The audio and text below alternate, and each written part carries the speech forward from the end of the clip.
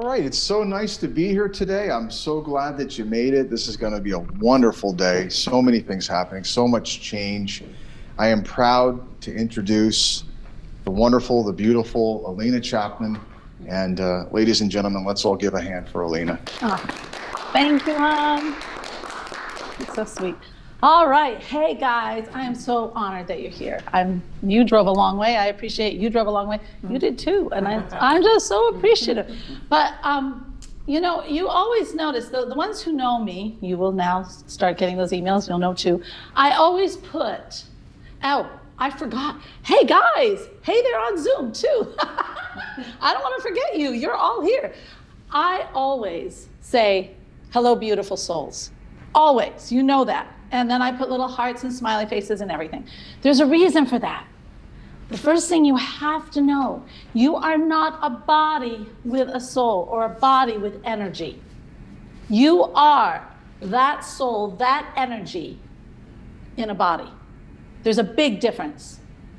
Because as you will learn today, it's that energy that is inside you, that soul.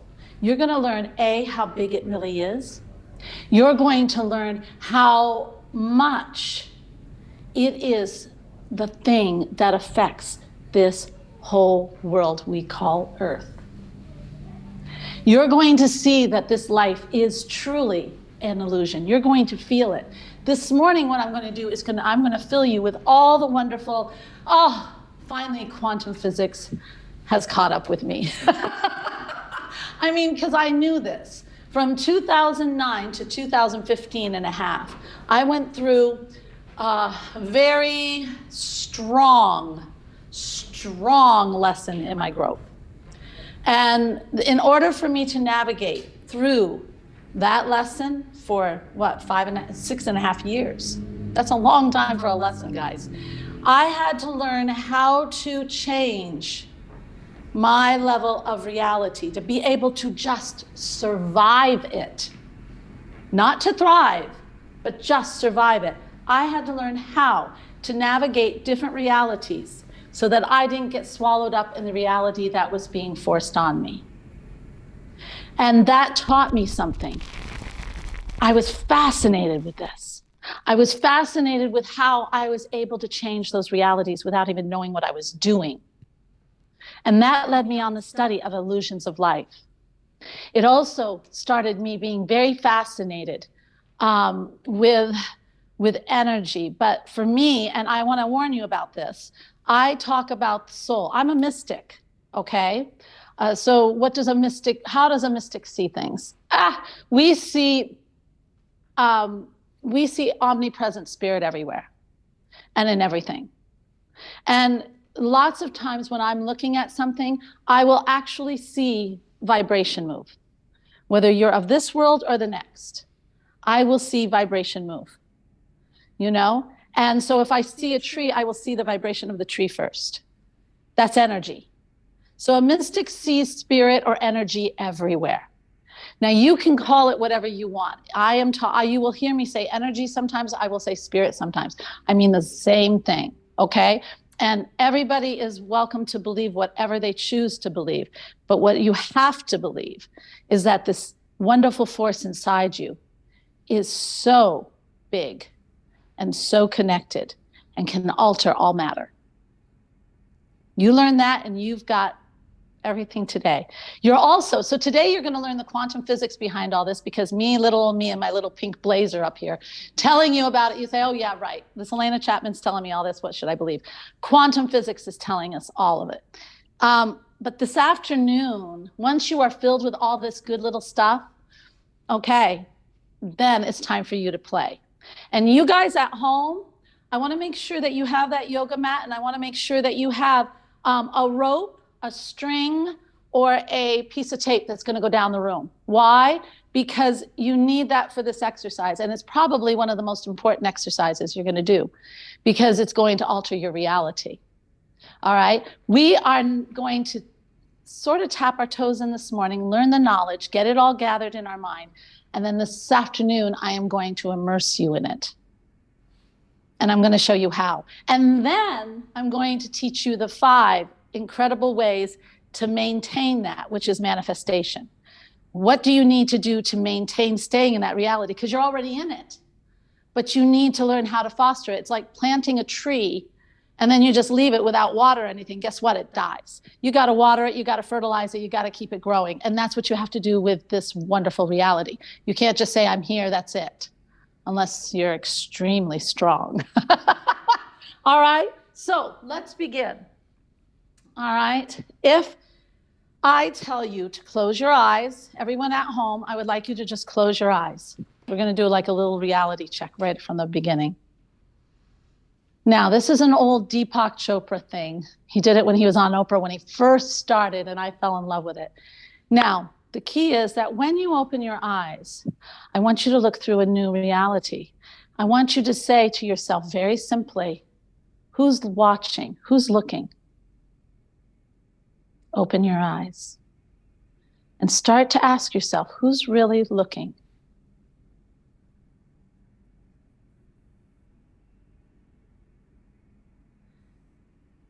Does anybody dare say what they see, what they feel? Anybody in the comments, are you thinking? Yes. Well, I know that the infinite is watching. And All I know right. the angels are watching. You know And it. guides. All through you. If you start seeing, it feels like somebody else is observing. It seems like there's something bigger within you that's watching. Play with this. Play with it at home. Everything I do today is to help you leave this reality. You've got to open the door. If you don't open the door, you'll be stuck here and you won't get anything out of this. Okay? So play with that today a little bit, because that'll show you, you are not the one who's really looking around here. You're like Deb, you've got all this coming through you, observing this land. All right? Now, let's bring in quantum physics, because then you'll understand. Quantum physics is a wonderful, my son is in physics, and he says quantum physics is where they leap over past they don't just take electrons and study electrons. They take electrons and they want to see how it changes life in some way. That is quantum physics. They want to take that leap. And they did. They had this wonderful experiment. They call it the collapse wave.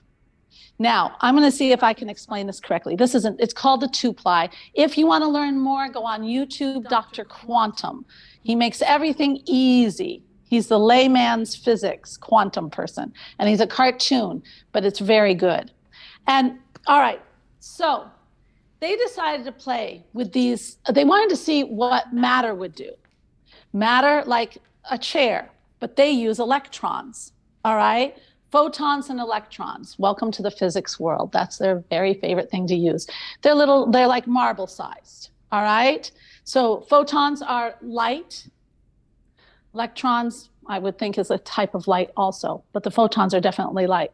So they set up this little machine. They set up a board with one slit in it, and then it would hit a wall. Okay, everybody got that in their mind? Machine, a slit, and like a cardboard, and a wall.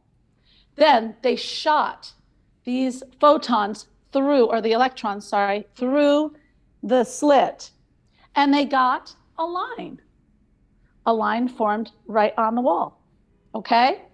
So then they said, all right, we're going to put 2 slits in this cardboard and shoot 2 of them through. Now, their expectation was the wave effect. You shoot water through one, the wave will hit the wall just like those photons did. If you put a wave through 2, then the wave will cross over a little bit, and you will get 2 lines or varied lines, okay? But what happened with the photons? They expected to get 2 lines like you would with the waves.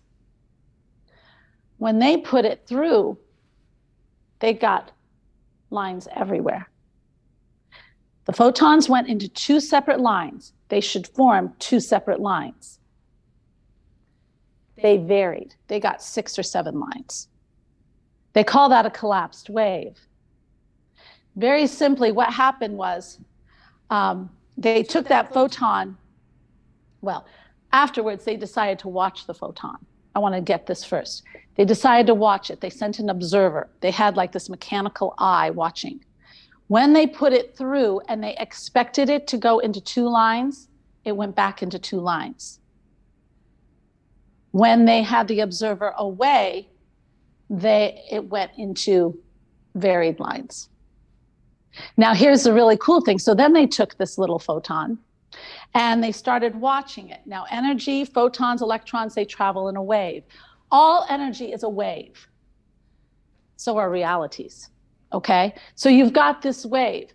When they look at it through a camera, all of a sudden it collapses. That's why it's called the collapse wave experiment, into a ball.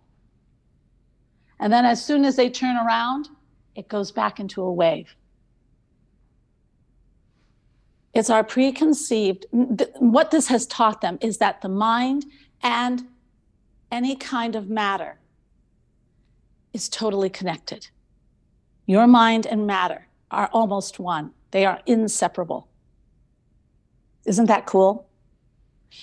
Now, notice they didn't take their hand out and alter any of that. Notice that they didn't even walk to it. All they did was observe with their mind and their preconceived notions. This is huge, guys. Absolutely huge. So already we've learned we alter matter and we do it with just energy. Now we're going to blow your mind. Now, my computer, can we set up the computer or she's not here? Just a few minutes, and if we can go, maybe we can do that just a little bit later. Okay, well, I'm going to explain for this, and then I want Dr. Bruce Lipton to tell you. Guys, I really want you to see this Bruce Lipton because, all right, the other thing that we have seen, and I teach this, is that the soul is very big within us, and it's all around us. Energy is everywhere. This is a cool thing. With this experiment, showing that this energy, well, guess what happens when you split a photon or an electron? In the center of it is energy. So all matter is energy. Everything is energy. Everything is energy. Nothing is true matter. They found that we have a big, giant energy field around us. Now, we know that because we go and we get those aura things, you know, the cameras that tell us what color our aura is. By the way, guys, that can change like every hour. Why? Because your emotions change, and the emotion changes your field of energy. And I'll tell you why. So you've got this big, giant field. Scientists, quantum physics finds that when I interact, when I'm talking to Deb right here, right now, I am shrinking that field of energy. I'm drawing upon it.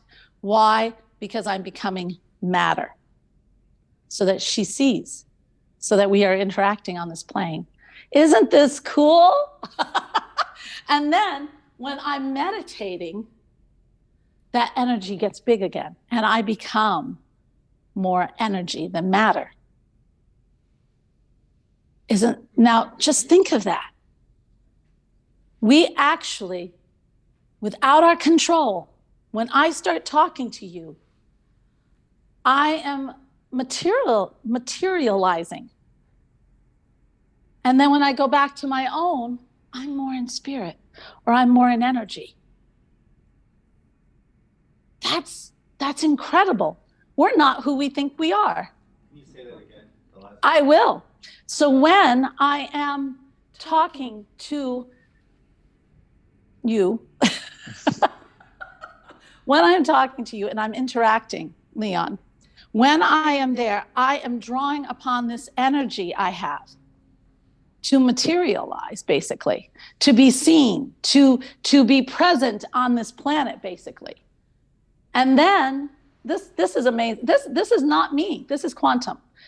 It's physics. And when I go back into meditation or stillness, not watching your phone, but stillness, then I go back into spirit or energy. I go back into spirit or energy.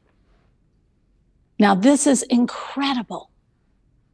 So, does that tree really fall if you don't see it? I don't know. It changes our world. It changes our whole world. Now, if that is true, then they took another leap forward. And you'll see this all over the internet. I am not teaching you anything new. I'm making it simple for you to understand. They are now finding that if they play a certain frequency and get you in, and we're going to do that, by the way, although Deb's going to sit over there because she really doesn't like my drum, but I do these journeys. I do these journeys. I'm going to take you there. I'm taking you to that place. But they say in the meditation, they can get, and this is where your power is. I'm giving away the secret right here. Are you all ready? Because this is big. If you can get in line, the wave of the wonderful thought, but it's even bigger. I've always said, if you've studied with me at all, I always tell you it's the emotion. It is not so much the thought, but the thought causes the emotion. The thought charges the emotion. It's the heart. And what do we think that anybody who is in that God world, what do they always say? Pure love, right? It's the heart. It's the heart chakra. And when you put that emotion in with the thought and the waves are like this, that's when you have all the manifesting power and you can go into every different reality that you want to create. That's what creates worlds. There was a kid on, this is a fun thing to kind of lighten this up. I was watching TikTok. I do that once in a while because I think it's funny. And this kid, though, he did this really cool thing. He was like 22 and he was using, this energy outside in Oriental, they call it chi, life force. All right, he was using his life force. And he put all these little tinfoil things on the table. And he tried to move them with his hand and he literally tried to move it with his hand. And none of them would, they kind of moved, but they wouldn't tip over. Okay, they were very sturdy. He was showing us that. And then he gathered up his like taekwondo. He was gathering up his energy inside himself. And then he did it. And then all he did was go like this. And they started to fall. He was drawing upon his energy. He was using his chi. He was using the energy that I use just to materialize to be here with you. Guys, this is your power. This realization is your power. It's big. So, all right. So Alena, great. You gave me all this knowledge. What am I supposed to do with it, right? All right. So today, I would like you to get out your pieces of paper to begin. And I want you to write down, what is it that you really want in your life? Dun, dun, dun. How fun is that? We're creating our wish list. So, and I'm going to teach you how to put it in a way. We're gonna play with this heart. I really want that video because then when I get to the other, well, are we creative in any way? I don't know. Well, that's all right. Very creative. Yeah, I'm trying to think. Well, write down what you want. Just one thing? For today. How much time do you have? Just one of the people here in the studio said just one thing. I know out there you're thinking the same thing. Just one thing, Alena? Yeah, for this, because you're tipping your toe in right now. Once you learn how to do it, the universe is at your disposal.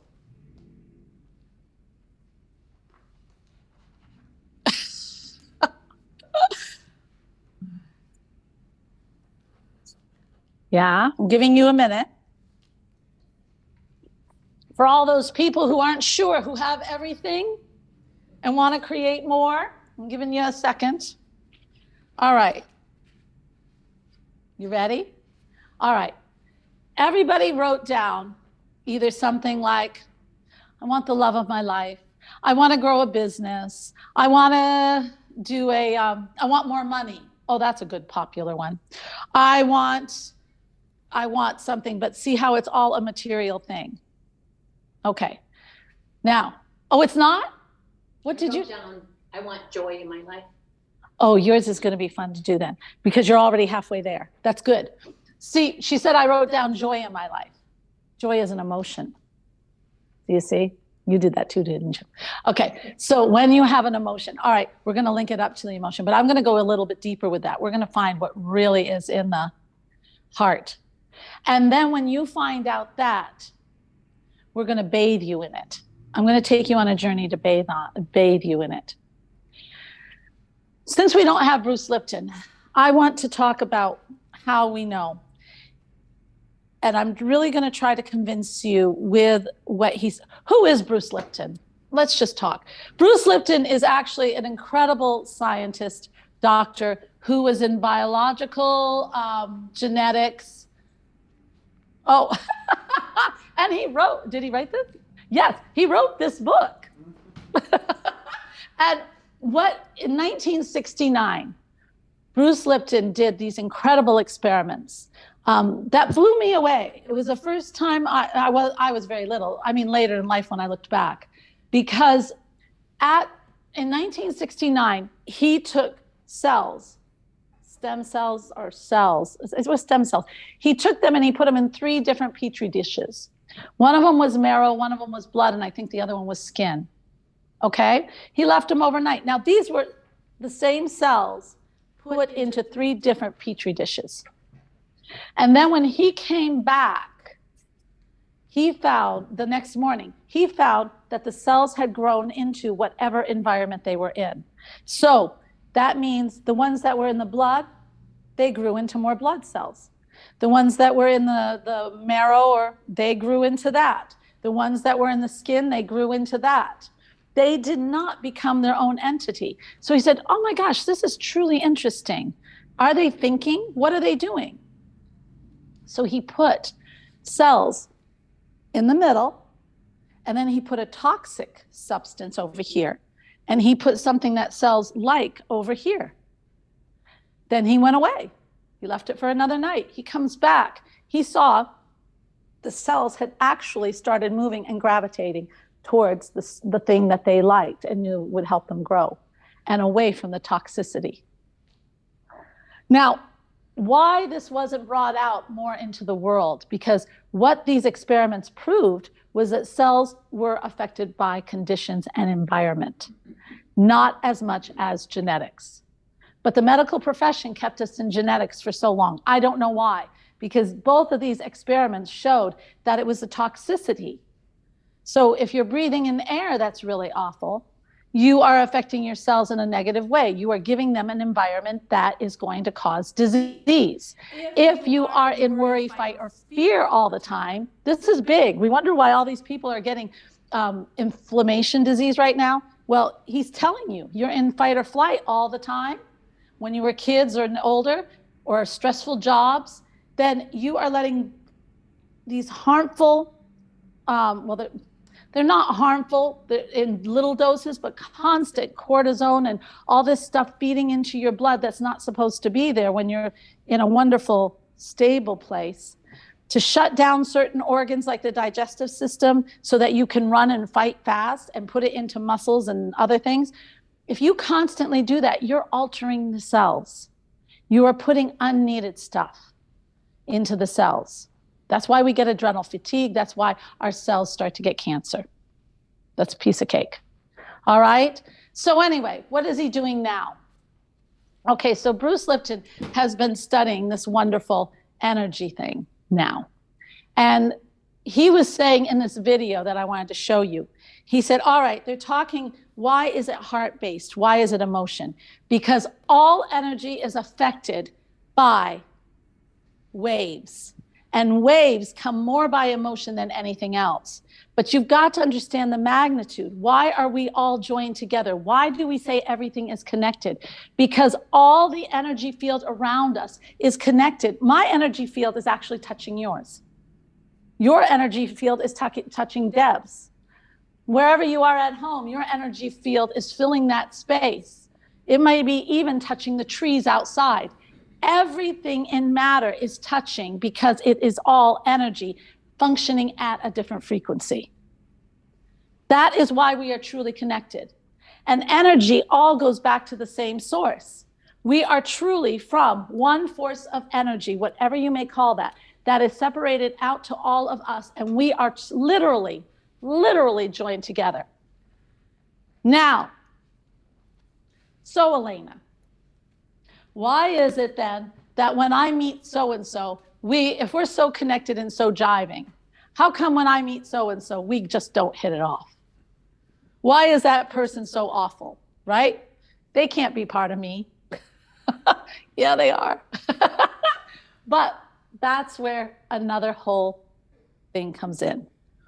When I was studying, I've been so fortunate. I have studied with some of the most amazing teachers. I have studied with Bob Proctor. He was a really good friend of mine of The Secret. I came to him all because he said, you need to see me. So I went and saw him, right? I studied with Wayne Dyer when I was really young because I wanted to know why everybody else was so unhappy and trying to push me not to be happy. I was 18.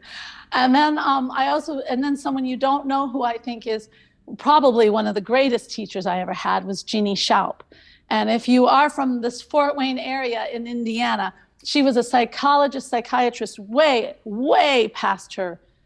She was futuristic. And she was bringing in, she understood all of this before quantum. She's the one that opened me up to understanding energy and how we are all connected and how we can help others through that knowledge. And she was just so cool. So with that, the questions were raised. And when I was working, I worked in right relations here in Indiana. So if you weren't nice in court, you came and saw me. On Saturday morning, bright and easy. Yeah, how fun is that? And actually, I couldn't believe the wonderful people that I got to help. And I have to say, when I started to learn, well, let's put it this way. I taught people who were in gangs, who I didn't even see their face for the first month because they would put their hoods over. And I remember one time I actually went over and I looked down under the hood to see who was there in class. And I didn't have any fear. I should have. But then I'm also working with the farmers up in Columbia City, and I'm working with the manufacturing over here. Now, to say the least, did I run into people that were angry? Did I run into people who didn't want what I had to teach? Yes, constantly. But here's the thing you have to realize. And what Bob Proctor teaches, I'm going to twist. I'm going to dare. He teaches that vibration is we can change our vibration. You'll hear that all the time. And those are like waves, right? They're waves. And I always say they're like radio stations. Okay? So if I'm on this A vibration over here, I am on the country music station. So my dogs died, my girlfriend's left, that kind of thing. Country Western, okay? But if I raise up to this vibration, and I'm not going to get Bach on that station, right? Because it's Country Western. That's the vibration in the plane. All right. So then here I have classical. I get my Bach, I get my Beethoven, but I'm not going to get Queen and whatever else, right? I have to go up to this vibration. Get the whole thing? That's what we've talked about with The Secret, law of attraction, everything else. Okay, take a bigger leap. If you're using your heart and you are learning how to just bathe yourself in these emotions, and you understand that you are total energy, and all you have to do is think and add the emotion, get the waves going together, and you can enter not just a good vibration where you're just happy for a minute, but a total different reality. A total different reality. That's what I was doing from 2009 to 2016. And so if I'm on this reality where I am the teacher bringing you all this cool stuff, okay? And I've got all these people who don't want to be there. So I have a lot of resistance. They are living a different, they're not on my vibration, because that'd be easy to switch. You know, I'm pretty happy. I can get them to switch in a minute. It's even more. They're in a different reality than me, a total different reality. They are not seeing the same material things as I do. They are in a different reality. There's a man out there right now. It's funny. When did I download this? I get a lot of downloads. I downloaded parallel realities. And I think it was like 4 months ago. And then right on social media, I saw this guy who started talking about parallel realities. And he describes it the exact same way that I learned it. We live in different realities. I did an experiment with this. I love to do experiments. I did it on the energy thing, and I did it on this. I got a bunch of people, a few people, 5 people or something. And I gave them, we went outside for a walk, a nature walk. And I said, okay, describe that tree. All 5 people described it differently. Seriously, they saw that tree in a different way. I'd say the bird. All 5 people pointed out different things in that bird that nobody else could see. So I'm telling you, you go into a job one way, you're on one reality. You see that job as wonderful. You go in it as another reality, you are seeing the job in a totally different world. It's not just vibration. It is a parallel reality. It's very big. Okay? All right, so I told you. Now, Bruce Lipton talks about how we are all joined. So when you get that resistance with someone, and you understand that they are in a total different reality,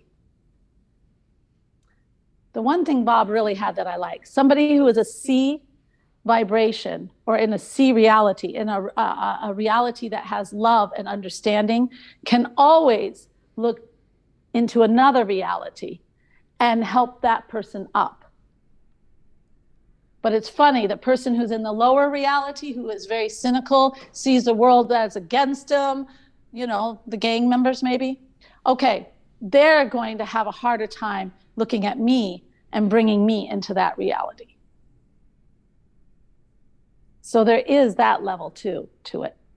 Okay, I need questions because I don't want to just keep talking and it's going right over your heads. Who has a question? Anybody? Or you're just getting this and I'm just an awesome teacher? Yeah. Yeah. I think what you're saying, if I understand it, with somebody with the like different reality, it could be somebody goes on a roller coaster and loves a roller coaster. And another person just is terrified of it, but it's the same roller coaster. Well, Is that? Yeah. But to them, that roller coaster, it's not just fear. They are having a totally different experience than another person. Now, if you're stuck on this plane of thinking, you're thinking, well, they just have this phobia on this. No, they're seeing that roller coaster in a totally different reality. They're feeling different even bumps than the other person. Do you see? Well, they're going into it in fear versus going into it. Their reality is filled with fear. Their reality is filled with, I'm going to suffer through this. I'm going to die. Really.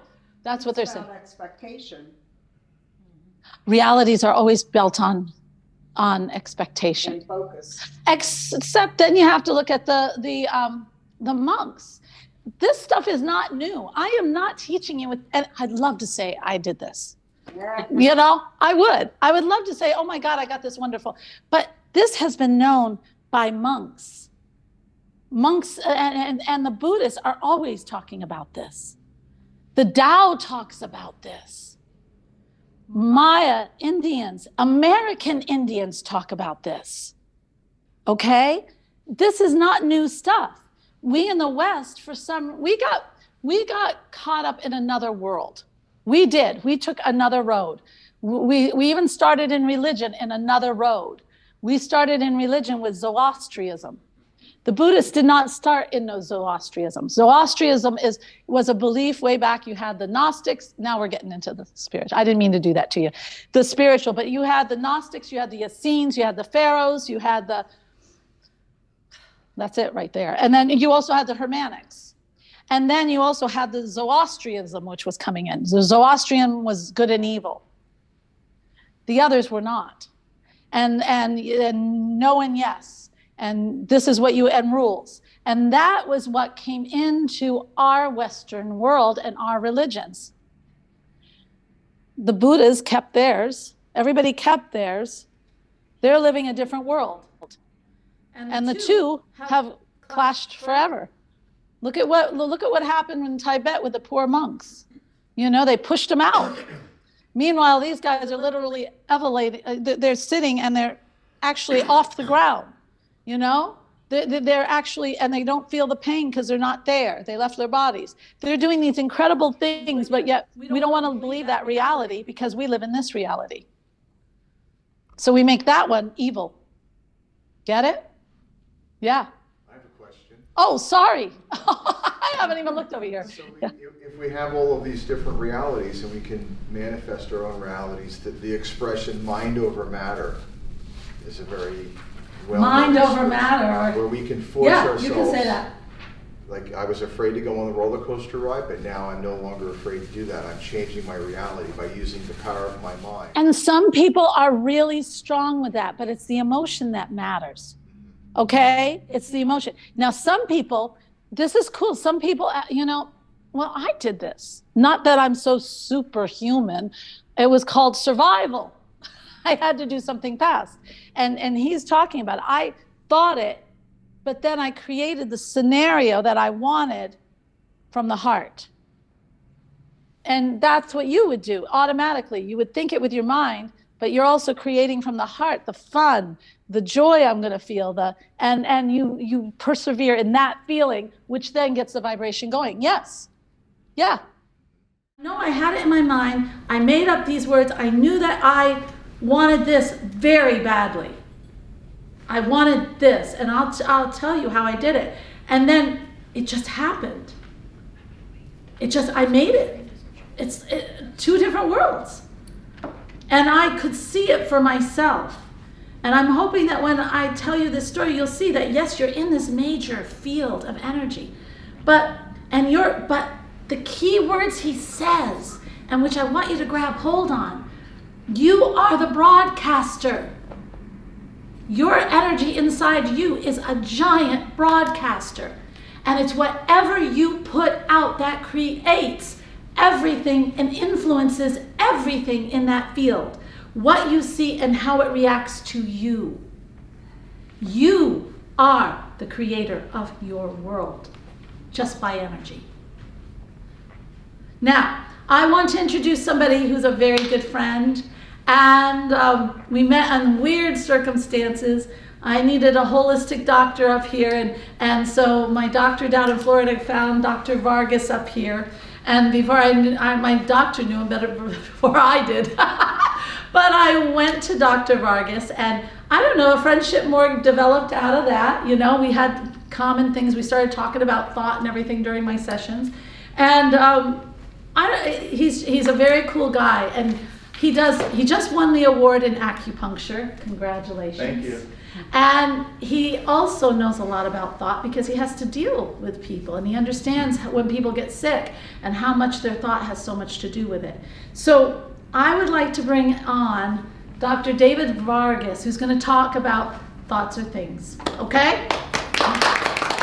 So we're going to be talking about how thoughts are things. Are thoughts things? Basically, yes, they are. So they're actually called biophotons. So something that was discovered that they're thinking, hey, are our thoughts actually something physical? Just like a radio wave. You know, we can pick up a radio wave from a distance on a radio that actually is able to get that information through. And so our thoughts are actually putting out information all the time also. So we're going to talk a little bit about our intentions on organisms or thoughts once again. So there's been research that's been done all over the world that have shown that intention, our thoughts, can affect not only ourselves, but also bacteria, yeast, plants, dogs, cats, even down to the cellular level. So down to the level of the quantum level, basically, which is basically affecting down to the electrons and the photons of these, anything. Everything's made out of electrons and photons, right? Down to the molecular, to the lowest level. And so that's what Alena was talking about earlier, was also about the quantum physics. And we're going to talk a little bit more about that. So basically what I want to do is, I'm going to do a little demonstration up here. Does anybody want to volunteer to come up to be a volunteer? Okay, so come on up, Barb. Okay, so this is my sister, Barb. She traveled from a couple hours from Chicago area, Maryville, to come up here. We're so glad to have you. So I'm just going to do a little demonstration, and you all can do it on the your end also, virtual people too. So just talking about how energy works, basically, that we are all transmitting energy all the time. And so our thoughts are not only affecting ourselves, but are also affecting other people. So what we're going to do is we're going to do, I don't know if any of you have heard about kinesiology or applied kinesiology. It's basically using a muscle test. We can use any muscle to test, and it's like a circuit breaker in the body. And so if there's an issue in a certain part of the body, we can use a muscle. Usually we use the biceps muscle to test the person. When I first heard about this stuff, I thought it was, what about, this is crazy. That can't be real, right? But now, because I've used it for over 25 years, I know it's real, I know it's valid, or we wouldn't use it, right? So I'm gonna just do a little demonstration on her. I'm just gonna get her strength first. So hold your arm up nice and strong, good. Okay, so I'm just getting to see if she's strong. Okay, so that's like an on and off switch right there. Like, just hold. Good.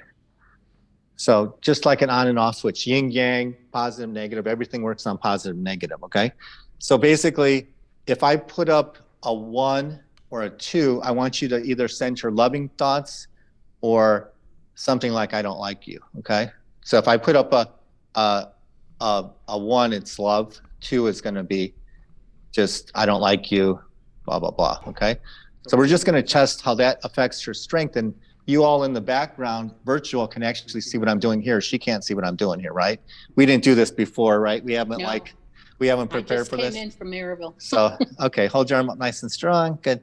Okay, so I'm gonna put up, once again, 1 is love, 2 is something negative, right? So just keep your arms straight, good. Hold it like that, good. Okay, so, okay, and then, okay.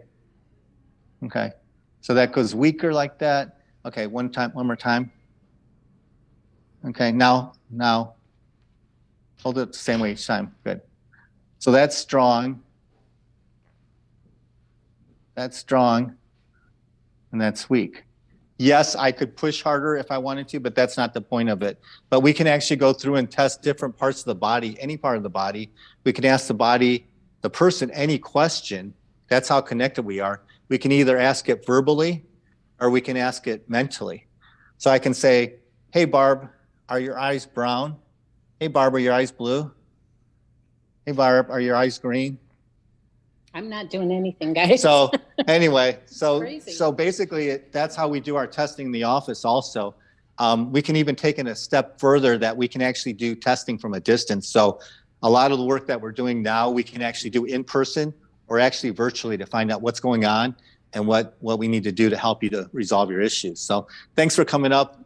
And we're going to show a little clip here. This is a clip from a movie called What the Bleep Do We Know? And it's talking about basically how our body, how our energy affects water. Okay, so water, what's the most prevalent thing on Earth? Water, right? About 80% of the Earth is made out of water.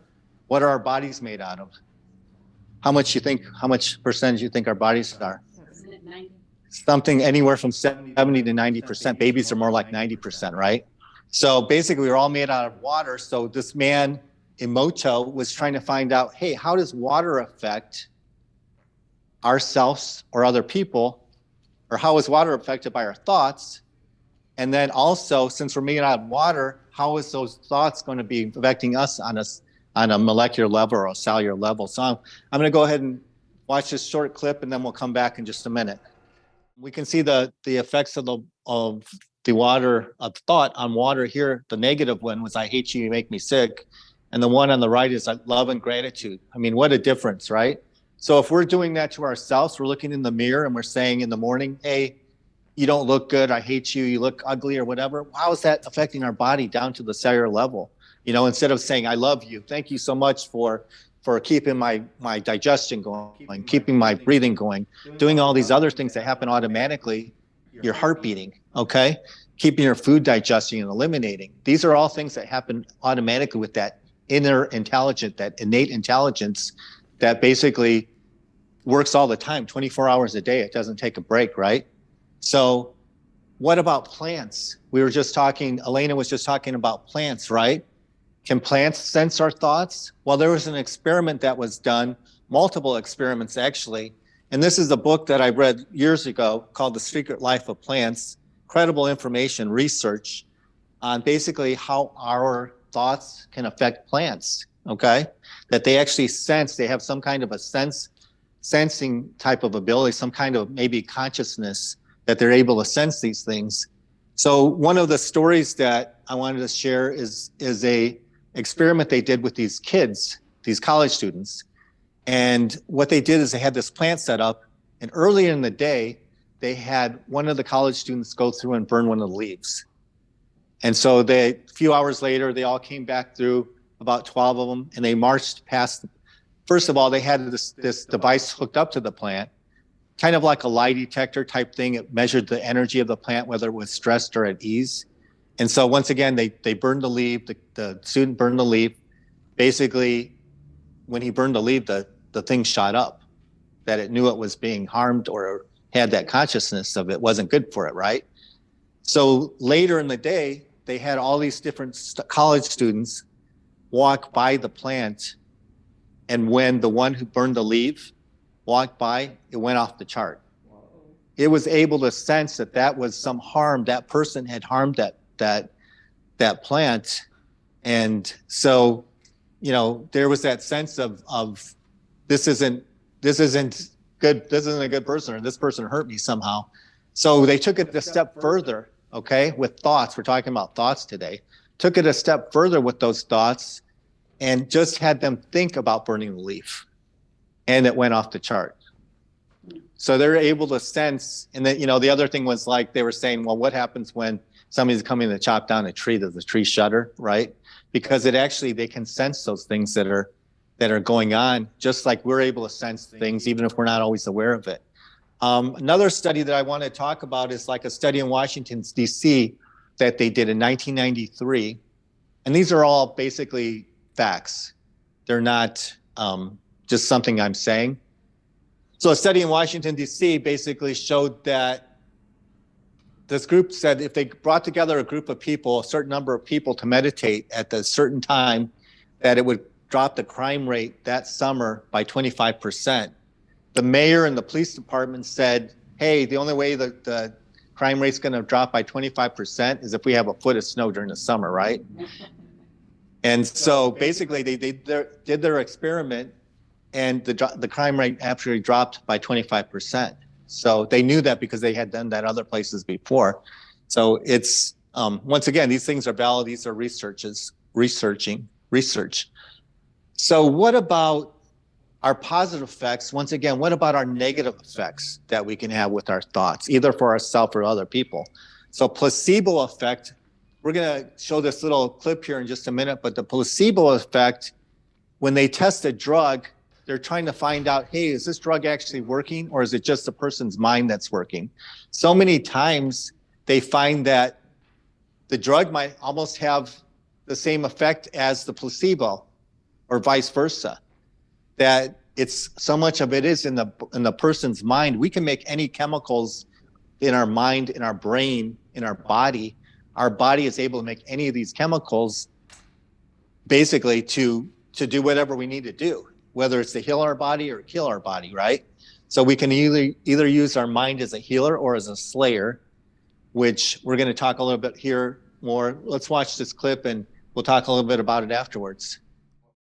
All right, so we can see once again, just from that, the placebo and nocebo effect. I want to tell you a little story that I think you'll find interesting. And it's about a man who basically had, and this is documented also. So there's very many documented cases of, let's just even say somebody had an x-ray and they told them, hey, you have a tumor in your lung and you only have 6 months to live. And they die in 6 months only to find out it was the wrong x-ray, right? But they believed it so much that they complied and they died, right? So another story is basically of this man who had these tumors on his body. So he had these tumors all over his body and just covered all over his body and just a terrible sight and just terrible feeling for him. And so what he did was he heard of this drug that was said to be able to help him with this problem with the tumors. So he begged his doctor, his oncologist, to give him this drug. The doctor's like, hey, I don't know. And he's like, please, please, please, I think it can help me. So gave him this drug. And basically within a few days, all the tumors were gone. So then what happened was there was a study that came out that said this drug was not as effective as they thought it was. And so a few days later, all his tumors came back again. A few weeks later, there was a study that came out that said, or after that, when the tumors came back, the doctor said, hey, I got this super duper dose of this stuff. And this is the stuff, this is going to get you healed. This is going to work for you. Because he realized his mind was playing a part of it too, right? So he gave him this drug. Within a few days, his tumors were all gone again. So unfortunately, the man saw another study and it said this drug's been found to be totally ineffective and, it wasn't even effective basically. Within a few days or weeks, he died. So once again, how much of that part of that mind played a part in him either healing or killing himself from inside, right? How much of our mind is playing a part as whether we're healthy or healing or not healthy and healing, right? How much of that is playing a big part in our overall body, okay? And our overall system, not only with ourselves, what we're thinking about with other people too. Are you sending your significant other one positive thoughts or negative thoughts? Are you putting those positive thoughts out to, if you put it out there, you usually get it back, right? So what you put out, you get back. So you give out love, you're going to get love back, right? So one of the things here, one of the things that I was going to mention also is that healing occurs from the above down and inside out. So that's a chiropractic saying. That's something that's been going on even before chiropractic. And so some chiropractors interpret that as basically when your upper neck's off balance, then that doesn't allow healing to happen because you're not getting the communication between your brain and throughout the rest of your body, right? So that can also be the case because if we're not getting, what's the master computer of our body? Our brain, right? So if our brain is not communicating with different parts of our body because we have these misalignments and imbalances, we're almost like static on a cell phone or static on a radio, it's not getting that complete signal. Over time, do you think those areas are going to be able to work properly? No, exactly. So that's why chiropractic is so important with that, is to keep those lines of communication open. But we can take that a step further as far as whether it's divine inspiration from God or from source, or whatever you want to call it, or our thoughts that are affecting us from above down, inside out, right? So we can get that divine inspiration, but we can also open ourselves up. So, even with myself, I said with that muscle testing earlier, I thought that was a bunch of BS when I first was exposed to it. Same thing with chiropractic. There's this little instrument. I thought chiropractic just had to do with neck pain, back pain, headaches, right? I never even had a chiropractic adjustment before I went to school, believe it or not. Most people have some kind of accident, injury, sports injury, and they're like, oh, I want to be a chiropractor. Well, I never had that. So, but what I'm saying about that is that it's been over 25, almost 30 years, at this point that I've been out of school, I have had no medications, no antibiotics, no vaccines, not even an aspirin in over 30 years. So yes, I'm not perfect. Nobody is. We're all a work in progress. But I get regular chiropractic care. And also I take herbal products and I do things to keep my body healthy, right? So it's the environment, it's our thoughts. And once again, we're all a work in progress. But, you know, I think that's a great testimonial to, I haven't had any medications in that much time. You know, I do take a lot of herbal products and supplements and try to eat decent. But once again, nobody's perfect, right? So we're going to show this next clip a little bit. And this goes into a little bit of what Alena was talking about with Bruce Lipton. So it's going to expand on that. By balancing out our system, we can find, what I do a lot of the time is actually finding what the root cause is, what people have that's going on with them. So the root cause could be, so much at the time it's their gut. So we can have parasites, we can have bacterial overgrowth, we can have Lyme disease type organisms, we can have fungus, we can have viruses in our system. And it's not unusual for many times when I test somebody to find all 4 of those in their body, right? So we're going to talk about why that's significant. But if our gut's out of balance, does anybody know what serotonin is, first of all? Who knows what serotonin is? It's the feel-good hormone. Exactly. Good feel hormone, right? And where do you think most of the serotonin's made in your body in? That's what I would have thought before too. That's what most people think. Exactly. Your gut is your second brain. Exactly. So good answer. So yes, so 90% of the serotonin made in our body is in our gut. So if our gut's out of balance, we have all these organisms, we have the parasites, viruses, bacteria that's affecting our gut. How do you think that's going to affect our serotonin levels or our GABA levels? It's going to cause problems, right? That can cause anxiety, cause depression, cause fatigue, cause all kinds of issues. So that's usually the first thing we're looking at is getting rid of the bad stuff out of the person's system before we rebuild it. We're not going to put all this good stuff in the system when we have all these toxins in there. So we got to clean it out first, right? So another study here, little story here that I want to share with you is basically a symbiotic relationship that was between, and is still between, these cats and mice, okay? So basically they did this experiment. There's a parasite that basically, in order to reproduce, has to get back to the cat to reproduce, okay? So it's in the mouse. In order to get reproduced, somehow it has to get back to the cat. So in order, otherwise the organism can't continue to live, right? So what they found is when they did this experiment that they had these cats and these mice, the mice that had this organism, had this parasite, started exhibiting this risky behavior, started running around and doing things that it normally wouldn't do, like the other mice that didn't have it, that would get it caught by the cat. Now, do you think that the mouse wanted to be killed, wanted to die, and it was doing that because it wanted to die? Probably not, because it has that natural instinct to live, right? But there was something in that cat that was controlling its thoughts and behaviors that was making it get caught by the cat, doing these things that would make it get caught by the cat so it could reproduce, that parasite could reproduce. So it's basically postulated or hypothesized that, hey, can humans do the same thing? Do humans do the same thing? If you have this overgrowth of fungus and bacteria and other things that want to be fed on sugar, do you think your brain's telling you when you go by the cookie counter or go by the cookie cottage or whatever that might be, hey, oh, wow, I wasn't going to buy any of that stuff, but now I bought it because something in me is telling me, hey, I need that sweet, right? I need that sweetness, you know? Also, the other part of things too can be the whole thing with the pancreas. Some people want to get sweets because their life's not sweet. So they try to sweeten up their life by getting more sweets in their body, which then affects their pancreas and lead to diabetes and other things like that, right? So let's go to the next slide, please.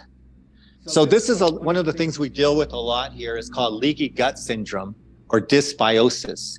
Can you see okay? Okay, I don't want to stand in your way. So leaky gut syndrome basically is we have this gut lining, okay? and it's only 1 to 2 cells thick. So it's very thin. So when we start getting all these foods and antibiotics and drugs and gluten and other things that are in our diets these days, alcohol and other things like that, it can start causing some perforations in the gut lining there. We can see from here, this is what a normal cell would look like, that it's tight junctions, so things are not going to get through into the bloodstream here. This is when we start having perforations in between there where those junctions are loose, and things can start leaking into there, into the bloodstream, which actually then can go to your joints, go to your muscles, go throughout your body, and start causing not only inflammation, autoimmune issues, bowel absorption issues, and also mental, emotional issues, right? Because that serotonin is also being made in that gut. So if we're getting all these other things that are in there, then it's not going to be able to produce what it needs to. It's dealing with like more of the inflammation, the autoimmunity, more of that. It has to deal with these things. It can't just deal with absorbing the nutrients and flushing out the stuff that needs to get flushed out properly. This stuff is being overloaded into the bloodstream. So we can get these fibromyalgia, chronic fatigue, all kinds of autoimmune things that happen. Actually, an interesting study also has shown that gluten, does anybody know what gluten is? Anybody? That stuff that's in wheat. Exactly. So gluten is in wheat, okay? So people say, you know, hey, why is gluten such an issue now? Because, you know, here everybody's trying to be gluten-free, right? Or at least people who are a little bit in the know a little bit more health-wise. A lot of them are trying to avoid gluten and this and that. Why is it that gluten is an issue now when maybe 50 years ago it wasn't an issue? Because there's 50 times more gluten in a slice of bread, 40 to 50 times more gluten because of the way it's processed, the way it's made, the way it's produced than there was 50 years ago. So that's why so many people are having issues with gluten these days, and it's in everything, right? Well, it's not only just gluten. Do you know that we have Roundup in the flour now? So yeah, Stuff that they're putting in and it's not allowed in any other country. exactly. Only in the US. Yes. So you're getting a little bit of Roundup with every little piece of bread. Well, not only that, not only with the bread, but it's with all the other most of the other crops too, right? So the Roundup is causing all kinds. There was just the whole big lawsuit, I believe, that they won with Roundup because of all these things it was causing problems with. So, but this goes back to, once again, leaky gut. The gut is such a main part of our body. It affects every other part of the body. So if our gut's off balance, which most people it is these days, then we need to do something to get the gut back in balance, because once again, it affects everything in our body. But what I was going to start saying with the gluten molecule actually mimics the thyroid molecule. To the body, it looks like the thyroid molecule sometimes. So what the body starts doing, if you're getting gluten into the bloodstream, it starts naturally trying to get that gluten out, but then it starts thinking the thyroid molecule is also possibly the gluten molecule. So it can start attacking the thyroid and then once again lead to autoimmune issues with the thyroid, okay? There's all kinds of things like that. Even we have all these different areas in our body that's just incredible, like microsystems. So the ear, I do a lot of ear acupuncture. A lot of people have probably seen the hands and the feet with reflexology. So there's all these different ways we can affect the body. And with the eyes, anybody heard of iridology? Okay, so with iridology, a lot of people think, oh, that's basically a bunch of BS again, right? But it's not. It's basically like a computer screen to our body, and it can show when there's deposits, where there's other things that are out of balance. And then we actually can see when those areas are healing by the changes in the eyes also. So it's really an incredible thing, another tool to be able to use. So a couple other stories I wanted to talk about here was how our thoughts can affect things, how our energy can affect things. So this man that I met, Dr. Bingstrom, he is not a medical doctor, but he got involved with this research on, he was working with a psychic, an intuitive person that did healing work. And so what he did was they were going around and doing these experiments with healing mice and other animals, and I believe people too. And so for some reason, the guy who was the original healer said, I don't want to do this anymore. I'm done. I just want to move on and do something else. And he's like, I'm in the middle of this research. What are you talking about? So he basically said, why don't you do it, Dr. Bingstrom? And he's like, how am I going to do this? I don't know. I'll teach you how to do it, he said. So he taught him how to do it. So Dr. Bingstrom was actually very successful with this. When I first took his class years ago, I actually called the place and I said, where's the disclaimer? Is this real? And I'm like, yeah, he's got research and it's real. As far as we know, it's real. He's got the research behind it. So basically what Dr. Bingstrom did was he was working with these mice once again. And he would do this technique, not to go into detail right now, but he would do this procedure where he would use his hands and energy and thoughts to induce healing in the mice. What he found was that when they did a research actually at IU, Indiana University, and a couple other universities, that not only the mice were healed when he was doing this, but all the other animals in the study were also healed at the same time. So they were like, wow. So what are these universities, the major universities rely on for their funding? At least IU in particular, drug companies, right? We got Eli Lilly here in Indianapolis. And so basically, they're getting their money. They're not going to cut their money supply off, right? So they're like, hey, that's awesome, that's cool, but we're not interested. There's not money to be made in healing people naturally, right? So anyway, so then further to go with this further with Dr. Bingstrom, he was talking to a famous healer, a famous psychic healer, and they were talking together, and the guy said, okay, tell me what you're doing. How are you doing this? What's the procedure? Give me all the details. He's like, well, we got these mice in a cage. There's metal on each side with like screens type of thing. And then on the sides, there's plastic. And so I basically put my hands on the side of the plastic and do my procedure and focus, etc. And that's what I do. And so what the famous psychic healer said was, you can't heal through plastic. Dr. Bingstrom said, nobody told me that. So once again, limiting beliefs with even this guy. Maybe somebody told this healer in the past that you can't heal through plastic. So that was his limiting belief. That's what his belief was, that couldn't be done. But he did it. So once again, even everybody's got their limiting beliefs, right? But yeah, that was real. And this is another real thing that he did. And the research is behind it. So next slide, please. Another famous man here, William Braun, basically tried to figure out basically how you do this. He was actually termed a goodwiller because he did all this research on thoughts and intention and healing. And so he found that we could work on two different levels. One level was basically trying to really heal. And another one was more just a kind of a relaxed state, more like a meditation state, where he was just thinking good thoughts and seeing the end product of that person or the animal being healed.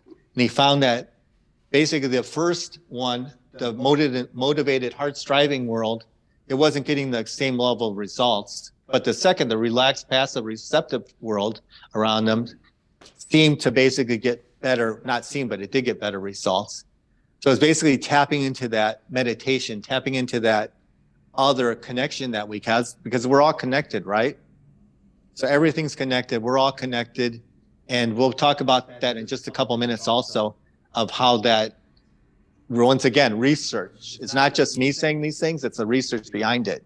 Otherwise, it's like somebody actually going up on stage. When I went to a conference for Joe Dispenza, I've heard all these studies about people being healed and this and that, but it's not real until you actually see somebody or see a real person actually saying, hey, I had breast cancer and I healed myself. Hey, I had this. You have a question from the Zoom. How do you feel about, and I don't know this, EMDR? EMDR, I was just reading about that the other day. There's so many different ways to basically help with this emotional release. There's all kinds of different techniques. There's a chiropractic technique. There's a book that was derived from a chiropractic technique that basically had to do with we can have emotions stuck in our body, okay? So in our different organs, so each different organ has different emotions that are associated with it. So liver would be anger, okay? So this goes back to Chinese medicine, to acupuncture, which I do acupuncture also. So the liver had to do with anger. The gallbladder has to do with resentment. The heart can have to do with sorrow if you've had a loss, okay? So those are the negative aspects. The heart can also have to do with joy also and other things too. So that would be the positive aspects. So, but there's a way to actually help find out if there's a connection there emotionally. So if somebody has a gallbladder issue, we can find out, do a test and find out, an energy test like we just did, and find out, hey, is it just a physical thing, or is there an emotional component with it? You know, many times things start from some kind of emotional stress, right? And it can get logged in our body. These things can even be back from childhood. So basically, even I've had people that I've done testing on that it's even from when they were in the womb. The fetus is picking up all this information that they actually know scientifically now, that they can hear things, pick up things, etc. So, you know, one of the patients that I worked with recently, we were trying to figure out what was going on with her, and we did this emotional release technique with her, and we found out that it actually went back to when she was in the womb, and that her mother was 15 years old when she got pregnant. The father was 16 or 17, so they didn't want to have a kid. You know, so they were like thinking, what are we going to do with this? You know, how are we going to handle this? Do you think that baby was taking in that information that I'm not wanted? Why am I coming into this life? They don't want me here, you know? So once again, we can be taking in all that information that was causing issues with her emotionally and physically. So as we did the release on her, basically she said she just got a sense of peace, a sense of well-being, and just feeling so much better. So the technique that you talked about, it's like I believe it's eye desensitization, something, I don't know the exact name, but yeah, that's a valid technique too. So there's all kinds of different ways to help with that. And once again, to get to these emotional connections so we can actually release the connection so the body can heal, okay? Same thing I can go into much more detail, but we have something called Bach flower remedies. Once again, another type of thing that I thought when I first saw it is just the essence of the flower. I thought, what the heck is, this, anyway, it works because we use them all the time now, but they work on an energy level. So you're not going to smell a scent from these. It's not essential oils. It's actually the energy from the flower that actually affects us on different ways and promotes healing in different areas of our body. So next slide, please. So basically, once again, he was just talking about basically, be careful what we intend, our wishes or our intentions, because they create our reality, okay? He was, once again, we can either put a protective layer around our body, like a bubble of goodwill and protection to protect us against these negative influences or thoughts too, and energy, or not, right? So be careful what you wish for, he said, because each of us can make it come true. Next slide, please.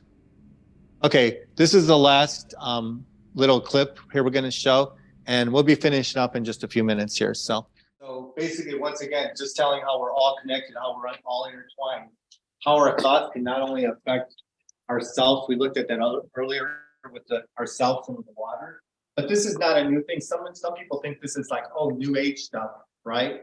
It's things that have been talked about for ages from basically masters of consciousness. So, what is one of the things that Jesus said? These things I do and greater things than you. Do you think he was talking about building a building or building some house because he's a carpenter? Probably not, right? I think he was thinking much deeper than that. So even some of the other things that he had said was, be not conformed to this world, but ye transformed by the renewing of your mind. Pray believing that you have received and you will receive, and nothing shall be impossible unto you, okay? So it wasn't just Jesus. What about Buddha? Our thoughts create our world, right? It's not just a Christianity thing. It's a worldwide thing, right? And then what did Gandhi say? Be the change you want to see in the world. So if we start thinking positive thoughts, positive energy, not only for ourselves, starting with ourselves, but also for our loved ones or other people that we're around, how is that going to affect our world. We can get to a tipping point that the good overcomes the evil, right? We got so much evil, so much negative energy going on right now. We're not going to let them win. Basically, we can get enough people together to think positive thoughts, think of what we want instead of being in constant fear, then we can actually make changes in the world. So be the change you want to make in the world, okay? One of my favorite authors here is Marianne Williamson. It's right here. Oh. So Marianne Williamson basically said, a lot of people think this was Nelson Mandela's inaugural speech, but it actually was her, from her book here called A Return to Love, which is an awesome book. If you ever get a chance to read it, it's awesome. It talks about everything has to do with love and coming from a place of love. But she says our deepest fear is not that we're inadequate. Our deepest fear is that we are powerful beyond our measure. It's our light, not our darkness, that most frightens us. We ask ourselves, who am I to be brilliant, gorgeous, talented, fabulous? Actually, who are you not to be? You're a child of God. Your playing small doesn't serve the world. There's nothing enlightened about shrinking so that people won't feel insecure around you. We are meant to shine as children do. We were born to manifest the glory of God that is in each one of us. It's not just in some of us, it's in everyone. And as we let our own light shine, we unconsciously give others permission to do the same. As we're liberated from our own fear, our presence automatically liberates others. And so, just kind of let that sink in a little bit. I'm going to ask actually Barb to read a little quote from this book. This is just a continuance of this, as it starts off, as our hearts open. As we open our hearts more and more, we're moved in the directions in which we're supposed to go. Our gifts well up inside of us and extend of their own accord. We accomplish effortlessly. How could Leonardo da Vinci not have painted? How could Shakespeare not have written? In Letters to a Young Poet, Rilke tells a young writer to write only if he has to. We are to do what there is a deep psychological and emotional imperative for us to do. That's our point of power, the source of our brilliance. Our power is not rationally or willfully called forth. It's a divine dispensation, an act of grace. So I love that quote. It's basically we're all to do what we're here to do, what you love to do, and taking that further once again from a point of love, right? So just thank you all for being here. I appreciate your time and your attention. I wanted to just say one last thing is that we do have, my website is drdavidvargas.com, Dr. David Vargas with a V.com. And basically we have a lot of success videos on there. We're doing a lot of virtual work now also with people. We can work with you anywhere in the United States or throughout the world and do testing from a distance, lab testing we do also if necessary. So anyway, thank you so much. And I'm going to give it back to Alena here. Thank you. Thank you. He is totally right about healing. And I'll tell you, it is so much what you want it to be, because, and even, it's not only humans, because I have 2 dogs. I have a little one that is like this little Napoleon who wants to wander all over the world. He's driving me nuts. And both of I'm in geriatrics at my house, okay? Everybody's old. The dogs are old. The cat is old. I got geriatrics everywhere. So anyway, I have this big dog, my big red dog, Ralphie. And he's starting to get they're getting paralyzed. Now, here's the experiment. My little one won't let me do anything. He's Napoleon. He's going to do what he wants. Well, he's sick, okay? But he won't let me do anything. Like people I know. Just like people I know, right? So off he goes, wandering lands, and he's sick, and oh God, constant stuff.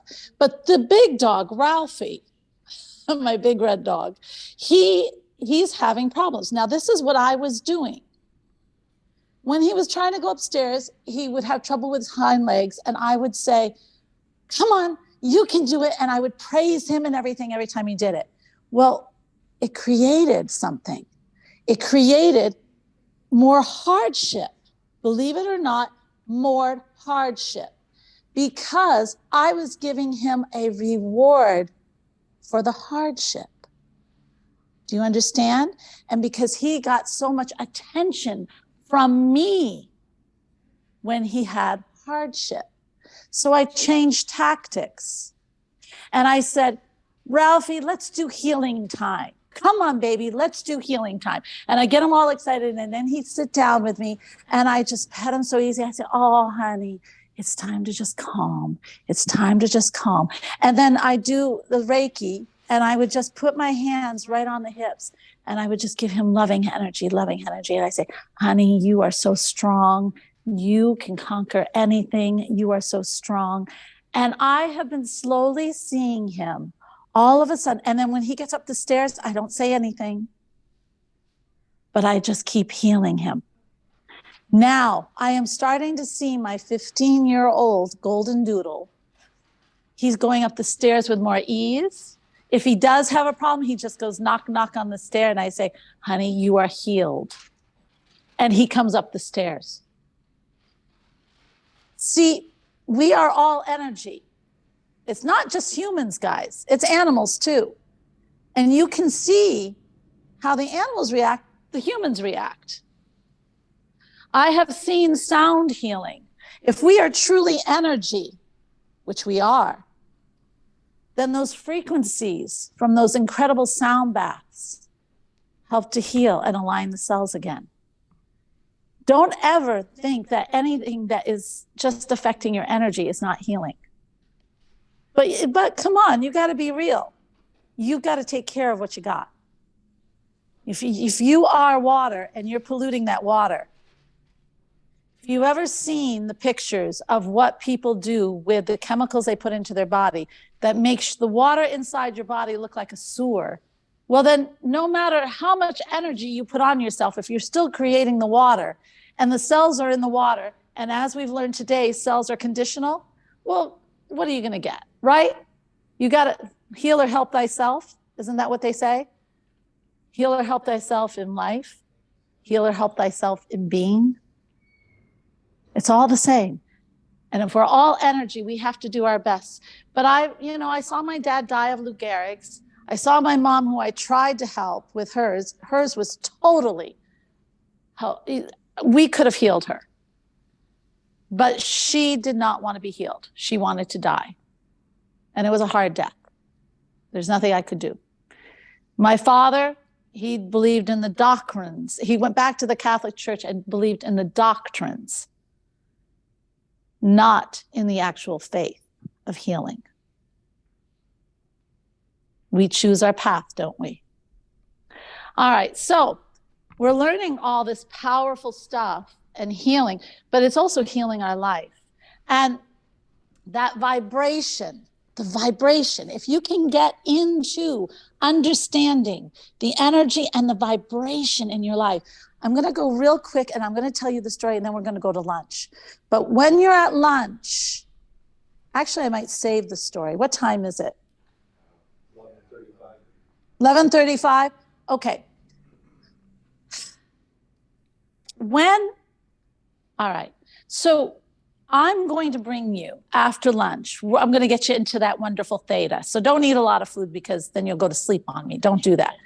But I'm going to get you into that theta and I'm actually we are going to suddenly, I'm taking you there. I'm taking you to your reality. Okay? First we're going to do a little thing where we're going to find out what your wonderful wants truly are. We'll talk a little bit, and then I am going to get you into that reality with those thoughts and those beliefs from your heart. What we have to understand is everything comes from the heart.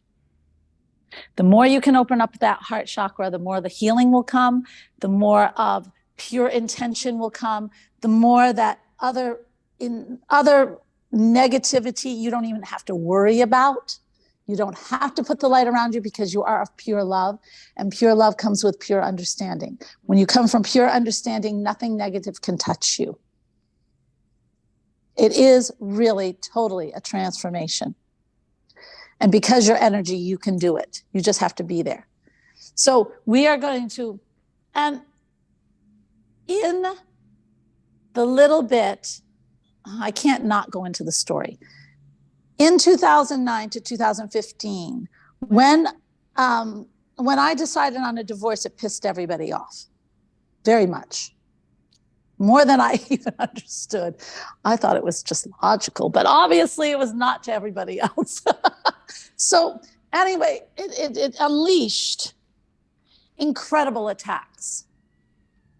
Incredible attacks, and I think they spent millions, they had to, millions of dollars to alter my reality. They wanted to alter my reality. That's what they wanted. Because if they could alter my reality, they could literally put me into a reality that was dark, that was filled with paranoia, where you could not trust yourself or others. You could not trust your gifts. You could not trust what you believed human people were. It was really entering into the twilight zone. Okay, so I'll give you a quick story so you understand what I was going through, because you wouldn't understand otherwise. And I met 3 other women going through what I did across the United States. I was friends with someone who would take me to, she was a good friend. She'd say, you got to get away from here. She'd take me to Florida. I'd meet somebody there. I went to Arizona. I went to Boston. I met 2 other women. And I used to think, is there a secret book going around that how do you divorce and make the woman crazy? I really did. And so anyway, 3 other women and then myself.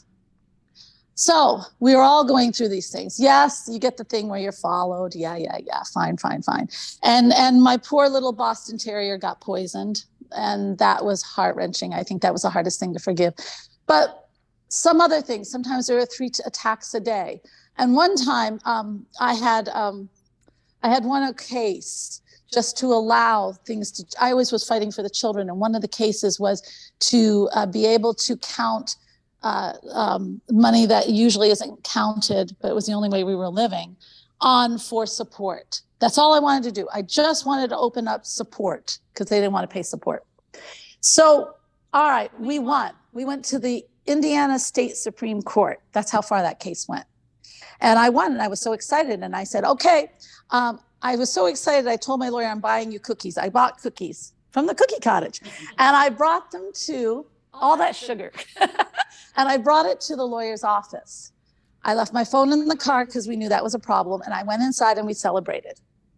I come out and I look at my phone. It's 911. And they're calling me like 6 times. And I'm saying, what's going on? So I call back 911 and they say, are you all right? I said, yes. I said, I'm fine. Why? Now, this sounds odd, but this is the kind of shit that I got every day. And I said, why? And they said, are you sure you're all right? I said, yes. And they said, we just got a call from someone who said you were in great danger. I said, no, I'm fine. They go, well, where are you? They didn't believe me. I said, I'm right here. I just went into my lawyer's office. I didn't bring the phone. I'm sorry. I'm here now. And they said, okay. And I said, well, who called in? Well, it had been my friend who was assistant prosecuting attorney. She was my friend, and I was telling her the good news when I was driving there. Well, when I hung up, so I called her and she says, you're okay? I said, yeah, I'm fine. What's going on? And she goes, you called me. I said, no, I didn't. She said, yes, you did. It was your phone. I said, no, I did not call you. I was in with and she said, I said, well, what did I say? And she said, you said help. And it was your voice. You said, help, I'm in trouble. I said, hon, I didn't call you. And see, that's Twilight Zone crap. Do you see? That's the kind of stuff I was living through. Serious. Then it got worse. She said, oh, I called the school. I said, you did what? She goes, I thought you were dying. And I said, okay. So I have to immediately change everything, drive to the school because my kids are on lockdown. They locked down the school. I walk into the school. I'm the one that's having these attacks. And yet the principals are crying. So I have to be the sane one. And I have to go in and I have to get everybody else calm. Do you see? Now, I'd love to say those kinds of things happened once a week, but they didn't. I'm telling you, somebody wrote a book. I could tell you such incredible Twilight Zone stories. All right. So 2009 to 2010, 2011. 2009, I was a nutcase. I mean, I was looking at, I didn't know what was happening, right? 2010, I started meeting these other women. I'll give you a really fast forward, really quick, because I'm trying to show you how these realities work. I kept hearing these other women. Do you know what happened? 4 women. I'm one of them. 2 of them lost everything. I mean, everything. The kids, the dog, the house, the money, everything. I think one went back and she was working as a waitress. No money, no nothing. One of them committed herself. And I think she's still there. So it wasn't fun and games. So 2009, I was in chaos. I didn't know what to do. It was too much. And some of my biggest realizations in nature and universe coming together, showing me that this energy is all one. I have stories of that I knew that I didn't have to suffer because I had everything with me. You know, universe was trying to say, Alena, there's more to this. You got to learn this lesson. You got to understand that your energy, you got to understand you can conquer this. And then all of a sudden in 2010, 2011, I understand we were so much energy. And I started to say to myself, you know what? Why do I have to stay in this energy? And I can't stay in this energy. This is not what I want for my kids. So I sat down in my bed one night and I took out a piece of paper and I wrote down, what do I want my kids to remember from this? Because my kids were 9, 7, and 5. And so what does family mean to them? When they're 30 or 40, what do I want them to know about family? And I wrote down 5 things: security, supporting each other, fun, love. And I can't remember the last one. So I had 4 right there. I had 5, and I looked at these and I thought, I am going to make our lives this. I'm going to put all my focus on this. Now, you can say, okay, Alena, you thought of that, but it wasn't just thought. It was a vibration because I felt it in my heart. I wanted my kids not to suffer through this stuff. I wanted my kids to understand that we were a unit, that we were a family. So it's all feeling. And I started to do things. Then I started walking out. I started to put little notes in their backpack. I started to bathe myself in that own light, which I'm going to do with you this afternoon, of that feeling I wanted to feel for my kids. And every morning I would bathe my light in that light of security, love, togetherness. I would put notes in their knapsack. I would put little candies and fun things. I would have pizza parties. Every time something happened, I would make it something fun. I built our world in a totally different way. Now, before I knew it, we were in a totally different reality. What did it do for me? Did the attacks stop? Hell no. They did not stop. But this is the thing. I wasn't there anymore. The things that were happening were not affecting me. Do you see? Because I am in another reality. I'd still take care of them, but no more was I panicking. No more was I getting hurt in some way. I found myself just being proactive to build the safety, but not lost in the drama of the awful people that were doing these things to me. I ended up journaling. I wrote my first book. It became an international bestseller. That was right there. And in the end, understanding the energy and understanding the reality I was in, I was able to forgive everything before the last decision was made on that divorce. And that was one of the most important lessons of letting go and understanding surrender and trusting God or energy or whatever you want to call it. Because we were in a really long, another wonderful visit to the Supreme Court of Indiana. And they probably know my name. But whatever. So anyway, there we are. And I've got this proceeding going, and it's finally to the thing where I want some support for my kids. And it's a long wait. And I had just visited Bob Proctor for the first time. This is the first time I met him. And I wanted to meet him. I wanted to get up there and talk to him. And most importantly, I wanted to look accomplished. I wanted to make sense. I wanted to just present myself in the best light. Usually you don't get to meet Bob Proctor when the first time you meet him. But I worked as many angles as I could, and I got to sit down in front of him. And I thought I was going to be so composed. But as soon as I sat down with him, I just unloaded the whole saga. And he looked at me and he said, "Let it go." That's all he said. And I said, "Let it go," after 5 years of this. And he said, "Let it go totally now." I said, "Don't even concern it at all." He said, "Don't even concern it at all." He said, "If you don't win, what does it matter? You can do it." And I thought, yeah, I can. And I thought, all right. So as soon as I said it the last time, letting go, even though I was living in the other reality, this last little pressure had put weight on me. I felt it all leave. And I thought, I am going to totally trust this new reality. I'm going to totally trust everything now. I'm not going to concern myself with even these court proceedings. It's gone. And I felt it just lift from me. You don't think that the things that you carry don't weigh on you? It's energy. It's freaking energy. So the stuff that you let bother you bogs you down. And I felt it lift like 50 pounds. And I started to giggle because it was lightness. And I called the lawyers and I said, "Let's go, let it go." It was a Sunday.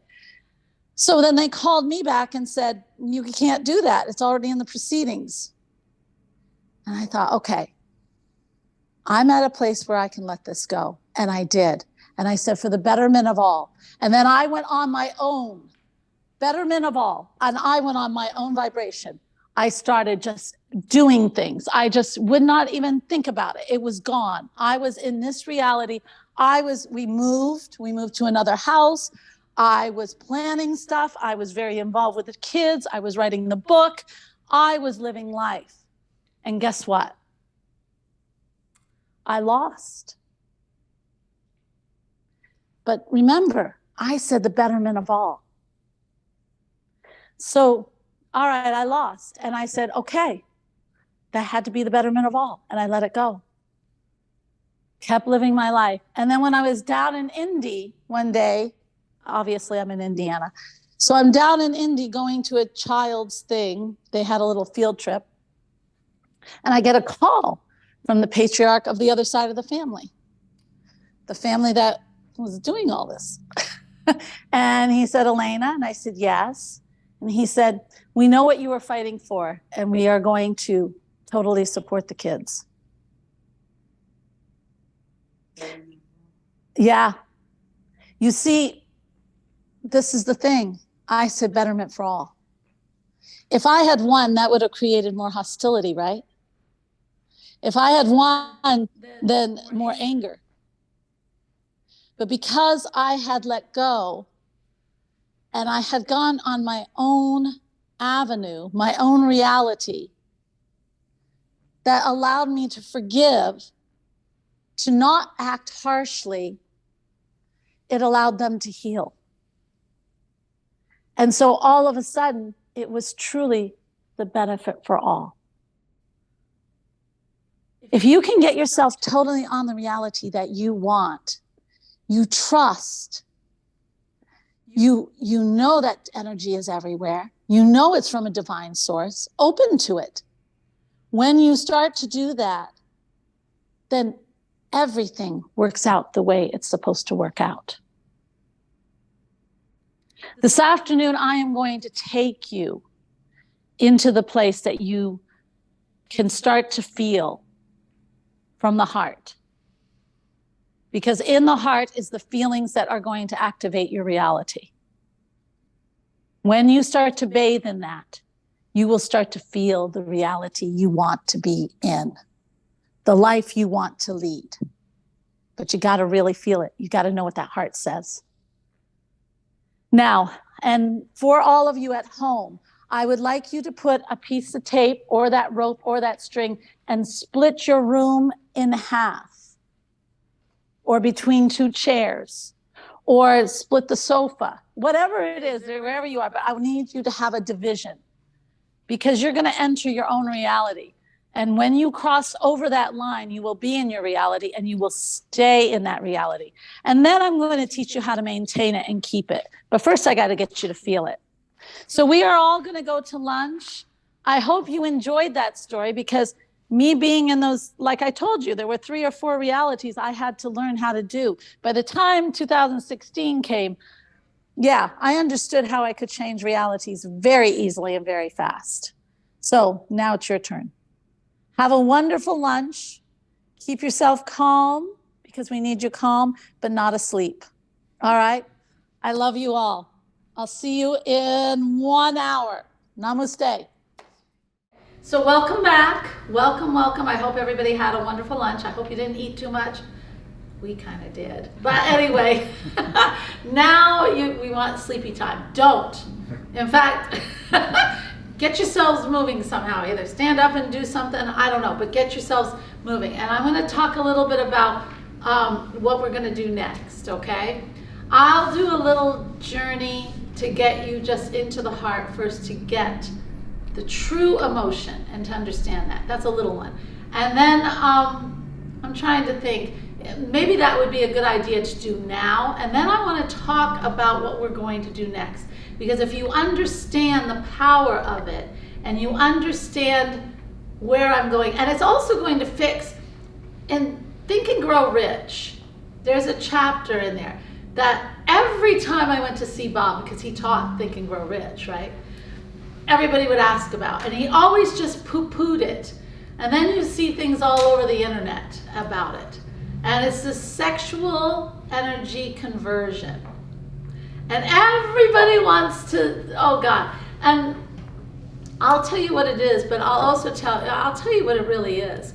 And what he always poo-pooed it. I just don't know why, because it's important. It's actually what you're going to be learning today. Okay? Because I don't know why everything always has to be, they didn't get it. They just didn't want to deal with it because it said sexual. Oh my God. So we're all adults here, at least as far as I know. And we can discuss this and we can nip this in the bud, but it's really the essence of all manifestation and reality jumping. Okay? But first, what I want to do, you don't have to get really comfortable because I'm scared you're going to go to sleep anyway. I'm going to do just a small journey. I'll get you relaxed through the porthole. And then I just want you to just feel. I'll get you into we're going to go onto a little boat, okay? And when we're in that little boat, you're just going to ask your heart, okay? You're just going to ask your heart, what are your deepest feelings that you want to feel?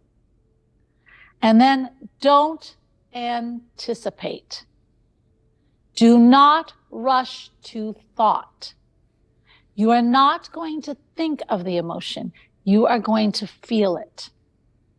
That means you have to remain open to what your heart is telling you instead of what your mind is telling you. Do you understand? I know. Well, good. It's just hard enough that you'll stay awake. All right. So get a little comfortable. Deb, you might want to move back one chair. All right. So here we begin. I would like you to get comfortable. Make sure that your hands are at your side. That's how you receive most messages. Allow the feet to be on the ground or crossed. Or if you're lying down straight out in front of you, please do not cross them. Okay? Nice and easy. Okay, what I would like us to do is take a deep breath in. And then as you let the breath out, I would like it to just fall out gently like a little waterfall.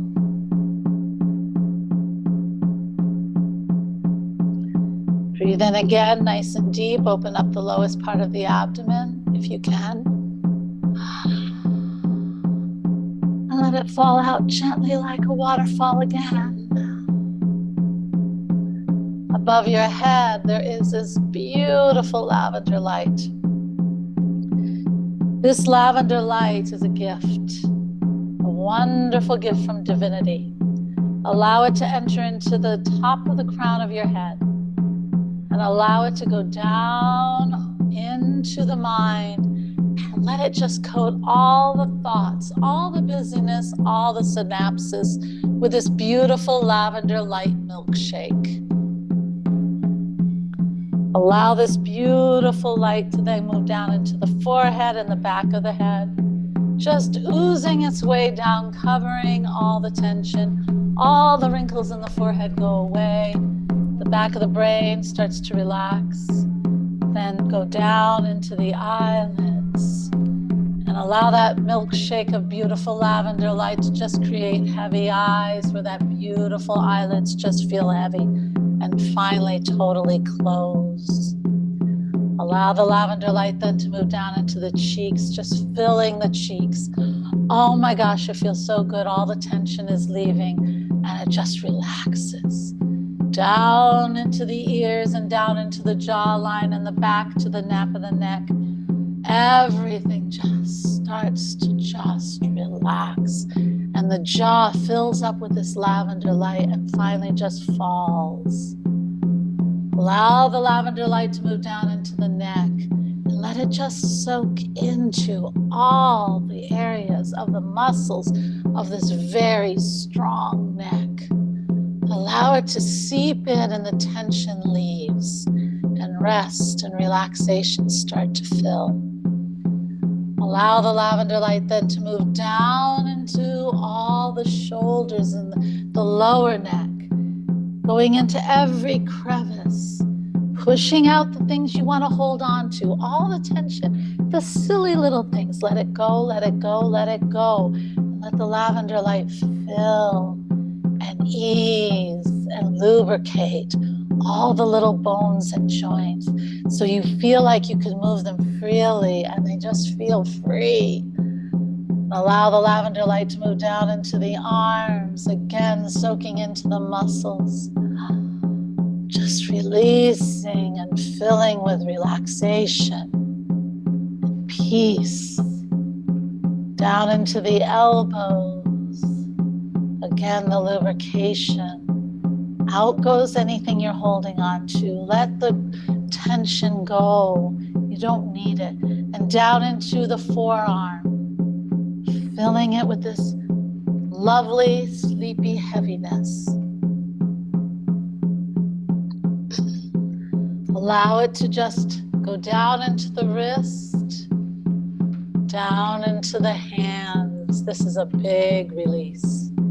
Release the tension in the hands. Feel the heaviness, the sleepiness into the fingers and into the thumb. And now the lavender light's going to move into the trunk of the body. This beautiful, beautiful trunk of this body that holds us on this planet. Allow this beautiful body to get filled down into the lungs, down into the rib cage. Let it loosen the lungs. Let it gather and soak into that diaphragm. Slowing the heart, filling the diaphragm. Now take a deep breath and let that diaphragm fall. Allow that lavender light to grow and move into the abdomen and all the little busyness, that busy little abdomen. Have that lavender light just swallow it up. Doesn't need to be there. Let it relax it, let it go. It is filled with lavender light. There's relaxation. Your abdomen is now finally feeling free, open. Nothing is there, just lavender sleepy light. And the pelvic floor fills with lavender light and falls. Now, another deep breath way down. Allow the lavender light to go into the hips. Oh my, yes, those busy hips that hold so much trauma. Allow it to push it out, lubricate it. Fill it with peace, love. In it goes, lubricating and pushing through. And down into the legs, filling the legs with wonderful lavender light. Beautiful heaviness, just allowing the legs to let go. And the knees, soothing, loving the knees. And the calves, soaking in and releasing. Soaking in and releasing. The ankles, down into those feet that work so hard for us. And the toes. Your body is filled with lavender light. You are at peace. Everything feels good. Take a deep breath and come with me on a fun little journey.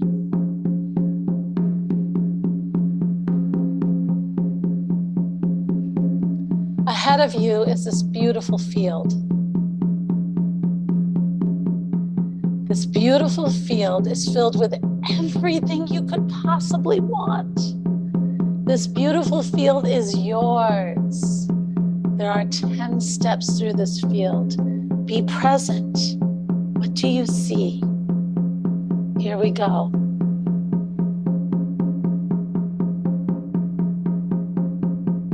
10, 9, 8, 7, 6, 5, 4, 3, 2, 1.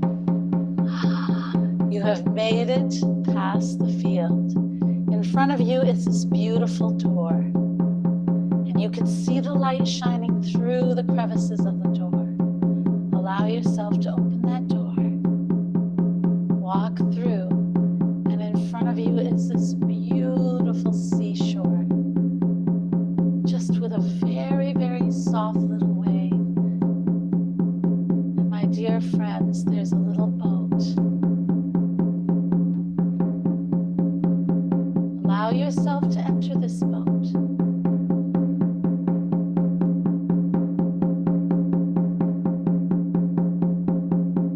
Use your paddles, and we are going to do 10 strokes out into the water on little legs.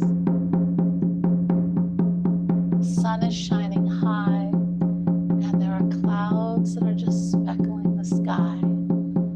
Allow yourself to feel good, and let's begin our 10 little strokes. Here we go.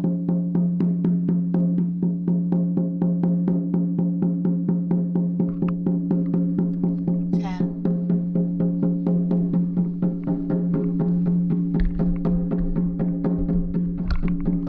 9,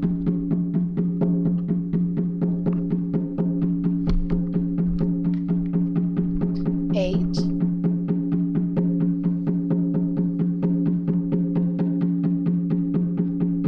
7,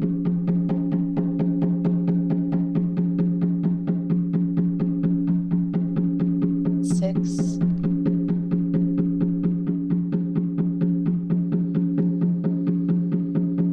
5,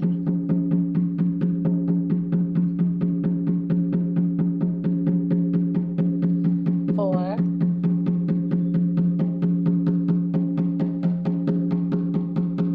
3,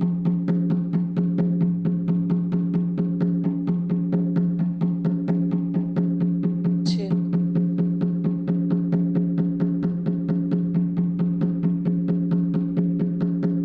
1. Put your wonderful oars aside and allow yourself to just feel water lap up on the boat.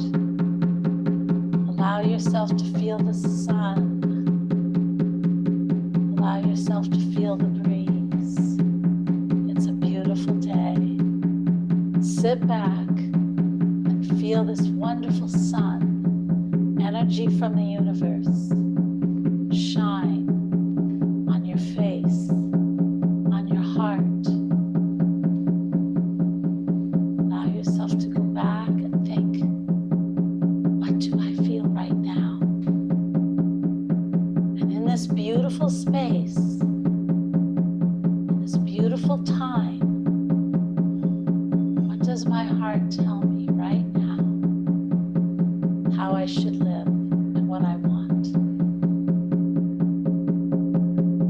Enjoy.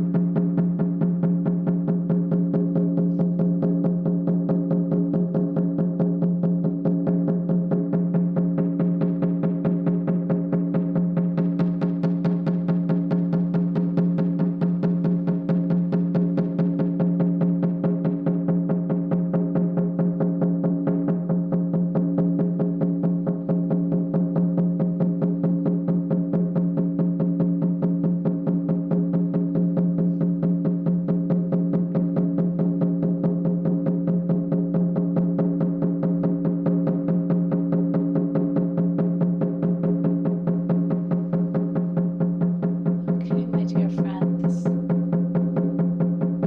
the light is still shining on you. It's time to come back, but this is a place you can come anytime you want. This is your pond, this is your water, this is your boat, and it's your sun. And divinity asks you to come back anytime you want to feel what your heart wants. Let's row ourselves back to the shore with 10 beautiful strokes.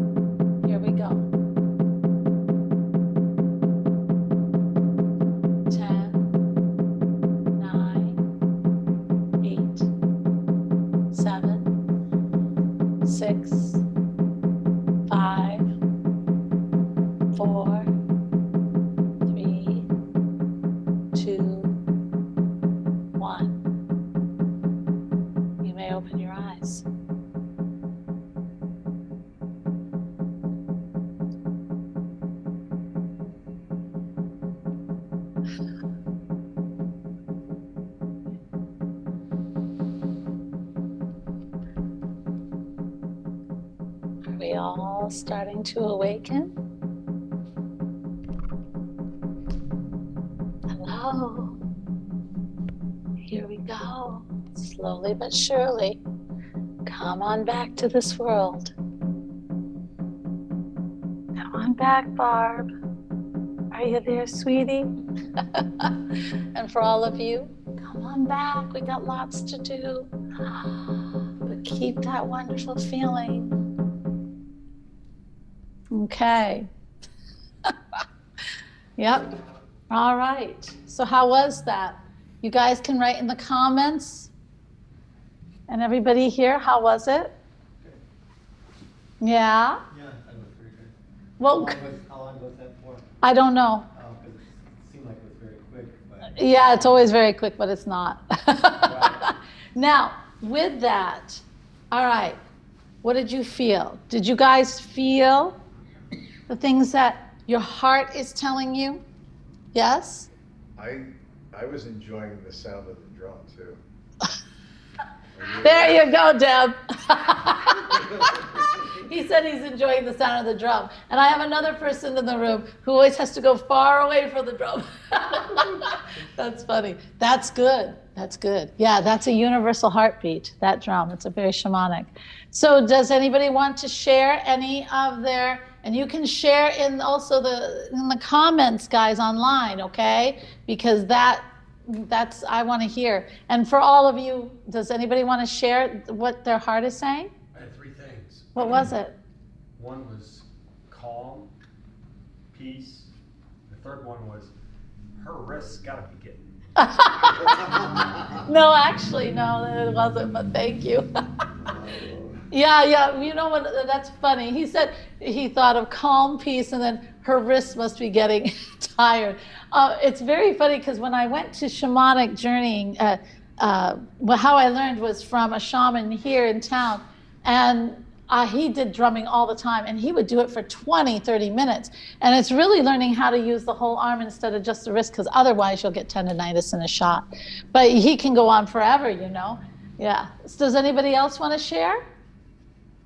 No, we want to keep it to ourselves, and that's all I right. didn't get anything because for me, the drumming is so overpowering that I cannot hear your guidance. So all I get is the purple light, and I don't know where we were going or what we were supposed to do. Oh no, you were too far away. If I would have been up there, I would have lost my mind. Oh, I Whatever, know. yeah. Oh God, hon, I'm gonna have to do this with. She has trouble with the drumming.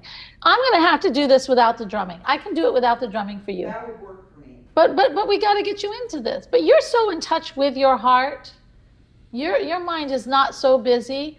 And if you just took a breath right now and went into your heart, it would tell you. I know you, so I know that heart is totally open. So if you just were quiet for a minute. And for anybody on there who is bothered by the drum, which, okay, you know, I can't do much about that. That's what I do. But however, if you go into your heart and just ask, the thing is, when you go into your heart, you're not trying to reason. And the heart does not speak like the mind. The mind can be very materialistic. You know, it will say money, but the heart says, you want joy, peace, and freedom. See, it's different. And so, because one's a feeling, me, when I go in, it's doing this. It's teaching, it's filling rooms or Zooms, and it's filling and giving this out. And what I feel is immense love. And that's one of the main things I love. And the other thing is my kids and my dogs, that happiness, that joy, that ever-present abundance in every part of life. My heart wants that. And so that's, you know, but it's in feelings. So we were supposed to find out what our heart wants. Exactly. Okay. I think I know what my heart wants anyway, but. Yeah, I know. Okay. All right. I think what you did is you created a wonderful meditative state of being. And then you're asking to marry that to like Jan says, like a red balloon, let the balloon go. Because when I go to sleep at night, I have to review the whole day and what I'm gonna do tomorrow. And I can't get everybody to shut up there, and it takes me forever to fall asleep. So she's got me meditating. Ah, that's good. Meditating's good. And You- that's what you were doing. Yes, just now, yeah, wasn't it? yeah. Well, right now, what I was trying to get you to do is open your heart. Right. Yeah. And with that, but quickly, for those of you who have trouble going to bed, bedtime is sacred. Okay? It's sacred. That's where all your serious messages from your subconscious mind, from divinity, from other planets, from everything comes in your sleep. That's where you can travel.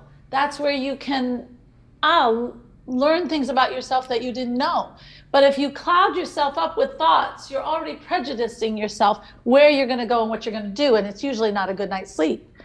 So really, if you want, you've got to treat that like a sacred moment. You have got to create the moment of sleep. And that is by, what do you do before bed? How do you create that calm? Me, I love a bath. And I love my candles. And I do not allow my phone in my bath. I do not allow the noise from the dogs in my bath.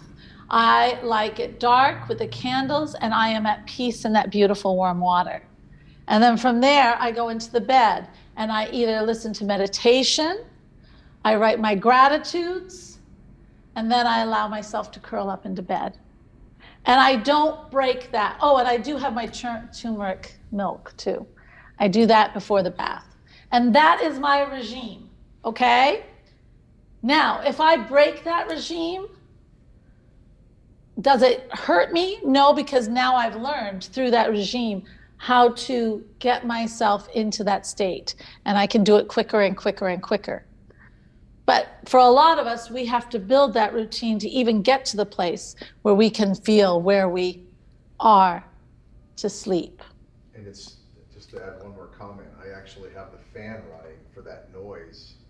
Yeah, people like that. Noise is the drum. Like the drum, yeah. And if that's not on, and it's like, Yeah. quiet, It's too like, quiet. I won't shut up in my head. I'm Right, just reviewing right. my whole life and today and this. Yeah. Well, you're slowly Am I the only forming one your that goes regime. through it? You're slowly forming it. That's good.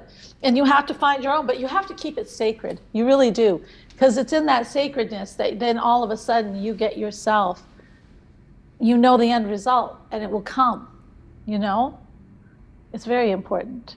I think I was just getting there when you stopped drumming. I'm so like, sorry. No, I'm just saying, it takes me longer. That's okay.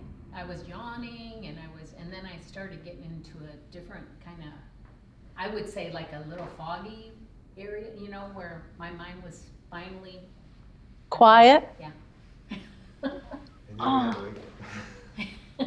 Oh my gosh. Well, I do hope, I'd love to do it longer. I didn't do it as long I have as I needed. shamanic drumming, like a CD at home. Yeah. that- I would love you. Yeah, and it's on repeat. So, but, all right. Well, if you get really quiet right now, because you're still kind of there, allow yourself to just ask and feel what your heart says. No, it came trust, it came after. Oh, it did? Yeah. Oh, good. After. All right, then I'm happy. Trust is good. All right. Okay, we'll come back to your chairs because it's hard for me to look over here and here. So I want to include everybody. Sorry. We'll come back to that. There are some comments. Oh, there are? Can I hear the Do comments? you want to read them? Well, I can, March to your. or you can read them, or whatever. Let's see what they say. Hi, I'm going to read your comments. Sound. Oh, sound. Angela needs sound. I felt peace. The message was to be by the water. The Tanya, yes. Yes. Well, because the water is, you know, Natanya, the water is totally peace. And for you as a healer yourself, it's to refurbish, right? So that you can give to others. Yeah. Amber, I felt anxiety as you counted the rows out, but didn't seem to feel much out. This is Amber. Okay, so the counting. So the counting creates anxiety for you. The counting is only to get you on the path. Now, change that counting around, because every meditation in so many ways, that counting, each step, each time I count a number, allow yourself to get deeper. If you train yourself to get deeper and get deeper and get deeper. And you know that little field, it's very, well, you went on a shamanic journey. That field is a portal. It's the portal between this world and the next. So I'm actually trying to bring you, well, not trying, I'm bringing you into that other world, that other reality. So when you go slow and you feel like you're getting deeper and deeper, then when you cross the portal and we go even deeper, then you can truly let go, if you can hear me. And you can go deeper and deeper and deeper so that you are totally at theta and everything can come to you. So instead of because I think your mind goes to the counting, think deeper and deeper and deeper and take deep breaths, deeper breaths, deeper breaths, okay? I hope that helps. Does anybody else? Let me look. How do I move this thing? Oh, there's more. I want to, Angela, hello, sweetie. I want to grow my business more so I can't help others more. So I can help. I want, no, I don't, I think, is that a typo? I saw myself in a building, an actual brick building. I hope you don't mind me reading this. Well, I don't think so. And mortar. While I was helping out everyone on the right, I had a dog rescue farm. Really? Look at you, Miss Vision Girl. I love this. But all the while with my husband by my side and his, wait, this little icon thing's in the what? Draining and toxic job. Okay, keep the husband, get rid of the toxic job. Because that's telling you you have toxicity and you don't want it, but you want the husband. So yeah, but guess what? And if he's feeling that he has the toxic job, the more you get calm, the more you start to elevate, because I know you two are very close and you're such a cute couple, that when he will learn from you. Yeah? But you're starting to learn this stuff. And so when you breathe and you let it go, and you breathe and you let it go, and you have this vision. And we're going to be talking in a minute about you stepping into this. And I told you I would meet with you and show you how to I want him away from his job. She did more. Yes, I know you do. But God, I love you guys. You always surprise me and amaze me. I hear ya. I hear ya. But it's going to be it's by example. You telling him will not do it. You showing him another reality will do it. Okay? Okay. I hope that helps. Are you writing anything else? No. All right, I'm going to give this back. Very cute. Yes. Everybody's different, but for me, if you really want to get deep, you see yourself going downstairs. Yeah, that's the next one. Oh. And that works because that brings you inside yourself. Yeah, I know. And I do that. I was trying to keep you more surface on this one for not so long. But yeah, the next one we're going down. Okay. Now, let's talk a little bit beforehand. And Deb, were you able in that little time to ask yourself what I think you already know anyway? I didn't, because I'm pretty sure I already know, because Okay. I wrote it down. Okay. I'm not going to question you. I know you know yourself. That's pretty. All right. So let's talk a little bit. All right. I already told you the story and how I switched realities. Deb does the same thing in a little bit different way. And she calls it the ABCs of Deb. The ABCs of Deb. Now, we were out at lunch, because we like lunch. And she was telling me how after her husband died, she and her marriage was loving but had some issues. And so she had some things in her life that, well, actually, Deb, you were at where I was. I mean, different circumstances, but both had trauma. And we had both said, well, we cannot survive like this, right? Right. And so it's funny how the universe works. The universe came to me and said, okay, you've got to focus on something else. And it just brought you into a place of saying, this is what I'm going to allow, this is what I'm not. Do you want to talk about it a little? Well, sure. You got to come up here because they can't see you. Oh, they have to see me. Of course they have to see you. I thought it really described what I had gone through. I wrote, we choose what we allow into our lives. What I allow into my life must contribute to the ABCs of Deb. A is amusement, B is bliss, and the C's are comfort and convenience. If it doesn't bring any of those into my life, it does not come into my life. I don't worry. I try to not get angry. Sometimes I do because I'm human. But I find that this helps to keep me calm and on the right track. And let me see this. See, now, and listen, amusement, bliss, comfort, convenience. And she thinks it's a decision, and it is a decision, don't get me wrong. But that's her heart. Mm-hmm. This is what her heart is saying. I am only going to do this. This is where I thrive. This is where I can live life to its fullest. Yours is trust. I know exactly where that's coming from. And it is important for you to build that trust. That was a surprise to me, though. Was it? It wasn't to me. I thought, you know what I said? Hallelujah. Is it to trust yourself or trust somebody else? Trust, I no. felt like to trust my instinct, but Right. also Yeah. my instinct to trust others, I guess, really. Trust others, to trust divinity is doing its thing. It's trust. And to trust what spirit Coming is to you. telling me, 'cause Yeah. I'm like, no, Yeah. it can't Yeah. be. Yeah, no, it's real. It's real. Yeah. So this is what we're going to work on today. Now, what I want to do is talk. Thank you so much, honey. That is so cool. So this is the thing.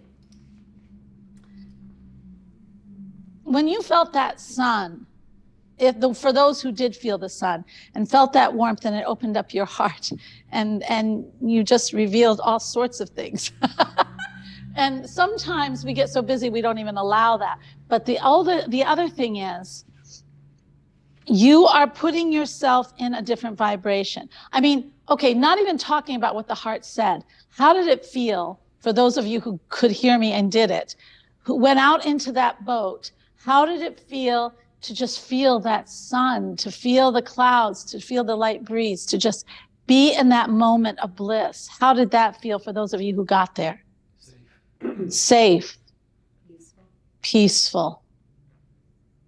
This is just a true Zen feeling. True Zen. Okay. That is powerful energy. Okay. It is energy that is where you're going to be, especially when you add the feelings of the heart.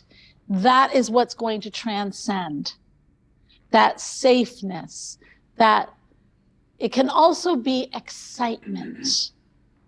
I'm going to play that card.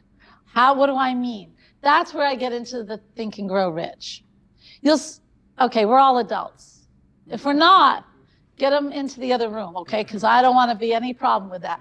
The sexual thing. Do you know there are people, I see them on the internet all the time, and they talk, they're manifestation people, and they say, oh, you get to that sexual thing, you do the sex, and right before the climax, you think of what you want. Okay. There's a lot to that.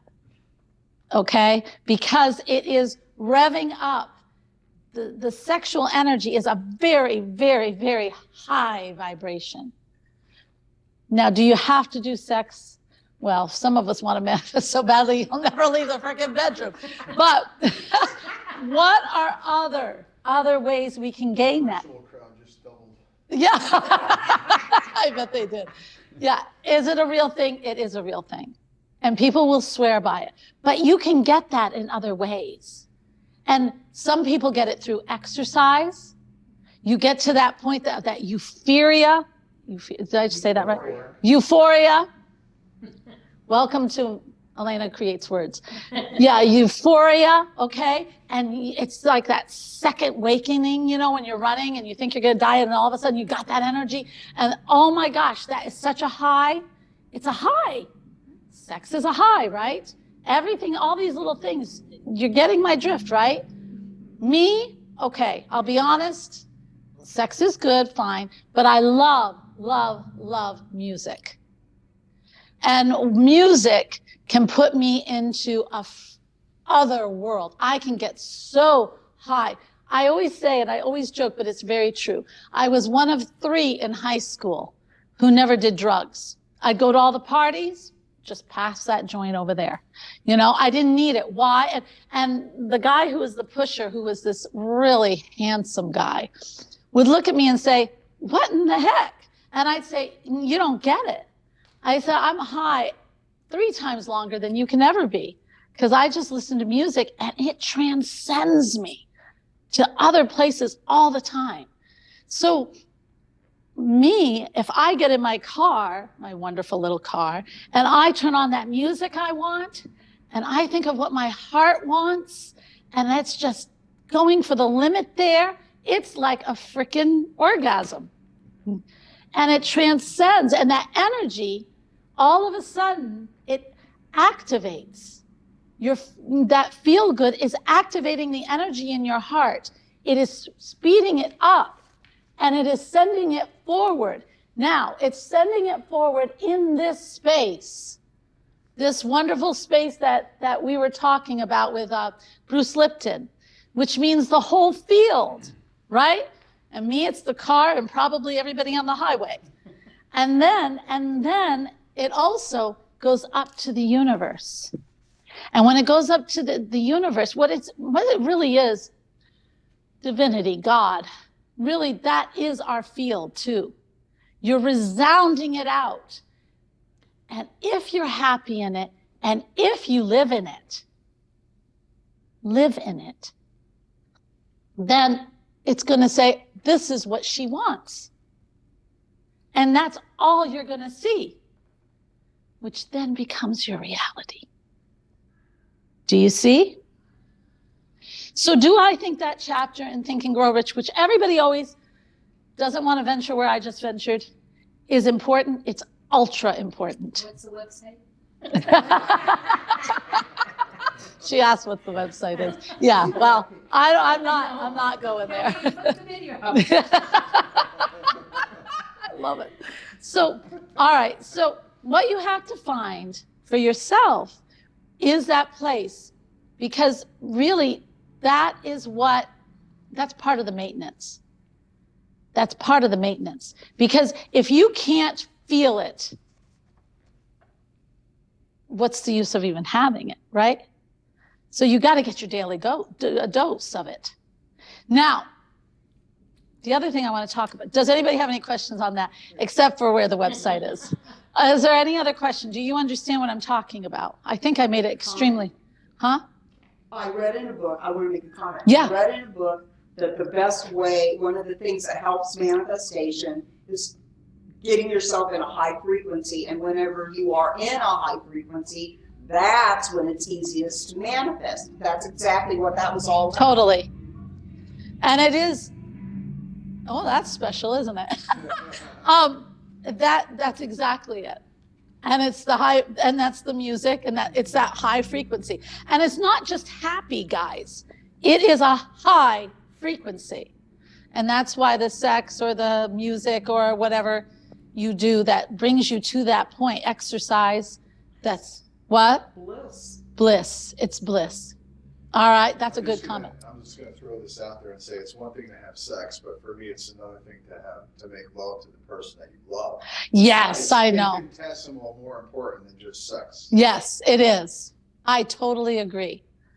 Yeah. You don't have to add that manifestation on it. Yeah, right? What was he saying in the book, though? I've read that book, and I didn't really. Did you skim over that No, chapter? I read the chapter, but what were they saying? Oh, I forget. I read it. I read it several times. I can't recall it now. Because I've kind of graduated from it. That's when you know what I mean. But yes, that is. To use that energy for other things, but. Well, that's what we're doing, right? That's what we're doing. Bob's was abstain from it. And I thought, well, that's anti, because that is not getting you on the frequency. In fact, that's a denial. Yeah. That's the total opposite. So, Bummer. well, it's an easy way not to deal with it. I think this is more fun. All right, so, do you have a question? I have a different technique, and it's not X-ray. Let's hear it. It's not X-ray. Oh, damn. You know, you have different, well, I call them centers, but your chakras. Right, your You know, all chakras. your energy's down here. So. And the you bring it up with foundation. The breath up through your spine, all the way up to your pineal gland, and you hold it there, and you visualize bright light. So you bring all that energy up. That's a Tao. Do you know that? No. That's Tao. It's very cool. Yeah, you bring it up. If that, and that can bring bliss, that can bring excitement. You're gathering the chi from the foundation. Yeah, that's a very good way. Yeah, it isn't as much fun, but boy, it works. Yeah. It can give you that sense of like euphoria. Right. To do it. Exactly. But that's one of the things that is real big right now with Joe Dispenza and other people. Right. Is activating the pineal gland. Right. Now they're talking about the pineal gland also, that it's like a radio receiver because there's actually. Of course. There. Do you So know just like we the receive radio pineal waves. gland is what a lot of people have called, like Florence, Scovel Shin, and it's the third eye in India, Buddha, and that's the pineal gland. They also called it the God brain. There was a conscious, the subconscious, and the God brain. And so it is the seed to the soul. It is the soul. It is, but do you have to concentrate on that to reach God or divinity or anything? Not necessarily. It opens. It is not your focus of concentration. In fact, if you're just concentrating on opening that, well, you're doing that every time you go on any kind of vision. Like when I brought you on that boat and you're feeling that sun, which is the light, and it's opening the heart, that's opening the pineal gland. Where I take you now is opening the pineal gland. Pineal gland happens, it's like when Mary Magdalene asked Yeshua or Jesus, and this is in the Gospel of Mary, so you're not going to find it in the Bible, sorry. And she said, I just had a vision and I saw you there. Were you really there? And Yeshua said, trust. It is real. Trust. It opens. You don't have to try to open it. You just have to let go. If it's so funny, we focus so hard on all these different parts, making it happen. And the opposite is true. Everything I've been trying to show you is letting it happen. It's letting it happen that you naturally, as an energetic being, open up everything. You just have to trust. That faith. Trust. Jesus said, your faith has healed you. Exactly. It wasn't. And the people who didn't have faith in him, he said, it's because you don't have faith. Exactly. You weren't healed. Right. So, but it's tacking into that, Just letting it.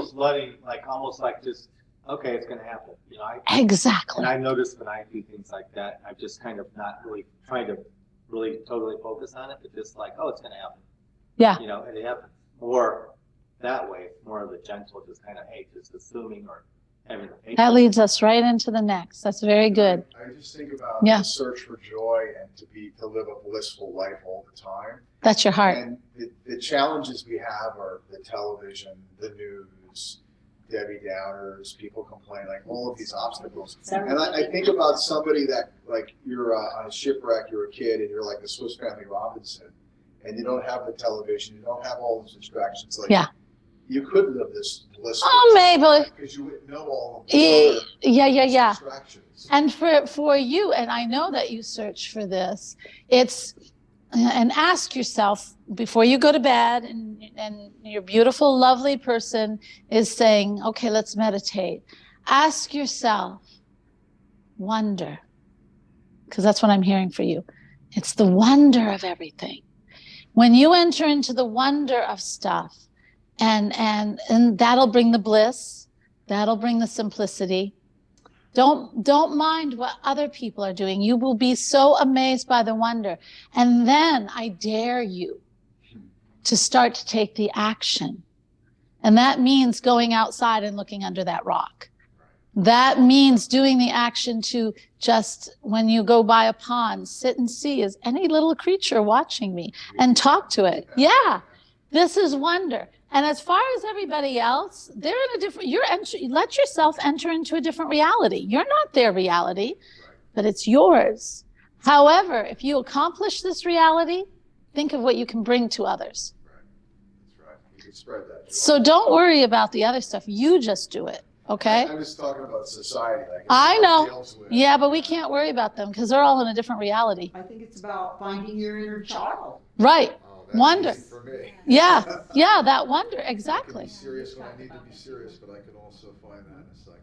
I think mine is music too, because yesterday, well, Dave told me there's a Woodstock revival or festival here this weekend. Is there? And, It was actually last night. dang it. Anyway, Tie-dye shirts and all that, so. I started, I was like in my teens when Woodstock, I was too young Yeah. to go to it, but Yeah, I me- remember the music. And I remember, and I was listening to this yesterday during lunch, Crystal Blue Persuasion. Yeah. Those kind of. Yeah. Tommy James and the Shine, that kind of music. Yeah. I came back from lunch, my kids had a test. I was like, high. I was like. You were high. Isn't that great? Felt it. Yeah. I felt it. They were so energetic for the test. Yes. That I'm like, Oh my music is God. my thing. Maybe You should got play it. Music before you give You your should- kids tests. That would be it. I wonder if they would be into my Or music. even just Why before you not? lecture. But it's not, they are feeding off your energy that you are broadcasting. They don't have to listen to your music. But I bet Keep they that as enjoy it. your special thing because they might not appreciate it and it will ruin it for you. Allow that to be what energizes. What they need is your energy. Do you see what I'm saying? Because a lot of them don't have it and you know it because you do special needs. So if you've got this beautiful energy and special needs always feeds off energy. They do. And then you're giving good. You just raise them up. I felt it. Let it. So I would say every time you go in there, put on a good song and do a little jazz. Let yourself feel it, and then just bring it into the room. And don't beat yourself up on the days that you don't have that. That's just not the day. But I live on a high with my music. I have to have a dose of it every day. Oh my God, it's You need fantastic. to listen to on the way to work, might give you more. Yeah, on the way. Way here too. I was translate like, to them.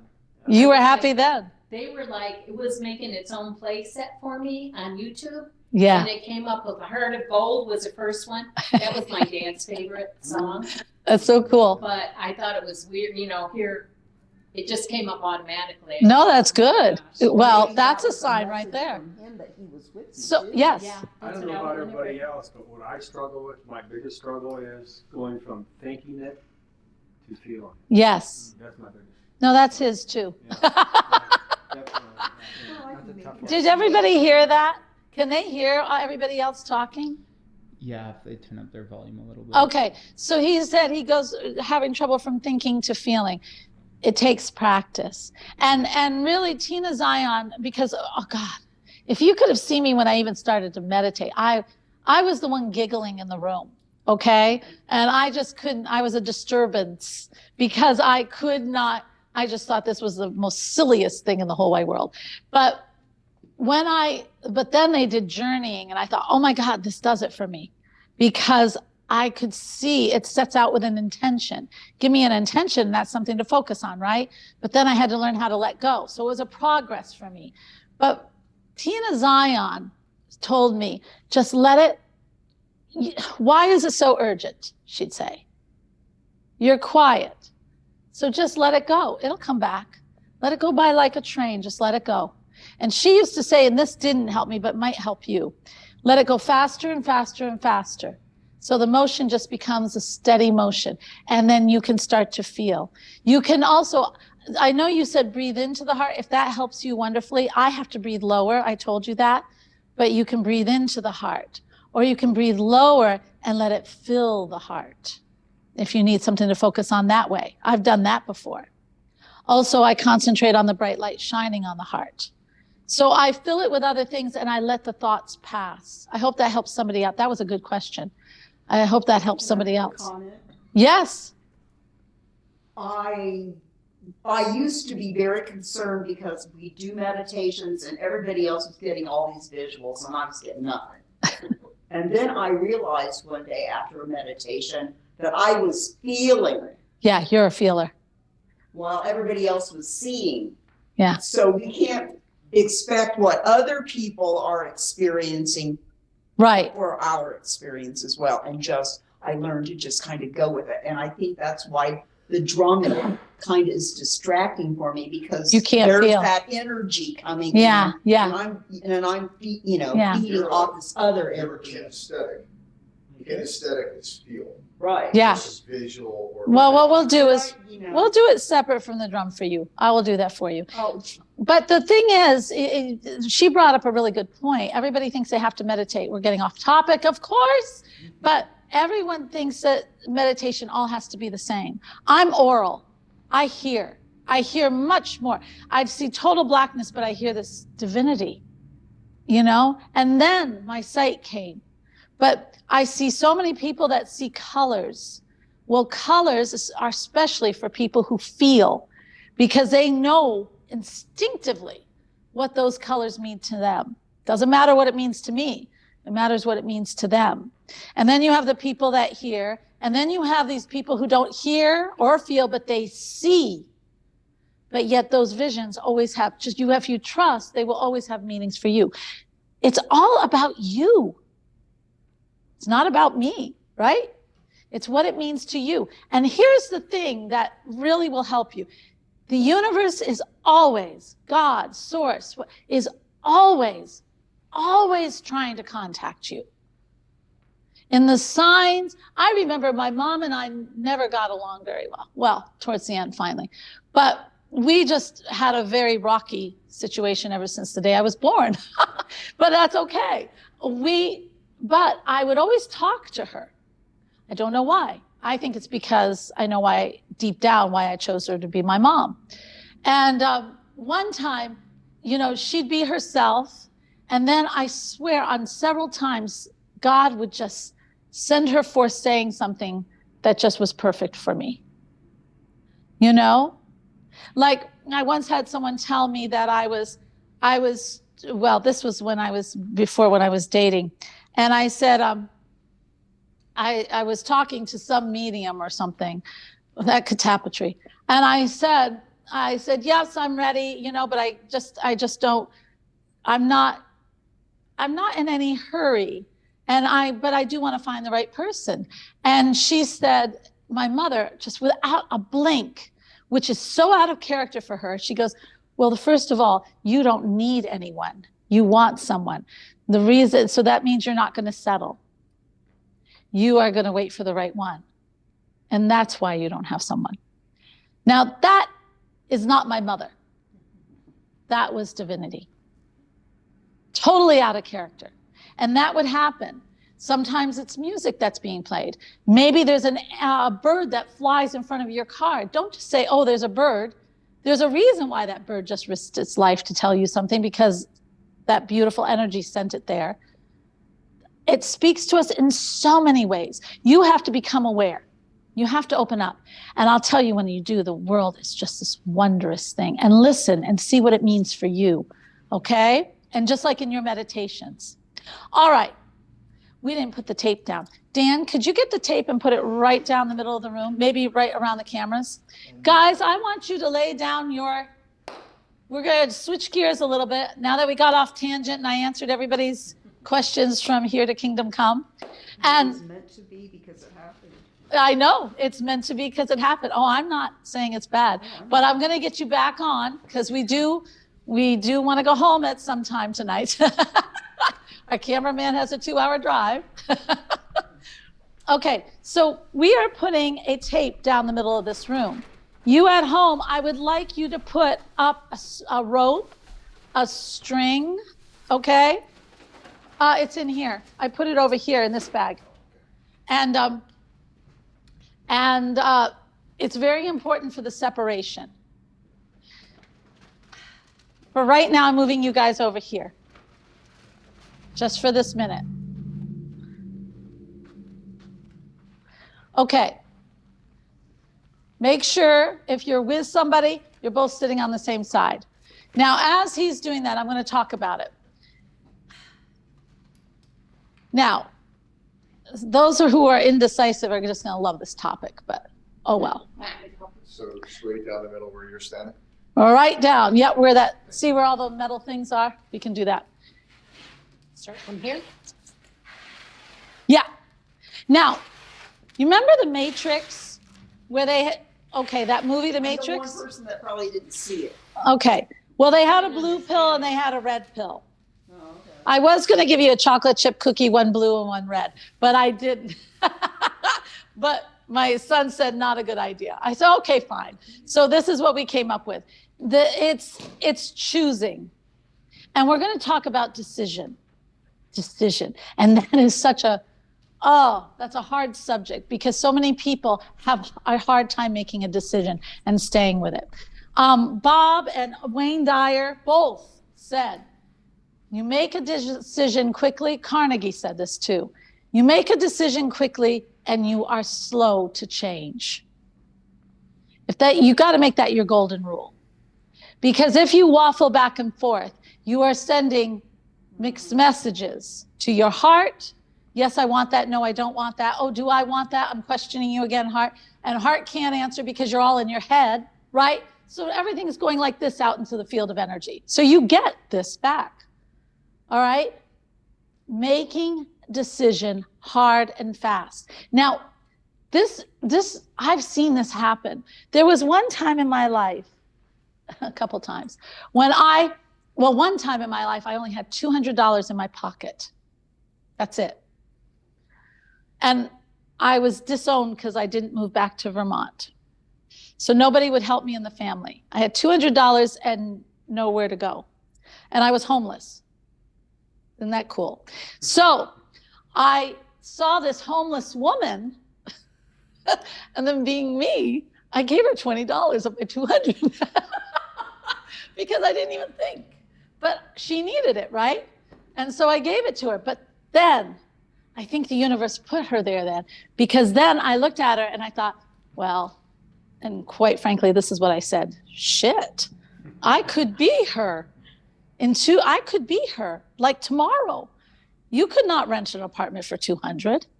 And I thought, and then immediately my mind went to, no, I will not end up like this.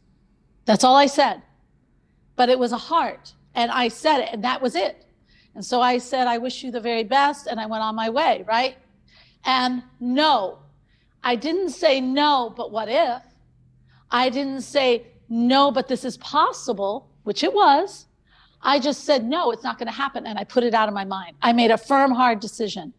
So still, I only have $175 or whatever, 180, right? 180, thank you.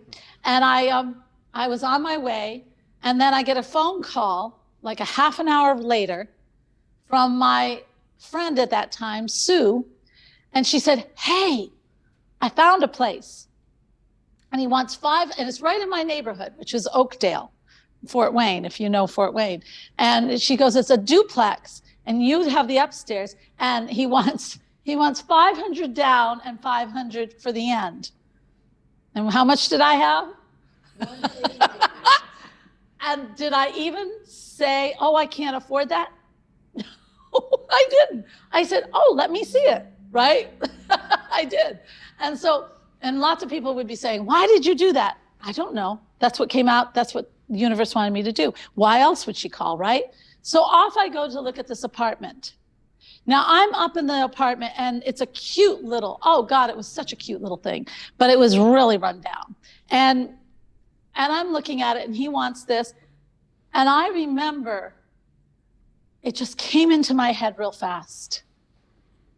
Just say to him, you will do it over. This is when I started renovating. I never knew how to renovate. This is where I learned. He said, you will do it over if he will let you be here free for 2 months. I just heard it. So I said, and his name was Fabian. I love that name. I said, Fabian, listen, it's a cute apartment. I love the layout, but it's really run down. I said, if you'll let me be here, and I just believed it sort of. If you let me live here and I will tear up this carpeting because I know it has mold under it, I will paint, I will resand the floors, I will do everything. If you'll pay for supplies and let me live 2 months here free. And do you know what he said? Yes. Cheaper than a contractor. Well, cheaper than a contractor is right. Yeah, the carpet never gave me any problem, but the tape is. Okay, if you hold the tape, I'll pull my foot off of it. There we go. Yeah, no problem with it. Yeah. Okay, so anyway, do you see how the succession happened with one decision? And did you see how I just trusted where I went? I didn't say, oh, I can't do that. Because I had set it in motion. And then, yes, it's going to follow through because, of course, I'm not going back. And I lived there 2 months. I did redo everything. I painted it. It had a cute little parapet off the back. I put plants all over that. That's where I'd have my tea. You know, I love that little thing.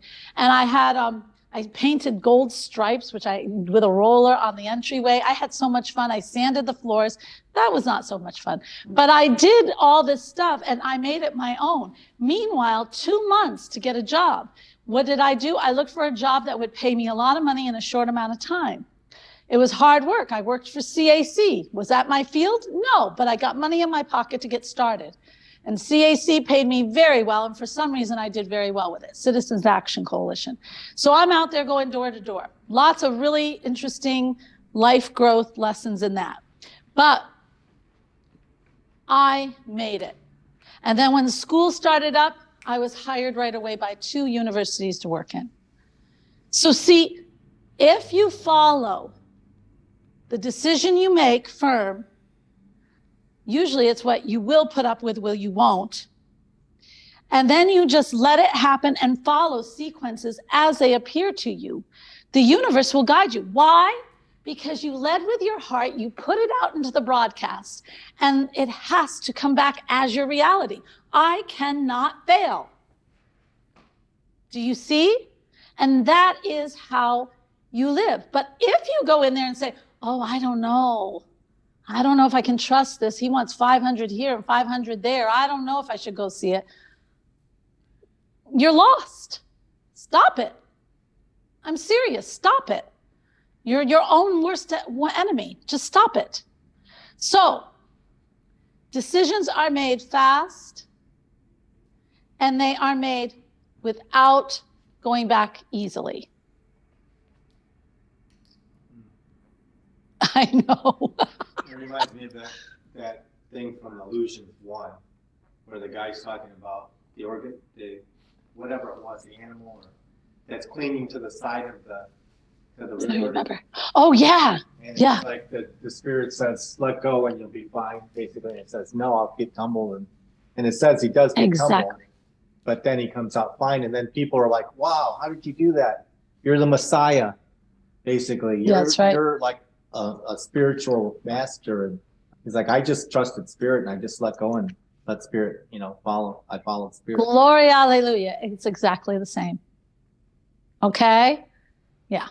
Yeah.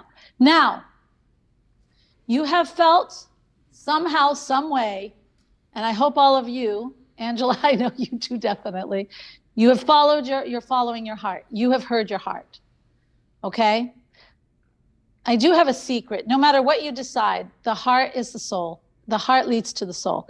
The soul is here on a mission. If your heart is telling you it needs something, no matter what it was, even if it goes against what your thought process is, that is your soul. We are not here to become a dentist or a lawyer or whatever. We are here because our soul is here for a reason. Neil Donald Walsh and I tend to disagree on this. I tend to think that the soul is here. It lives many lives. You are here you are here to explore and create, or you're here to correct a past life, or even a vow you made in a past life. That's one of the things I did. And you are here to evolve from that, or with your creating. And so your heart is telling you what you need to create. Are you going to accept it or not? That's what I'm going to ask you right now. Here you are thinking, you are all in your little living rooms or wherever you're thinking. This is the reality you're in right now. I'm going to give you a minute. You're going to make the decision. Are you going to follow the heart, or are you going to go into the mind? Are you going to do the things you've learned today and you're going to change your reality? Or are you going to stay why are you over there? So I didn't get in the shot. I was just gonna ask, why does he get to be? I know, why did he get to jump reality? You're missing it here. One guy just decided he's going to skip the whole process and sit over there. Oh my gosh, we do have fun, folks. Yes. Oh, Amber has a question. What is it? How do you quiet the what ifs to be decisive? Oh, these what ifs. That's a very, Amber, you ask good questions, hon. I adore you. Okay, so we have what ifs in our mind. Yeah. Okay, when you're going to make a decision and you have what ifs, I guess what I do, I can only tell you what I do, okay? If I'm going to make a decision, and granted, the decision I told you was one that was, you know, well, who in the hell wants a what if and I'm going to be homeless, right? That's an easy one. But say like I wanted to go to, I want to go to Tennessee. What if? What if at this time I've built a little crowd and a following here. I'm going to have to start all over. What if I don't? What if I move down there and my son decides that I'm a nuisance, even though he wanted me there, and then all of a sudden I have a bad relationship with my son? We can make what ifs and create a whole disaster. Are any of those what ifs true? Do they have to be true? No. Oh, no. What ifs are our mind. You think, okay, I'm going to back up. I'm going to explain it better. The ego mind is the critical mind. It's part of what is very critical. It draws upon past experiences and it wants to make us safe. Okay? The problem is that in its so-called safeness, it's drawing upon experiences that are done. Also, experiences that other people have given us. Your life is here and now. I have done it two ways. I can take those what ifs and say, all right, I can go down to Tennessee and I'll lose my whole following and not be able to create a new one. Is that so bad? I'll just move somewhere else. Why do I have to make a nightmare out of that? I moved down there and all of a sudden my daughter-in-law future and my son think, my God, this was a bad mistake, right? What do? I just lay low with them for a little while and build my friendships with other people. Anything you can say what if to, you can justify in the positive. If you make it a rule that whatever you say is a what if, and then you turn it into the positive, that's what you have to do with what ifs, if you want to do it logically. And for me, that's kind of how I have to be. I have to have a fixer, okay? So that's how I do it. How else can you do it? You can just dismiss it if you're good at that. I'm not. I'm like you. I have to reason it. But some people can just dismiss it. That's not what I want. And other people, if they're strong in their heart and they know, or like me, knowing that is not what I want, can say, there are no what ifs. This is not what I want. This is what I want. I'm getting more and more like that. Because I think what you have to understand, if you're broadcasting it out there, and in my heart of hearts, and I've been through a lot in my life, that's why I can do what I'm doing. This, if I'm broadcasting it out there, I honest to God don't feel I can fall. I know it. I know that I will not fall. And if I do, I'm caught. That's where your faith comes in, David. That reminds me of those. Have you read the book Byron Katie, the four questions, or Loving What Is? Oh, yes. A long time ago. In my I still need to apply, but basically it starts off, is this true? Do you know that the second one is, do you know that this is true? So you're the 4 questions, right? You're asking yourself. And then, okay, so like, you know, if it was a relationship, yeah, haven't I always had a good relationship with my son? And even if he doesn't work out with her, I'll most likely still have a good relationship with him.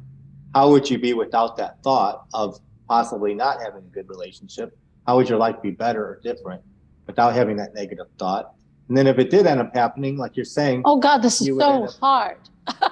well, it's really easy when you look at it. Yeah, it's yeah. a short little book, but Yeah. it's real. Well, if that it helps like, you, hey, then do it. Like if this happens, then what's the worst thing that can happen? Right. You know, What's you've the always worst been thing? able to survive and do it. You will always survive. You will always thrive. You will always be you. And you just can't fall.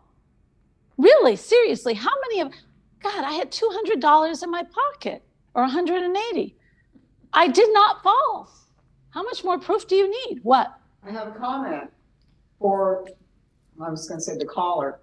Yes. This is how I deal with my wife. Let's hear it. The universe will provide. There you go. Nice religious I thing. put it off Yep. into the universe, and every time I've done that, my life has always turned out just fine. Exactly. And I don't have the worry, I don't have the fear, I don't have the, the second guessing all the time. Exactly. And both of those Because I trust that the are universe trust. has always got something better Yes. planned for me. Yeah. Yes. That faith. Faith. And trust. Yeah, Amber, that's what it is. And it is, and I think for you, if you are getting too many what ifs and you find that you're indecisive, but my gosh, hon, if that beautiful heart is calling for it, that's you. And that is your beautiful inner beauty, your soul, that is saying, hey, Amber, I'm telling you what I need. Or what I don't need. Or what I don't need. What the life I want to have, I'm telling you. I'm telling you what you either have to let go of or do to make the life that I can grow, that I can thrive. And if you understand that, and you have built trust with the universe in some way, or even look back on your life, have you really? You're not dead. You're not in a place of total, absolute hopelessness. You know, how well are you living now? You have always been provided for in some way, somehow. So if you can gather up and start to trust, but most of all, trust that heart. I mean, it's telling you. That's you. If you can't trust the heart, then that intuition that is always with you trying to tell you is misled. You know, the things you see out here, you won't believe. The whole universe will be cut off from you. It has to start with the heart. Okay? Does she comment? She's listening. What if is fear-based? What if is And if fear-based? you allow fear to run your life, you will always live in fear. Well, and fear is the opposite of love, guys. So the heart is love, and the critical mind is fear. I guess it's your choice. What are you going to follow? Right? She said yes, thank you very much. I'm glad. I hope that helped. Oh, thank you. I hope it helps. You can always, comment on. God, I'm on all social media, Amber. And if you also you can always go to alenachapman.com in the comments. And I mean, this is after the event. And if you have questions, and put it in there, and I get it. Okay, and I'll do my best. So, all right, now, dun dun dun. It's the decision. Now, I'm telling you, you're here. The heart is saying, what do you want? Are you going to do it? Okay. You're going to cross over. Now, here's the thing. There's no turning back. From this point on, you are going to live in the heart. If you want peace, you're not going to accept anything less. If you want love, you want trust, then every time doubt comes in, you're not going to allow it in. Okay? You want wonder, you're not going to let anybody or anything interrupt it, period. That's it. You're done with that reality. Okay. It reminds me of Cortez, or whoever that was, that they got there and he's burned the ships. He said, we're not going back, basically. Which is so cruel. But anyway. It was basically, they had no choice, they had to make it work. Yeah, for his demand. Not even for, at least I'm giving you your own heart. All right. If you're ready to cross over, you can make this commitment. You make that decision fast. You come over to the new reality. Can we Do say, we have to go over we here? say, Yes. can we say, I'll try? No. No. Oh my God, she's already trying to write a contract. No. You two. Okay. I have that seat nice and warm. Okay, and now for all of you online, did you cross over? Are you willing to do this? No, really, this is the new reality. Do you feel it? You're in a new reality now. How about you online? What do they say? You know, we got to put it on a big screen next time or something. Angela with all caps, yes. I love Angela. God, I love her. Angela. Oh, I just adore her. All right. Me too. Yes. Rebecca. Yay, Rebecca. All right. Yay, Angela. Sorry. Yes. All right. Okay. Now, in this new reality, you will have everything your heart wants. And all you have to do is believe, because it's here. Okay? You will not accept anything less. This is your new reality. And all joy and love will fill your days. Now, when someone comes up who is not in your reality, I'll tell you an interesting story about this. This is very interesting. I've had it happen twice in my life. I had it happen one time when I was coming home from a really late church choir thing, and I was crossing the yard, and this man came, this kid, or not man, it was a young man, came across, and he was meeting me in the front yard. It was not a good thing. I've had this happen twice, and he came right up to me, and I just stopped, and I look at him in the eyes, and he turns and walks away. I had it happen just not too long ago. I've been taking supplements. The supplements did not agree with my little old system. And I was driving back from Vermont, and I stopped in Rochester. My son went to school at Rochester, and he used to tell me, whatever you do, Mom, don't get downtown at night. And where were you? Well, what happened was I had a reaction. I was in Rochester. I got I've never seen myself spiral down so fast. I'm being very honest. I was in very bad shape. I was, and I got totally dehydrated, and I was spiraling down really fast. In fact, I called my friend Erin, and it scared the shit out of her. And she said, you got to call emergency. You got to call emergency. So I called down to the desk, and I actually had the emergency come and take me to Rochester Hospital, where this very nice doctor got me back to even keel, and it's 1 o'clock in the morning, got me hydrated, said that I had a mercury zinc competition that sent my spiraling down. I love that hospital because they actually looked at that and not other things, but he did other tests too. So anyway, I'm there, but not, because I've just been through 3 days of really craziness, and I call a Uber. So I get this Uber with this guy, and I tell him where I'm going, and where does he take me? And I'm sort of out of it still. And he takes me downtown Rochester, 1 o'clock in the morning, and he drops me off, and I don't notice until I'm out of the car, and he's already on his way. That where he took me is the right hotel, but it's not the right one. It's a Hilton, but it's not the right hotel. And this one is totally boarded up. Oh my gosh. And I am standing on the corner of Rochester, downtown. There is no open business. And there's a guy over here on the phone thinking, why is she here? And this car comes by with 4 kids or boys or men or something, and they're yelling.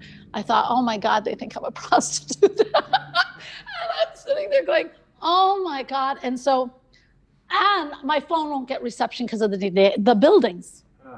So I'm thinking, okay, this is not good. Then to add to the matters, I can't make this stuff up, guys. I really should just write about my experiences. But anyway, so then these 2 guys are on their bikes. They're on bikes, 1 o'clock in the morning. Who's on bikes? The roads are desolate. You know this is no good. And they are coming closer, which either every turn, they're coming closer to me. So I said, okay. And I leaned up against the wall of this abandoned frickin' hotel. And I said, okay, God, here we go again. I did it again. I'm in a predicament. I said, all right, I need a little help here. I said, I can't do this. I don't know. In fact, I don't know what to do. So guess what? I'm going to let you take over. You got to take over the whole darn thing. That's what I said. And then I leaned back. By that time, the guy on the one bike, the one that I was the most nervous about, because he kind of seemed to be the leader. And yeah, they were on bicycles. He was like right where you are, came right in front of me. And I just stood really tall and I just looked right at him and I said, hello, just like that. And I don't know what God does to me that somehow does something in the eyes, because I can feel it. And he just looked at me, smiled, he said hello, and then he motioned to his other friend and they left. So what I want to say is that when you decide to trust, and after that, my phone started to work. I stepped out from that corner and the phone started to work. That's the universe. I cannot tell you how the miracles work, but they do. But it won't do it if you aren't trusting. And you don't ask. Yeah, oh, hey, by the way, that's very true. If you don't ask, it's free will, right? So when you have made this decision and you're not going to settle for anything less, you have to really trust.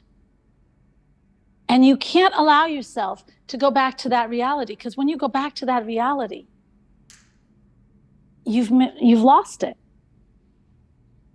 You have to work to get back. And you've also ruined a connection that you've got now. Okay? Now we're going to solidify this, but I think what I want to do is tell you first of all, because I'll do that towards the end a little bit. I'm going to tell you the 5, what time is it? 3. Okay, we're going to do it, well, you won't need it so much. The 5 things that help you manifest and stay here. Okay? 5 things. I'm sorry. I got to step more here. I ignore these poor people. I don't want to do that. Oh, well. Okay. So here's the thing. Now you guys are a wonderful seed in this new reality. Now you got to feed it. All right? Number 1, guys, let's be real. Do your gratitudes. Do your gratitudes. That's where you're going to find the wonder. That's where you're going to always, what do I mean? Well, Angela, you know, you even bought my gratitude journal. Do it.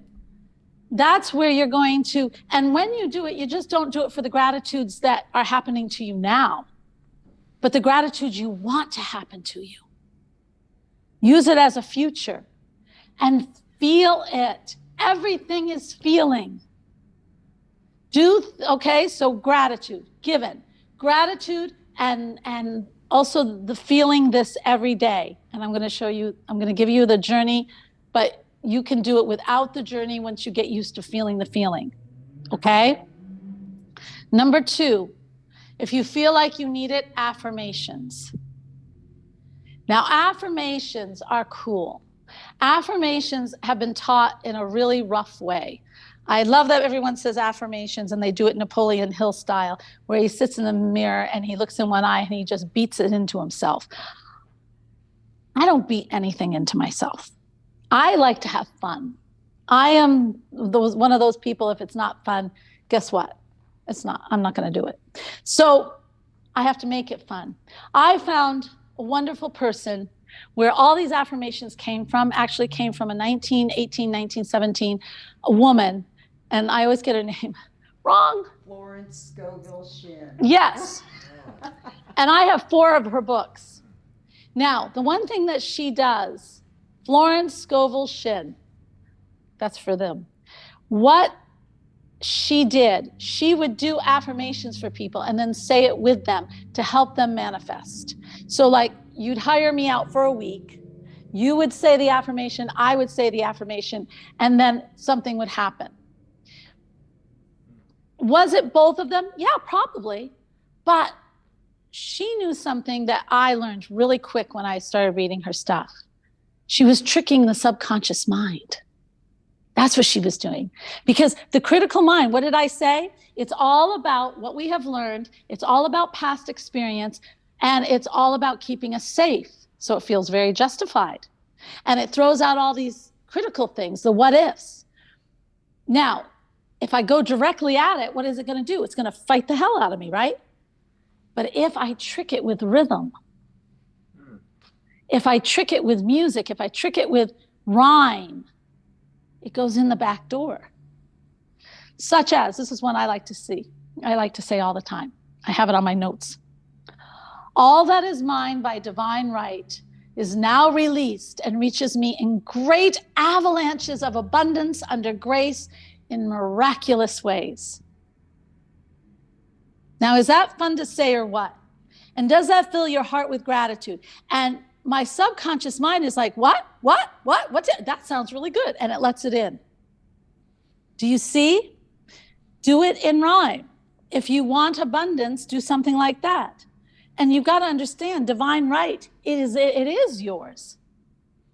Well, it seems when you do that, when you did that, it brought you into a state of that, feeling that. Exactly. That's the thing, to feel it. Exactly. And so that's very good. That's exactly right. And when you feel it, that's the feeling re-establishing your decision to stay in this reality. Do you see? So for you, all that is mine, I trust in divine right is now released and reaches me in great avalanches of abundance under grace in miraculous ways. See how that works? And it feels good. That's what you do. And you can take any of her little things in her book or online. You can do that too. I love, what's the other one I love? That's too long. I'm not going to do that. Okay. No. I am harmonious. This is another one. I am harmonious, happy, radiant, detached from the tyranny of fear. You like that one, huh? I like the detached from tyranny of fear because I think it's fear that holds us back. Exactly. It's always fear. So you do it by that, and it gives you the vibration to stay here. Number 3, and these, why do I know these things? It's not from the teachers I was with. It's because I grew up with men who were from my father's business. I learned from the total master manifestors. They were the men who were building businesses, losing them, building them, losing them. Didn't have a care in the world. They just made millions and then they'd lose and then they'd get it. They didn't worry about it. They've done it before, they can do it again. They did it once, they can do it again, and it's one hell of a ride. That's how they thought of it. They were fun. One thing they always did is they were always optimistic because they trusted. They had faith. I could do it again. They didn't have what ifs. I did it, I can do it again. They did affirmations. They didn't have fear. Partly because they didn't do it again. Number 2, it wasn't what they were going to allow. And the fear took away from what they wanted. I once had when COVID started, I was sitting at a table with a friend, and this guy came in that we know. He's a nice guy, he's a friend. He sat down and he goes, "We're going into a lockdown." I said, "I know. That's why we're having lunch." And he goes, "I wonder what I can do." And he goes, you know what? I'm going to open one of my factories and start making masks. Just like that. And he made $1 million. Right, exactly. He did, but that's not what he was thinking. That's the other thing. They don't think of the money. They really don't. It's the adventure. It is also, how can I serve? Truly, if you ask any businessman who's successful, it's not how am I going to make millions? If you ask, what's his name? Who's those Buffett? What are those Warren Buffett? I listen to him. I think he's fascinating as heck. But if you listen to him, it's not about making money. Number one, it's the game. And number two, he really does want to help people. He wants to help businesses. He usually takes businesses that he thinks has potential, but don't know what in the heck they're doing. It's serving. It's heart. Everything in this world is heart.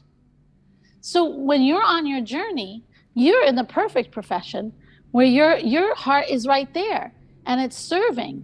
It's now keeping your energy high and always drawing from the love, even though it gets very trying. But I'll tell you that love they will feel. Okay? And for all of us who are choosing differently, these are some of the things that will help you stay in this wonderful place. Where am I on? The fear. At 4, that takes away the fear. Okay? The other thing is, guys, they really don't think of the future. They do if they need to serve, and then that is a problem. But if you talk to these guys, and if you ask them, the thing that they say is, but I'm living right now. That's what I was 16 when this guy told, I'm living right now. I can't guess what's going to happen over here. I just know it's going to be good. But right now I can make the changes. I would think they have some vision of what they, whether it's a building they're putting up or a company, that they see it being successful or No. utilizing the building. No. Or No. what they're wanting to accomplish. If you ask Steve Jobs, he didn't think about the building. He thought it was going to serve people, and he thought the idea. Didn't you ever hear any of his workers say, I just entered into Steve Jobs' world? That means they went in and talked to Steve Jobs. And talking to Steve Jobs, as I understand it from them, is that all of a sudden you were in his world, and he is sitting there going, can you feel this? Can you feel this? He was so excited about the product. I am going to have everything at everyone's fingertips. I am going to have it so that they can watch anything they want to watch. They can even do a faster kind of letter to everyone. And the computer is going to be right here. What? Service. Wow. Yeah. He was so excited about this. He was not. He just thought it had to be. It wasn't like, I'm going to envision this company. No, it just came because he wanted to produce this. First, he developed it. Then he said, okay, I need a team. He gets a team together. There is none of this long. The visualization comes from you feeling the bliss of what is in your heart. From your heart comes the creation. If you live in the present and you trust the present, then you take the steps. Same with moving. Same with anything. Same with whatever you want to create. The more you worry about the future, or you're always trying to feel what hasn't happened. That's one thing they told me. How in the heck can I feel what I'm going to feel when it happens? That's what they said, because I might not be happy there, or I might be really happy there. But how can I foretell that? That's visualization. Well, I would think that's what you're manifesting, the feeling that you want to create. That's what you've always been told. With whatever you're. But I'm telling you, because I'm going back past that, because that doesn't always work. And sometimes can create actually anxiety.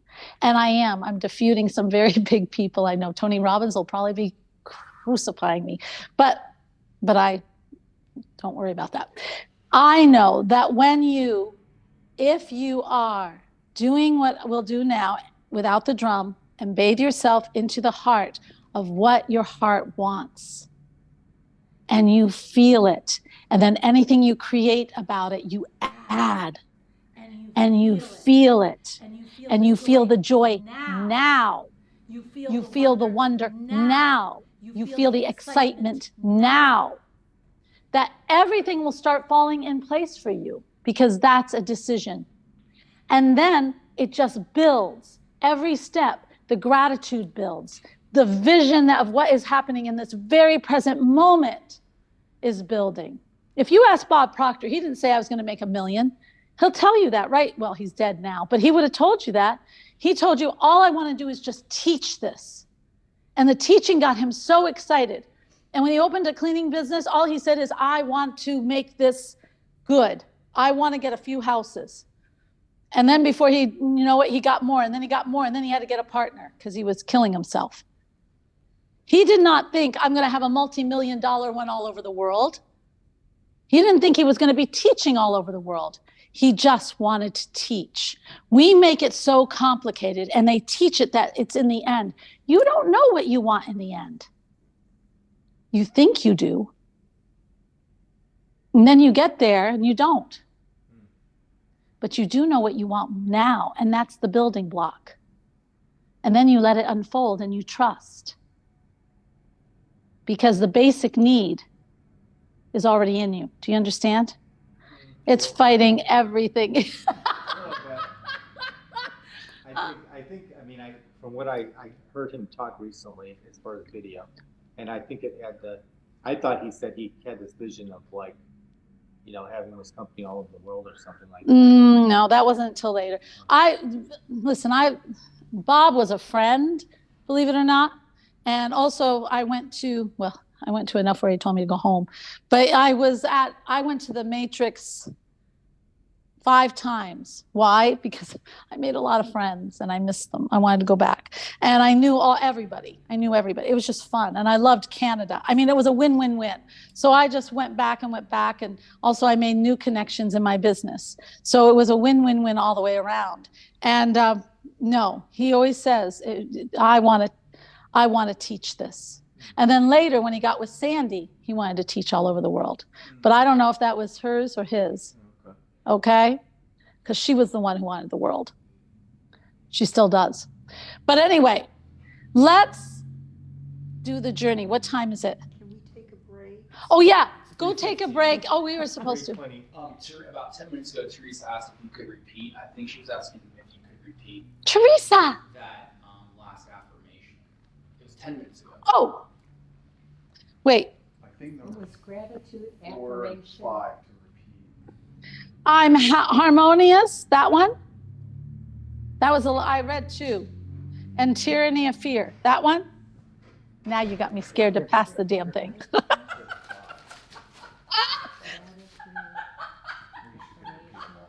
Thank you.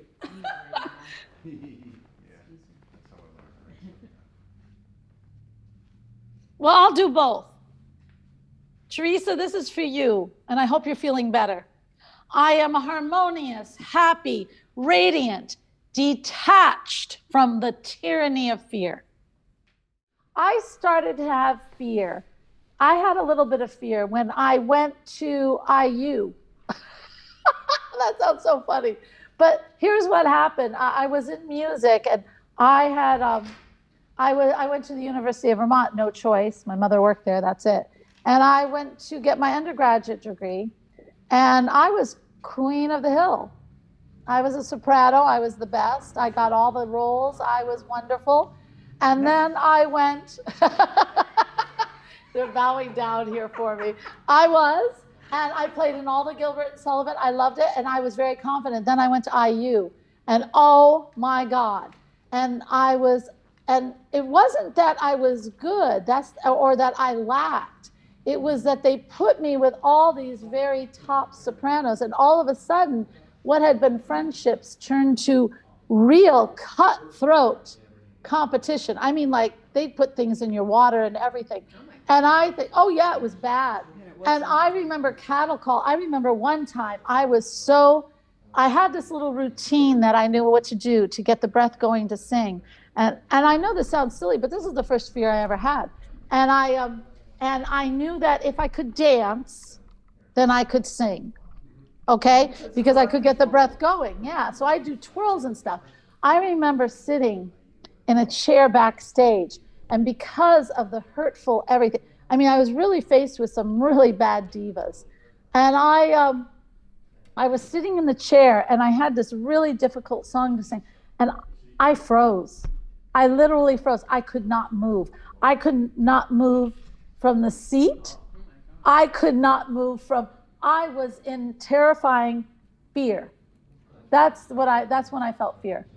I know that sounds so silly to most, but for me, I was in a highly competitive field. And that was the first time I had felt so much hate. And I also knew that everybody out there judging were merciless, and they were not my friends. And it just scared, I had never experienced that. So I went into a state of pure panic. And I vowed to myself at that point on that I would never, ever, ever let that happen to me again. It really is a decision. So what did I do after that? Because, okay, that's great, Lena, you decided.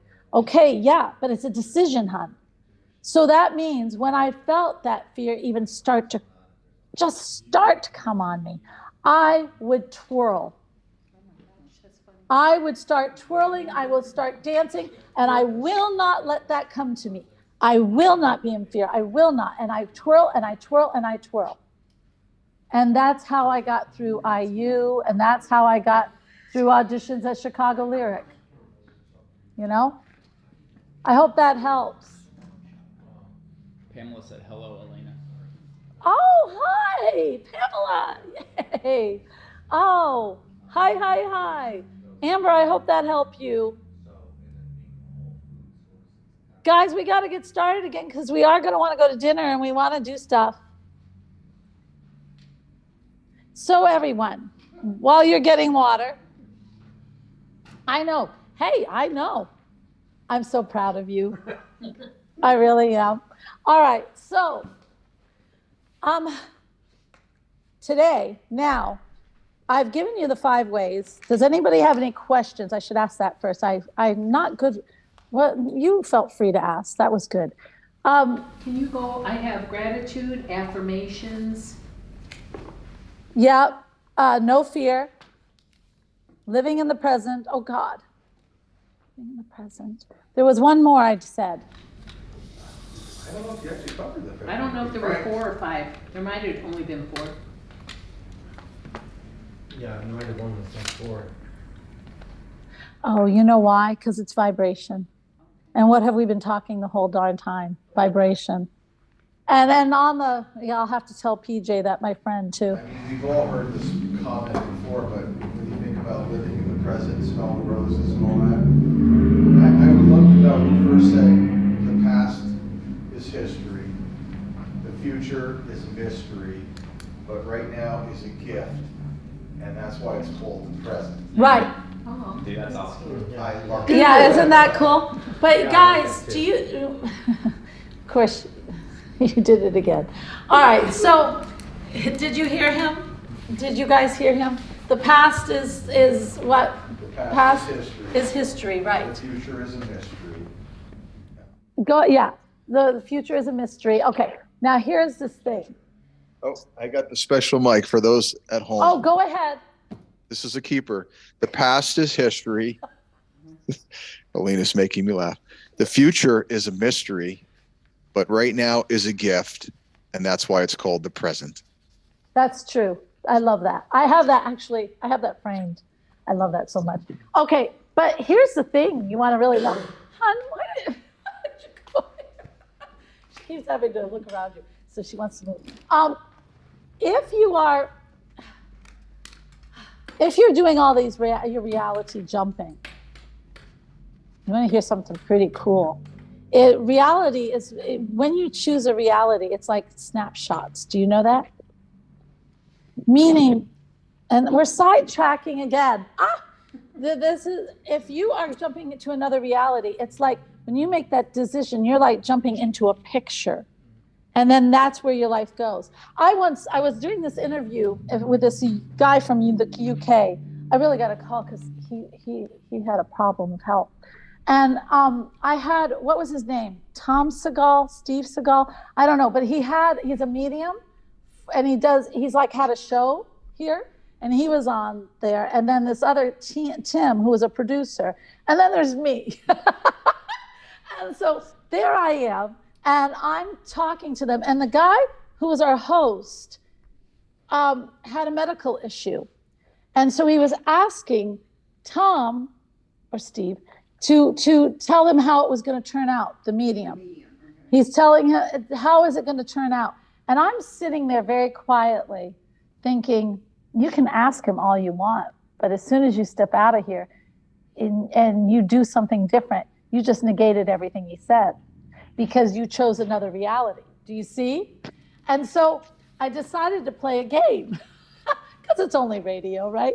So I said, so Tom, if this guy, whatever his name was, if he steps out and he just trusts what you say, but he starts drinking soda or doing this and just doing his own thing, is he going to still be all right?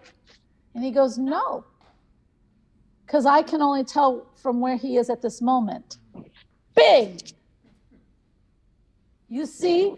Because he's on one reality, and so he can project him on that one reality.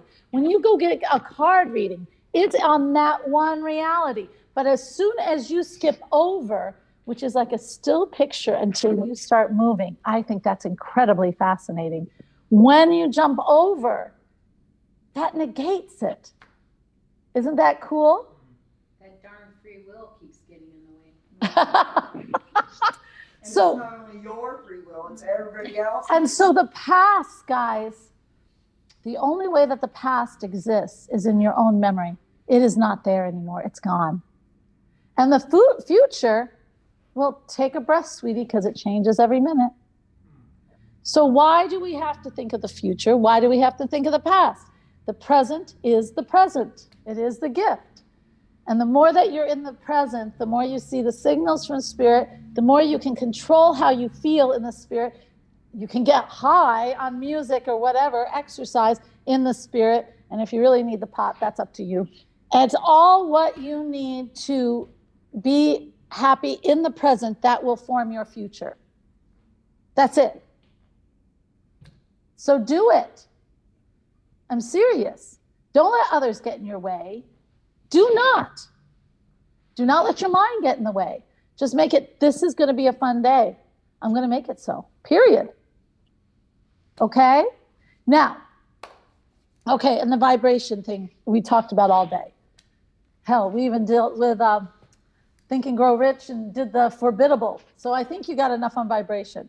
All right, so okay, two things I want to say. We're going to do a wonderful, what I'm going to do with you in this journey, and Deb, I don't know what to do with you. I think you're going to have to put up with my drama. Well, I'm going to show you what you can do at home. Okay. And usually right before you get up in the morning is really the best time for this. And it's bathing yourself in this new reality. All right? And I am going to take you down. I am going to take you into that space within yourself. And you are going to I'm going to take you down into your heart chakra.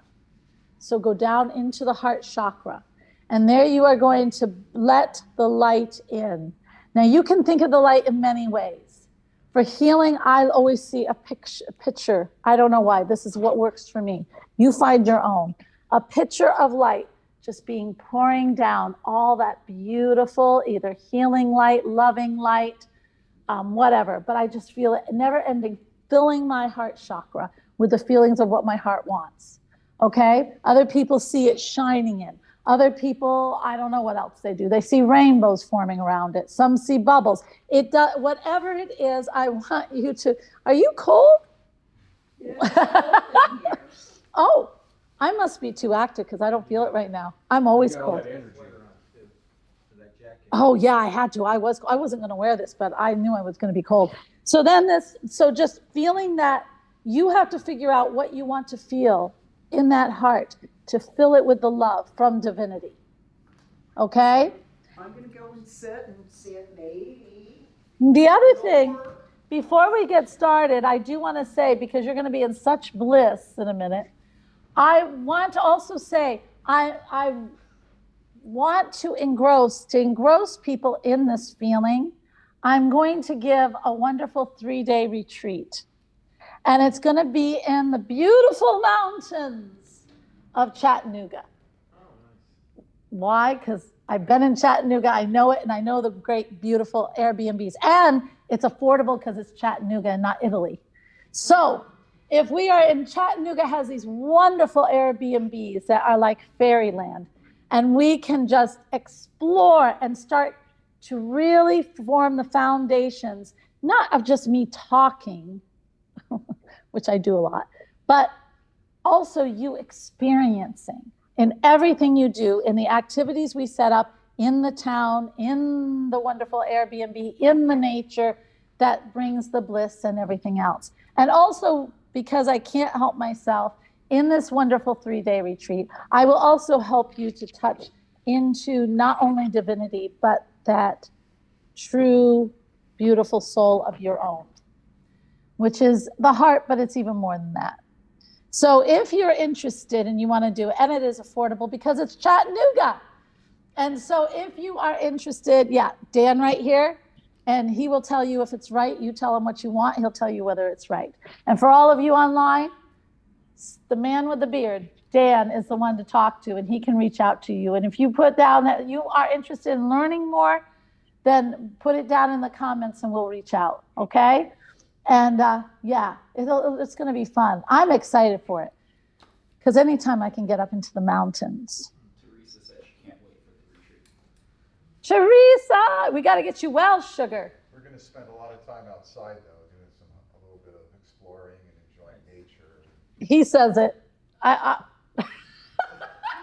I agree. Thank you, Dan. I have to pull his leg. All right, now. Do you have a date set for that? We do. It's going What to is be in it? May. Yeah, it's in May. 18, 19, around there. Yeah, 19, 20, and 21st. It's Friday, Saturday, Sunday. And yeah, and I love it because this wonderful Airbnb is set up truly on magical land. I don't know, in Tennessee, the last time I was there, oh gosh, how much time do we have? About an hour. Do you want to hear something fun? Yeah. A fun story? Okay, well, I told you I'm a mystic. I'm a soul nurturer and a mystic. And I mean it. So when I go to land, I bless the whole darn world. I put a beautiful magical bubble around it. I see the mother tree. I feed the mother tree. I ground it. I do all this, right? Okay. All right. Well, I went to Tennessee. It was very late at night. I was very tired. It's a 9-hour drive. I get to my little place, which my son got for me, which was really sweet, or picked out for me. And I see the mother tree. I see that, oh God, she was so drained of energy. You know what the mother tree is? It's the first big tree. And that tree is responsible for all the other trees because they're interconnective, right? Has anybody heard about this? And so if other trees are sick, she will send out more energy to that other tree. They are all connected under the ground. So the mother tree I see there, and she's a red oak, and she looks very drained. So the first thing I do is I go around her and I hug her and I give her lots of love and I give her energy. I put a beautiful healing light around her. I connect her roots deeper into the ground and I ask the beautiful Mother Earth to feed her. Okay, so this is what I do. And then I go in and I'm so pleased with myself. And oh my God. All right, and people don't know this about me, but since I was 7, I was given the gift that souls that are lost that don't go to the light, they end up coming to me. You know this. And when those souls come to me, so my house is always haunted, and I always open up the light to them, okay? And I was told that when I was 7, and every day it has happened. And that's just the way it is. And so I got that. That came to me, of course. I was there. They felt the light. I helped them to the light. I open it for them. And they go to heaven. But this is the thing. I must have pissed somebody off because I had terrible. First, it was like a poltergeist thing, and I removed that. And then I went to sleep. And then all of a sudden, the room went crazy. Like paper bags are flying around, doors are slamming, everything's just awful. And I woke up and I thought, and I just immediately, I called Archangel Michael because I was very tired. and I asked for the highest source of light to come in and help me. And half away asleep, this is just a fun story for all of you. This has nothing to do with your own transcendence. But I saw them picking up these little things. And all of a sudden it hit me. Fairies. And yes, I do believe in fairies because I've seen them. I've worked with them. So I'm thinking, fairies. Oh no, I made the fairies mad. And so then I thought, okay, tomorrow morning I'll take care of this. And I went to sleep while they're getting the fairies out of there. And then in the morning, I went out into the back and I looked and I had 3 portals. Tennessee mountains are alive with energy. 3 portals of fairies. That's hundreds. Hundreds. And so I went out totally with my tail stuck between my legs, very humble, and said, I am so sorry. I did not mean to come in and invade. I did not mean to take over your land. I did not mean to spread light everywhere. And I made a little offering of honey and everything. And then after that, these wonderful fairies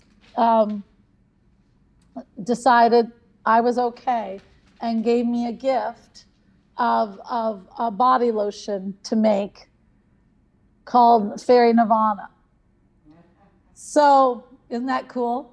And so anyway, I just want to say, if you trust in this world of the light, there are many beings in that light. It's not just for little old humans.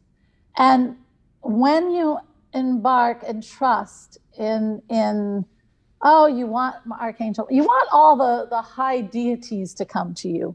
But let me tell you, there's a responsibility too. There's a responsibility of giving back. There's a responsibility of respecting whatever the light brings to you, whether that's fairies that are a little disgruntled, or if it's, I don't know, whatever it may be. And when you get your psychic gifts, they are gifts. They are not a curse. They are gifts. Whether that's healing, empathy, seeing into the light, sending spirits to the light, whatever it is, it's a gift. And it's to be treated sacredly. Seeing into the future, divinity, never misuse it. Okay? All right.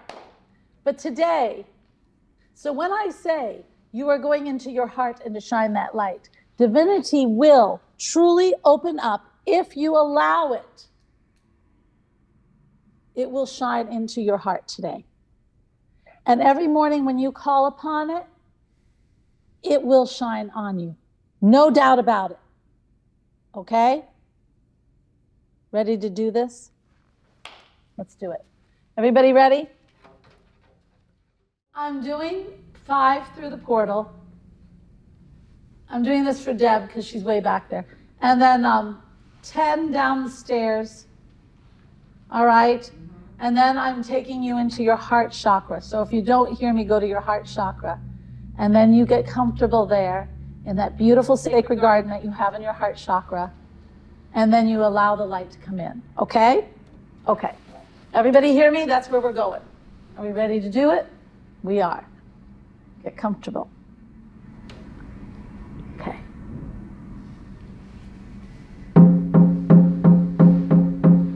All right, guys. For all of you out there, because it's the end of the day and your body is in a lull anyway, I am going to do the lavender light a little bit quicker and in a little different way. I would like you to take one deep breath, and when you let it out, I want you to let out the toxins from your body. Here we go. Breathe in. Let the air out, and every toxin, everything that doesn't serve you, let it leave. Let it out. Breathe in again. And let it out. It is not serving you. I don't want it there. It's not going to help.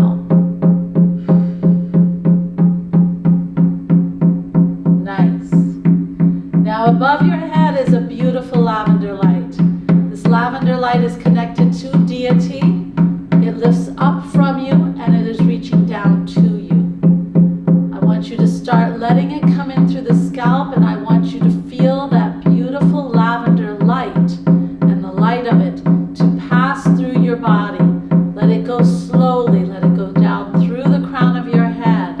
Allow it to go down all the meridians, down through the spine. Let it light up and relax and just rid the body of anything that is not going to serve you at this moment. So all tension will leave.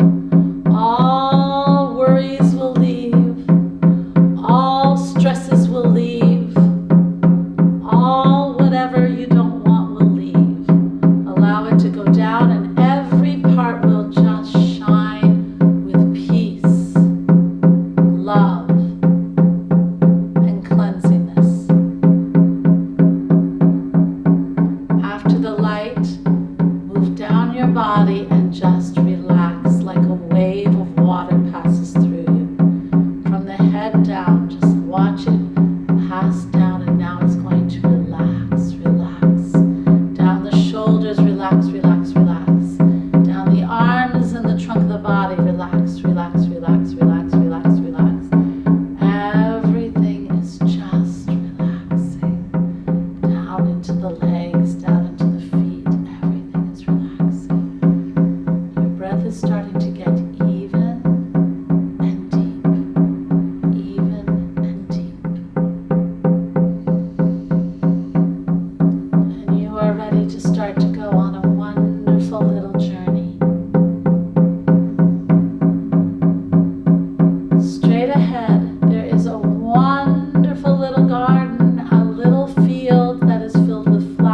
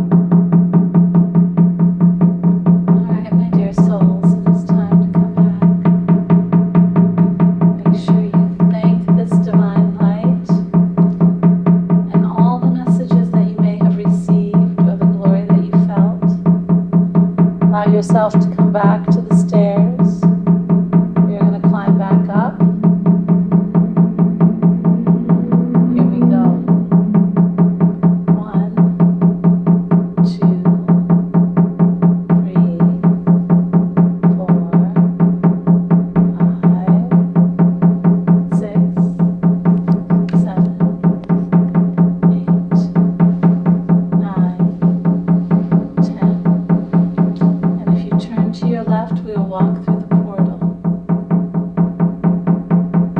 1, 2, 3, 4. Start to wiggle your toes. 5, 6. Keep your deep breath. 7, 8, 9, 10. You may open your eyes when you are ready.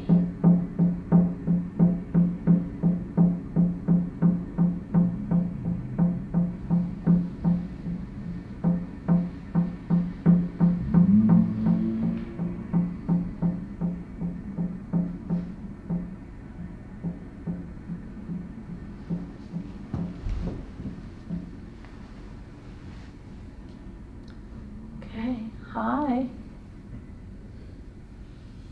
Hi, everybody. Okay, how did it go? Did you feel it? Did it nourish it? Did you get there, Deb? I kind of made it my own, That's okay. and I just kept filling my heart with love and happiness and joy. And it felt good. And it felt good. And it brought you to that place of, it just raised you. Yeah? Then that's right. That's right. How about everybody else? No? Oh, I just went really deep. I don't know where. It must be your lull time. It must be, because I'm like, I meditated. I didn't meditate this morning, but I usually meditate Yeah, in the morning. but it's like 3 or 4. That's my lull time. So accept it. If that's your lull time, accept it, because the visions you see are just so pure. Take it. But take a note from her, make it your own in the morning, and make sure you fill it with love, because it will nourish. When you are doing this and you feel all those wonderful things that your heart wants, okay, then when you walk out the door, you're living in that new reality, because you're focused on what is in your heart. So if you are focused on joy and you walk out, you're going to do the things of joy. If you walk out and you want trust, you're going to walk out that door feeling trust, and you're going to nurture the trust in everything you do. You see, this is an activation for you to start to act in that wonderful place. And this wonderful thing that you do in filling the heart is to help you to reach the vibration of that. Do you see?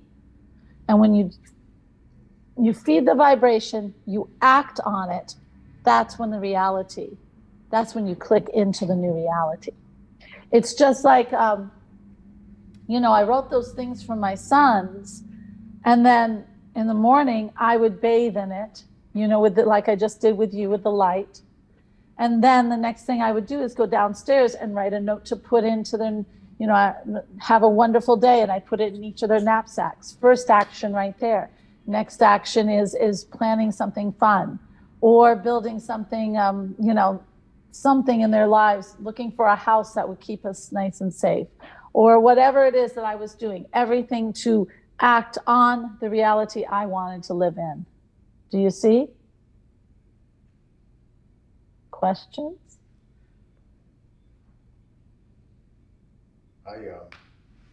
You know this from when we were talking on the phone, but for 3.5 weeks we had some amazing contractors at the house working on the outside of the house. Yeah, it's beautiful now. Amazing fieldstone veneer on 3/4 of the front of the house, and it's like a castle now. Yeah. And they finished, and they left, and it was like, oh, where are you going? But on this little exercise just now, as I was going down the stairs and all that all of a sudden I popped out the front, and Jan and I are like, that's where I was just now. We were looking at the result of it. It's just amazing. So that's what I was doing. That's good. And how did it make you feel? Great. That's a good place. It was wonderful about it. Yeah. And so that brings you into your reality of wonder, happiness, and bliss. And just I can't wait to What's share wrong with that? with the people that I love that come over, friends and family.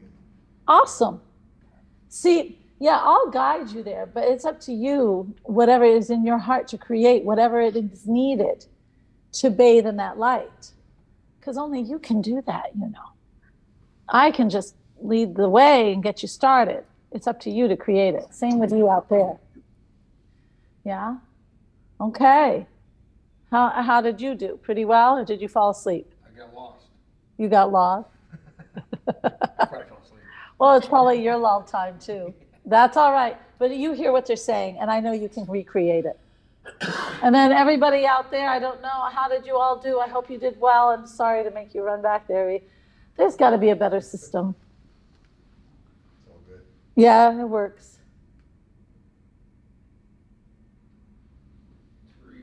Teresa said, heart received bright light and felt growing and bright blue light.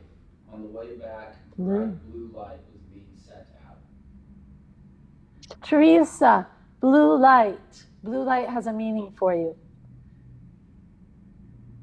Generally, it means clarity and clearness, but there's probably a special meaning that's just for you too. Okay? So, and that's very apropos for where you are in your life.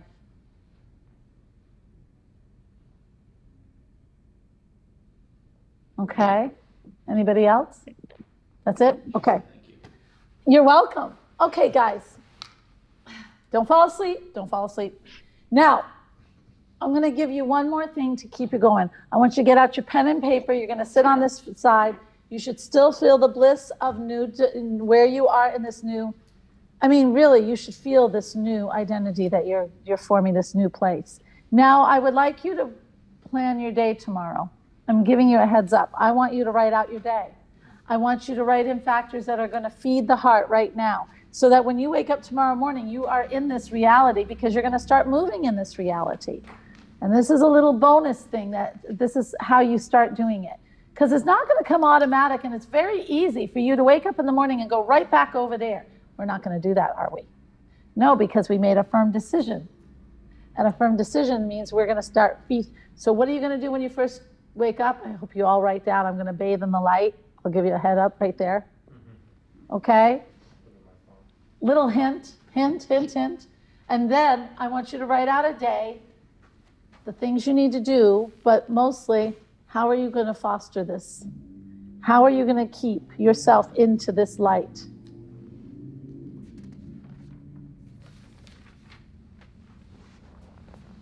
And you at home too.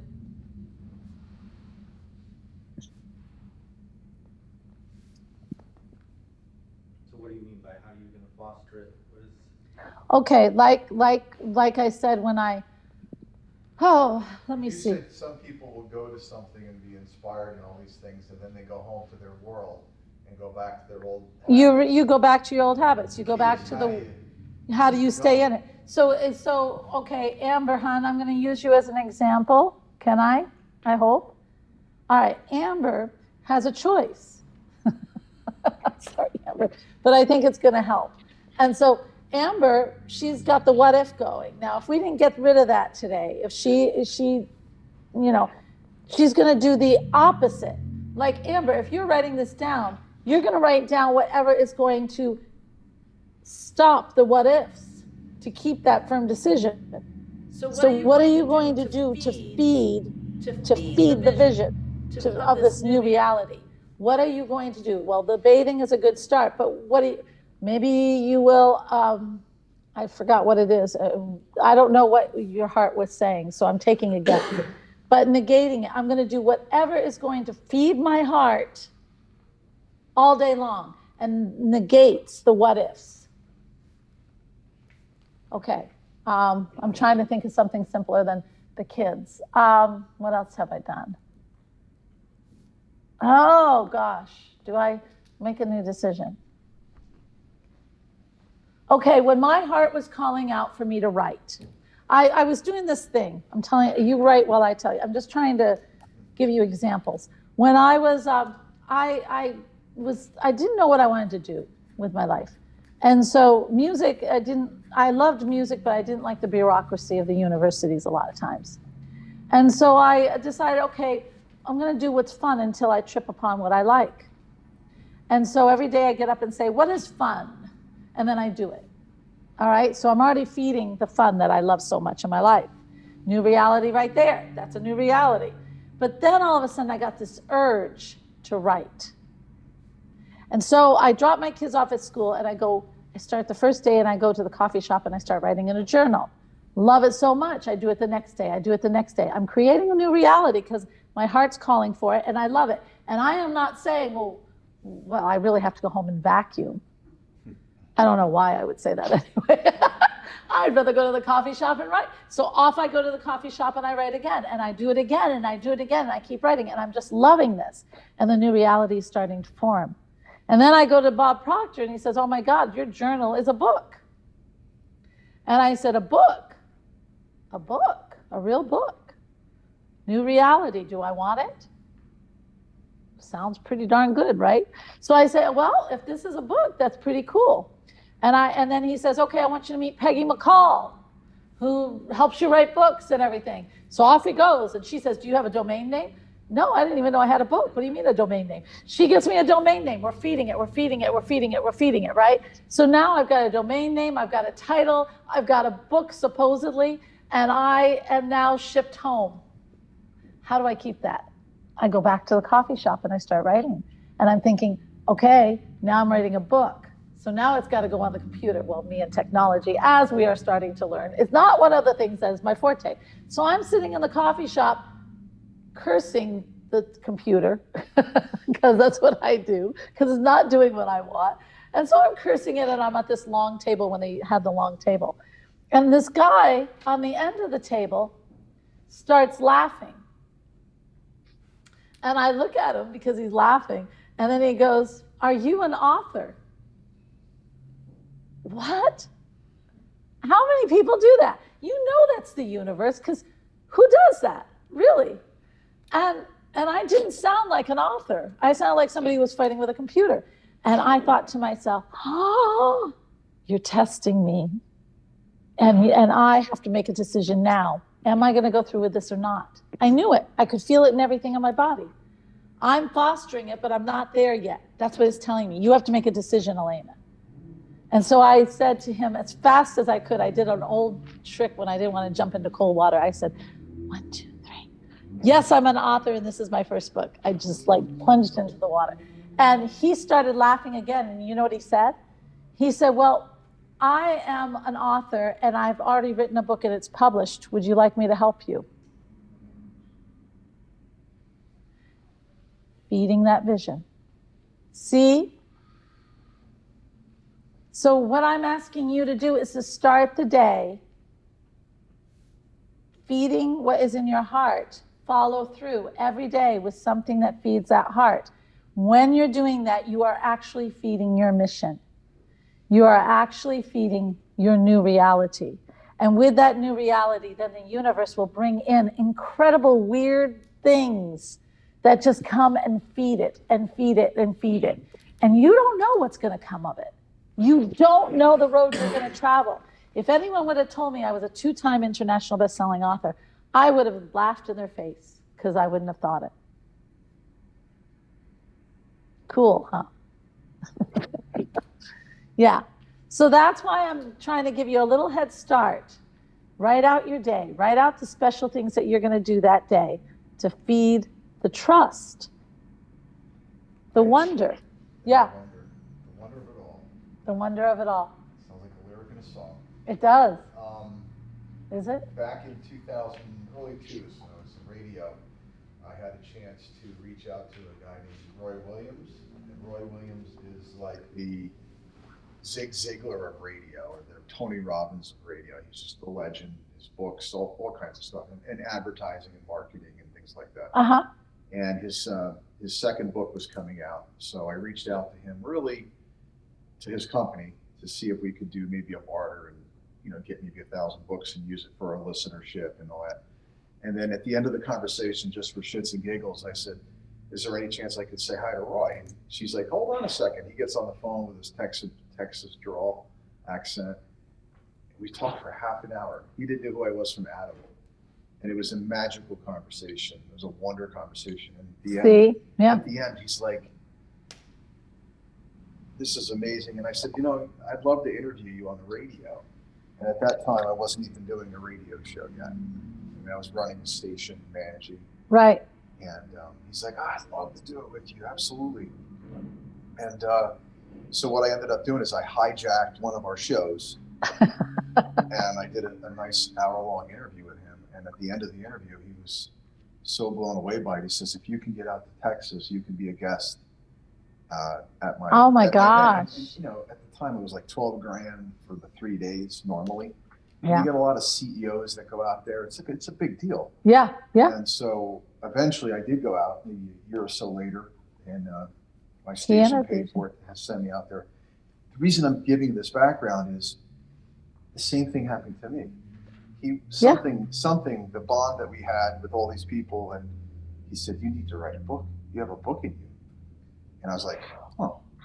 And that was the beginning of doing that first book. Isn't that And I wrote a book on how to sell and selling, but it's very conversational like. Uh-huh. And that was the start of it all. But he planted that seed in me. And then I would go on and do other ones. And then I would also help other people publish their books and things like that. But this with you and Bob, and the same thing with me. So there's so many parallels. I know. That's very cool. Yeah. But it's because we both followed it. Yeah, that's it. You know, we started with the heart, we allowed it to grow.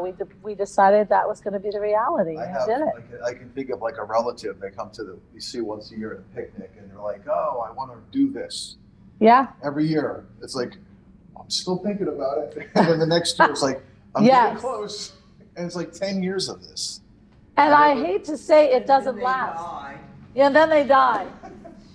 No, seriously, when my dad was in the hospice area, and I remember walking through the hospice. The only thing I ever heard were people who said, I wish I had. I heard that constantly. I wish I had. I wish I had. Well, don't let that happen to you. You know? You see so many people dying young now too, like heart attacks and strokes and this and that, especially right now after all the. I know, it's time. Better start tomorrow then, right? So what, as far as the practical thing for somebody like whoever might be online that wants to change careers and they're having, what if it doesn't work for me? What should they do to nurture that? Let's say if somebody wants to switch from a medical profession to maybe to more of a holistic type of thing, or something to do with feelings or that kind of thing. That's a good question. What would be their bathing in the light or their morning routine to do that? Like bathing in the light. Reading something about that type of thing that they're interested in. If they need the education in it, start the education. Start dabbling in it. Start listening to YouTubes. Start testing out. Go and get a service. Oh my gosh, go for a sound bath. Go for some of the alternative health. Just try it out. But I take it, if you're thinking you want to get into that, you've already done some of that. And now you're just thinking, how am I gonna build that practice? And I actually know somebody who's in that shoes, and she was a nurse and she wanted to go more into that. And I always say the best thing to do, this is where I differ again from a lot of the self-improvement. I'm not gonna say just jump in, especially if you have an income. Let's not be stupid, because then you're cutting off your source. And then what does that create in your mind? You're out of the heart, in the head, and lack. And then you're not gonna get anywhere. So stop that. What you can do instead is, okay, so maybe you're a doctor or you're a nurse and you wanna go into the holistic, then start dabbling in it. Start to lead people that way a little bit. See if you can get some clients under that belt. See if you can get some clients that are interested in maybe, the supplements or the herbs or the whatever, or the chiropractic or the Reiki or whatever you have in your back pocket. What if you hate your job right now? I don't hate my job, I'm speaking for somebody else kind of. If you don't like your job, it makes you anxious, gets you anxiety, I think that's the universe telling you that that's not the job. Of course you're supposed to it be is. in. But I mean, If, I wouldn't think somebody would stay in that, keep doing that job if they, okay, well, they- that's another added thing. That's different. One is just venturing out, and one is that I am suffering in my job.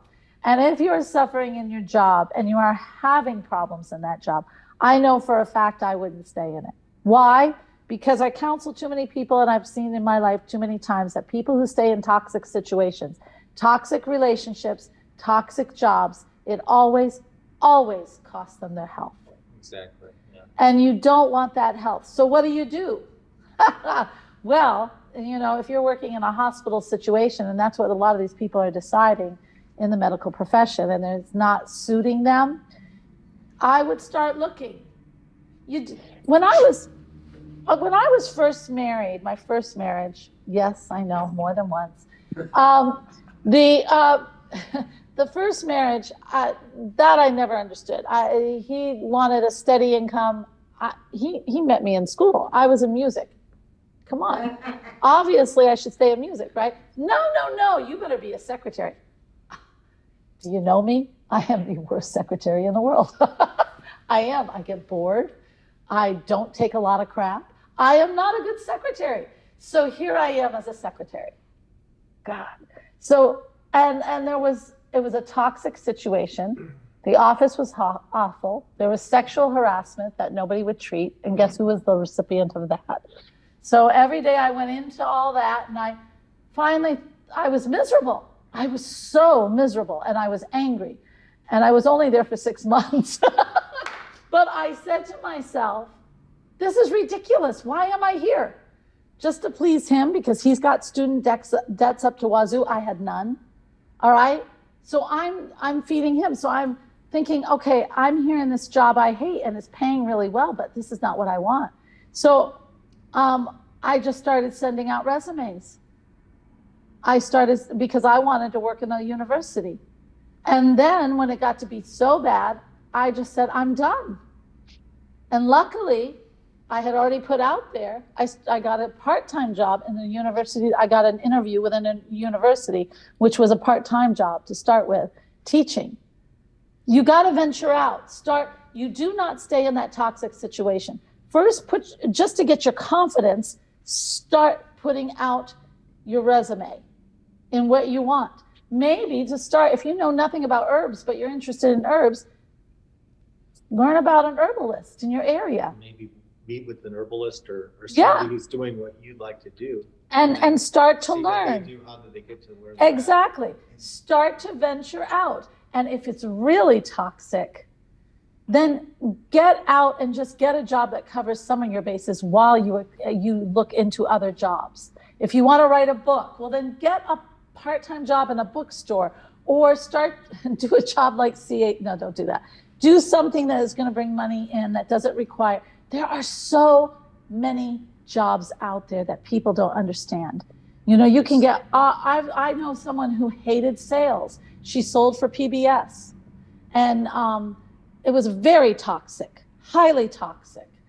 And she just couldn't take it, and she quit. Now she works for Verizon in customer service. She's in her home. There's no tension. She loves it. She can attend all her kids' things. She's happy as a lark.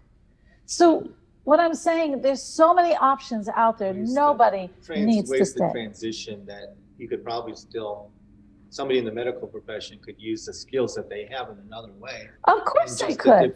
You have to decide what you want, but you don't have to stay in the toxic. Right. There are so many people in the medical field are looking for alternative ways. Oh yeah, because they want to see, there's definitely a place for everything. And well, not only that, they saw how the Western didn't work so hot. Well, emergency care also, they save lives. Right. But maybe that's not what somebody wants to be doing. Is they exactly.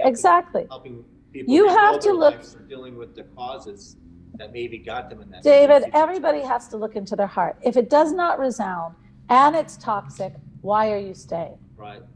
Can I read you something real quick? Sure. Okay, so this is something I've had for a while, and it's basically, I just need to let it sink in and take action on it, right? So it says commitment. And until one is committed, there is hesitancy, the chance to draw back concerning all acts of initiative and creation, There is one elementary truth, the ignorance of which kills countless ideas and splendid plans. At the moment one definitely commits oneself, then providence moves to all. Providence moves too. All sorts of things occur to help one that would never otherwise have occurred. Right. A whole stream of events issues from the decision raising in one's favor, manner of unseen incidents and meetings and material assistance which no man could have dreamed would have come his way. Whatever you can do or dream you can do, begin it. Boldness has genius, power, and magic in it. Begin it now. Print that out and put it on your mirror. And then you think back here, because every example I've given you has reflected that. Right. Well, it's just a matter of making the But do you the choice of the understand? commitment or making the, just saying. You just made a commitment. Right. Crossing that line, you made a commitment, darling. Right? Don't go back. Right. Hang that on your mirror. And whatever your heart says, make a vow to follow it. Yeah. What I have on my mirror right now is I am. Yeah. And then I follow that with I am grateful for. I'm grateful for my body being in perfect health, and Right. I'm grateful for my family, my friends. I'm grateful. Right. That's great. And even things that I'm grateful for. I'm grateful for the abundance that flows to me every day. Exactly.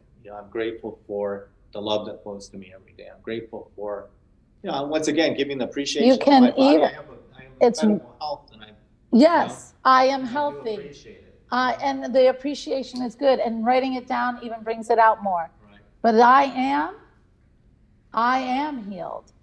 I am decisive. I am whatever my heart says. Not I will, not I can. Right, I am. And the universe, do you know that's one of the biggest things you can say?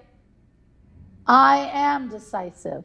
I am confident. Instead of I am trusting. instead of I'm going to do this. Right. No, it's I like am trusting. I'm already being in that state. Right. Feeling what that would be like in that state of being happy, doing whatever Yeah. make me happy, or Right. whoever that is.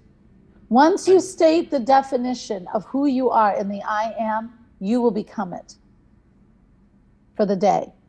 Do you understand? So, use that and write down your gratitudes, because it makes it even more firm in your mind. The other thing too, though, is that you need belief and you need faith Exactly. so that you don't give up. Right. So how many people say, "Oh, I'm going to do it. I'm going to do it," and then adversity comes, and after like the 12th try, you give up.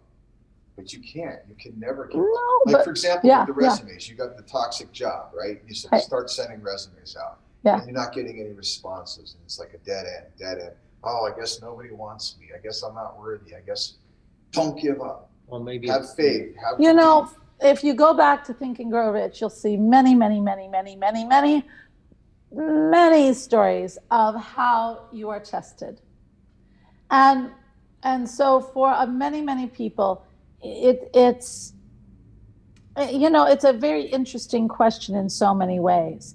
If your heart is saying it and it's what you want to do, and you're leaving a toxic, but you truly want to be that carpenter or that herbalist, then you've got to believe in enough in yourself and know that that is for you and step into it, period. You're never going to get another chance. This is your chance. You are in a somewhat physical form. And there's only one planet in the whole freaking universe where you can create like you can create here. What are you waiting for? Yes. Just read the other night something that I thought was very interesting, which I think is appropriate to the conversation. Then add And it in. was, what you want wants you. Exactly. So if you go into everything with the attitude that what I want wants me back, how can I fail? Obviously, it's meant to be. How can I fail? And plus, it is your heart calling. Especially in a toxic relationship and your heart is calling you to be an herbalist, it's telling you to get out. Right. And that path is going to lead you more to what your whole mission in this life is Well, I think than it's- staying in the toxic I think relationship. it's easy too to say like, okay, I'm going to do this because I know I can make some money doing this, and I'm gonna put my other thing on the back burner that I really want to do. People do that all the time and then they're And miserable. instead of just saying, hey, I'm really gonna do what I really want to do, and I'm just Leap of gonna, faith. a leap of faith type thing. You know, my parents always said, because I wanted to go into performance, they said, oh, you better get a teaching degree. Oh, you better get a teaching job. Exactly. Okay, plan B, plan B. Well, what are we relying on now? We're planning on the B. We're not doing A. Right. Don't put a B. Not bliss. Yeah, if Burn the you ships. want A, B is always there. There is always another job. There is always another everything. I have lived 3 different careers in my life. It's so funny because when I was a little girl, I said I loved 3 things. I was only like 6. I loved plants. I loved my spirituality because I was very spiritual even then. And I loved singing. I loved music like crazy. I've done all 3. Did I plan on doing all 3? No, it's because right then my heart knew what was going to bring me on the path. Plants brought me into touch to understand nature, and that plants were so alive. And no matter what, anything I saw plants feel, I saw everything because I dealt with them when they were sick and everything else. And so I learned that more in my spirituality. Music brought me on the incredible high of spirit. And then as far as the wonderful, what was the, and then, oh my gosh, and then I also loved the wonderful, what did I say my third thing was? I forgot. You said plants Yeah. and teaching. Oh, teaching. Well, I'm always teaching. Always teaching. I'm teaching now. It was music. I did say Plants, music brought me to the high. And spirituality, those were the 3. Well, that's what I said. The plants brought me into more of the spirituality. Everything fed it. The music's fed it, but the music brought me into highest places of all. But I mean, to stay in a toxic situation, yeah, you're just staying because of fear. But what you got to understand is the toxic situation is eating you alive, literally. Get out of it. We should all live by Nike's slogan.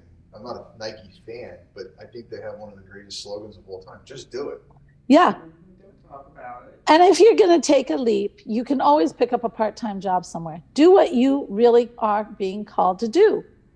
Just do it. And if It's you're true. being called to do it, the universe will provide. Yeah, you can't dream what you can't do. You can't do it. Your mind cannot comprehend something you can't do. So everything you dream, you can hold in your hand. You can. It is given to you.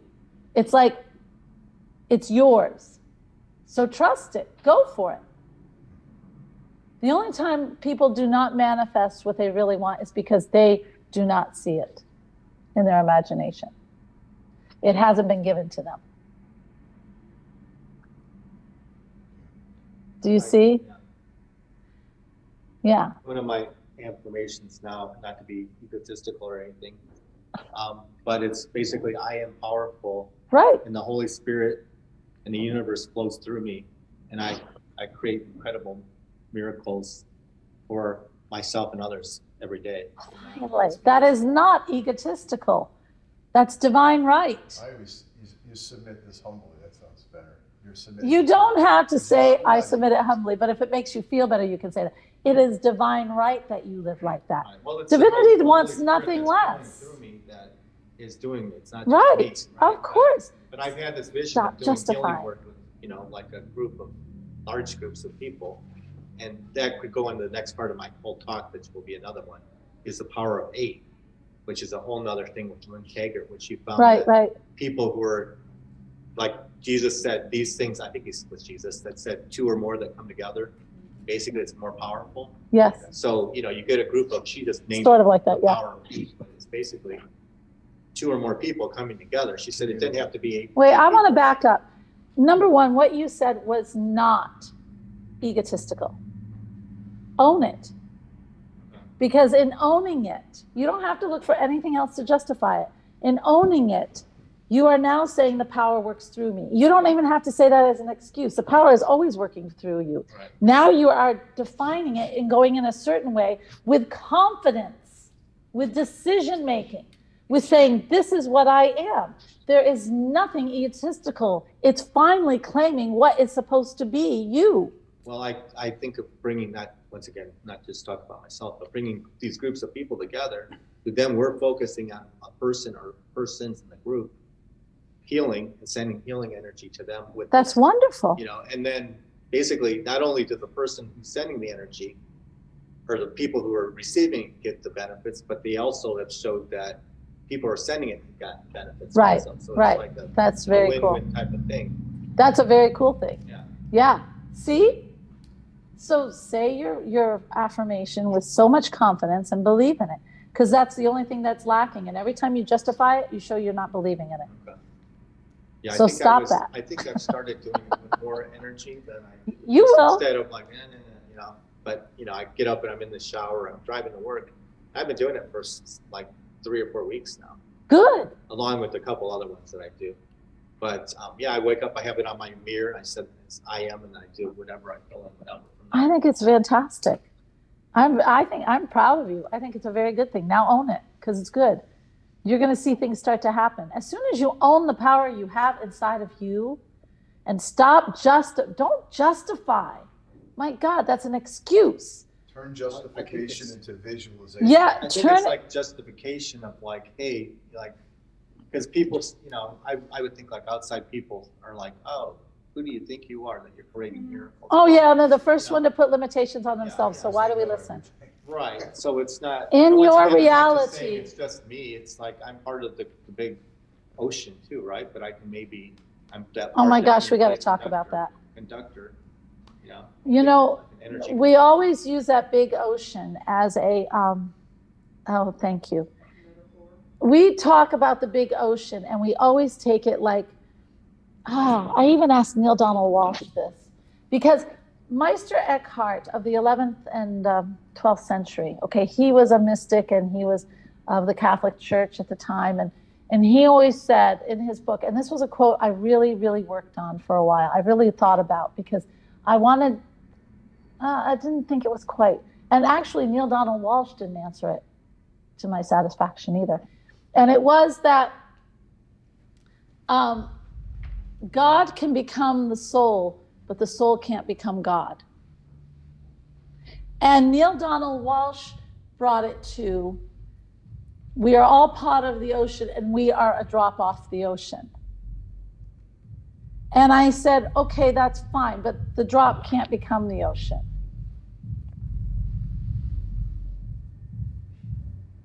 And you thought my drum was bad. Starting the wedding. Oh my God. But here's the thing.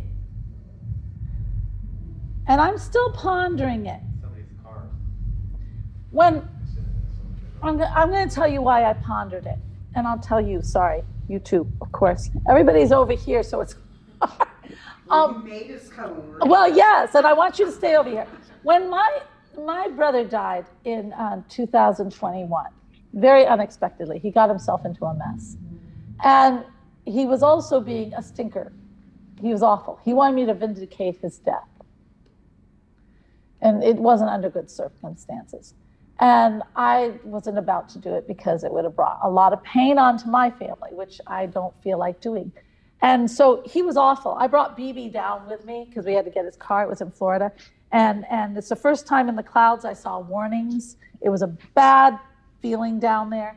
Numbers he told me, yeah, I know, because the numbers he told me was a building across the street. He told me to beware of it. They all watched me like crazy. So it was a bad thing, okay? A lot of warning. Anyway, but he was being a real stinker. And I brought my this drum, because BB likes my journeys.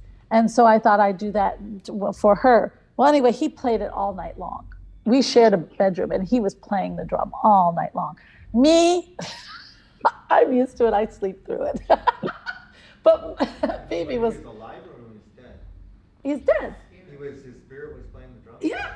Oh, And literally you could hear the drum? Yeah, BB was up all night with it. Oh, he was mad. And she goes, didn't you hear it? No.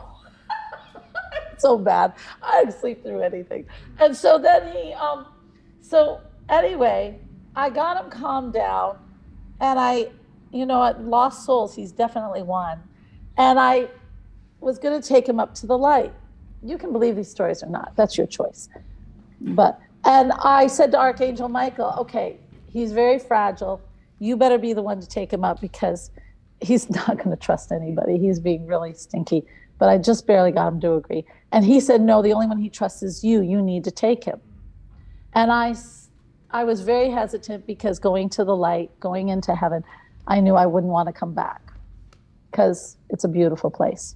So I said, well, somebody better hold on to me because I'm not going to come back. And he said, no, Joan has your cord. You'll be fine. Joan's my guide. And so I walked my brother, half convincing, half keeping him motivated, all the way up and on the path. And when we got there, I was so fortunate to get to see. And this is what brings me to Meister Eckhart and to Neil Donald Walsh and this whole thing and to your comment. When we walked in, it looked like this endless, humongous energy cloud. I mean, it was big, never ending. And then all of a sudden, when we just like stepped into it almost, it broke apart into millions of souls. And all of them were coming to us. And the love, the unconditional love, and the joy, and the peace, and just the overwhelming sense of acceptance and peace, and it just everything that falls over you. It's the most magnificent feeling I was feeling, and my brother was being swept up into it. And then I felt the tug and had to come back. Okay? I told you I didn't want to go. But that's what I saw. And so that brings me back to what you were saying. And it brings me back to this ocean thing. I think in my heart of hearts, after seeing that and why we are the ones that elevate, we are part of God. Every soul makes up God. Not that, and God is a live force, but we are not just children of God, we are part of God. So when he's sending us, or she is sending us here, it's to experience and elevate that whole being of God in the universe. And everything you do on this earth, you don't understand how precious you are. You are precious. You're not just part of a small drop in an ocean. You are the frickin' ocean. Everything you do down here is not forgettable, okay? The differences you make in people's lives in every day, my dear, the things you do in life that helps a child every frickin' day, that's irreplaceable. You do it with health. You, my God, save lives. You bring joy to everyone. Well, maybe not everyone. Oh, I think everyone. You bring wonder to people and you don't even know it. These gifts that you do make you irreplaceable. And everybody on there too. I know you. Teresa, you are an incredible, beautiful, beautiful soul. You spread love wherever you go. Rebecca, oh my God. You have wisdom, darling. You have wisdom. And you're gaining more and more of this higher perception that you don't know how much you are showing people a better way. And then Angela, oh my God, Angela, you are a powerhouse. You are one who knows, and right now you're at a crossroads, but you know what you want, and you have the fortitude to go for it and risk everything and do it. That's incredible. So all of you are precious. It's time for you to understand that. You have your gifts.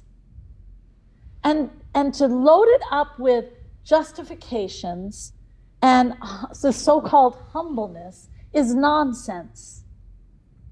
Nonsense. Live the power that you are. Make a decision, stay with it. Don't let these old frickin' excuses hold you back. Don't let a toxic relationship hinder the gifts you are given by the power you are. Why do you do that? We were taught to do that. And it's time to let go of the taught. the way that you leave that taught is to start building the trust in something bigger than yourself. You know, it's really funny, and I'll show you how important you are. I was in the coffee shop not, God, it was just a couple months ago. And, you know, I left music, and I saw a student who's now taller than me. And he says, everybody's taller than me. And he said, Mrs. Chapman, Mrs. Chapman. And I said, yeah, hi. I didn't even recognize him. He goes, do you remember me? I said, yeah. and he goes, I was in your choir. He goes, are you still in music? And I said, oh, no, hon, now I'm doing something else. And he goes, oh, my God. And I said, what? And he goes, you don't know? And I said, no, I don't know. He said, do you know that half the choir went into music because of you? Wow. Half the choir. We are not replaceable. Remember that. You are not replaceable. And the gifts you hold are special. The healing gifts, the saving gifts, everything is special. And by dampening them with limited mind thought is a waste. And you are not helping in the universe if you are allowing yourself to be polluted by that. Do you understand? You are not just part of the ocean, you are the frickin' ocean. Okay? I think you just had your mic drop moment. Yeah, I think so too. I did what? You just said your Mic mic drop moment. You need to go like this. Oh, did I? What you just you said know, was so. Can't see any more There than it that. goes. What you just said I just was dropped so the light. Profound. You wanna read? Oh, I got it. Oh, that's long. She sent it Who's about- this? She sent it about an hour ago. Angela! Listen, the day I met you, it was definitely God. Oh my God. Oh, Angela, you're gonna make me cry. The universe, whatever anyone else wants to call it. I had just released a customer. I was in a terrible mood. Something told me to compliment your purse and jacket. I love her. Yeah, go ahead and compliment. I rolled down the window, complimented you, finally got my things together, went into the coffee shop. You did. And I was looking for someone, just so you know. And before I left it, I handed you I remember this, my business card. Here we are almost a year later. You have been wonderful blessing, Elena. Thank you so much. Oh my God. Thank you, hon. That's so beautiful. Tell me more about this nurse that you know, Elena. I will.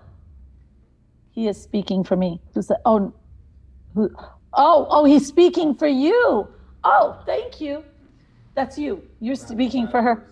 He was, it's when he mentioned about wanting to get out of the job. Who was saying it?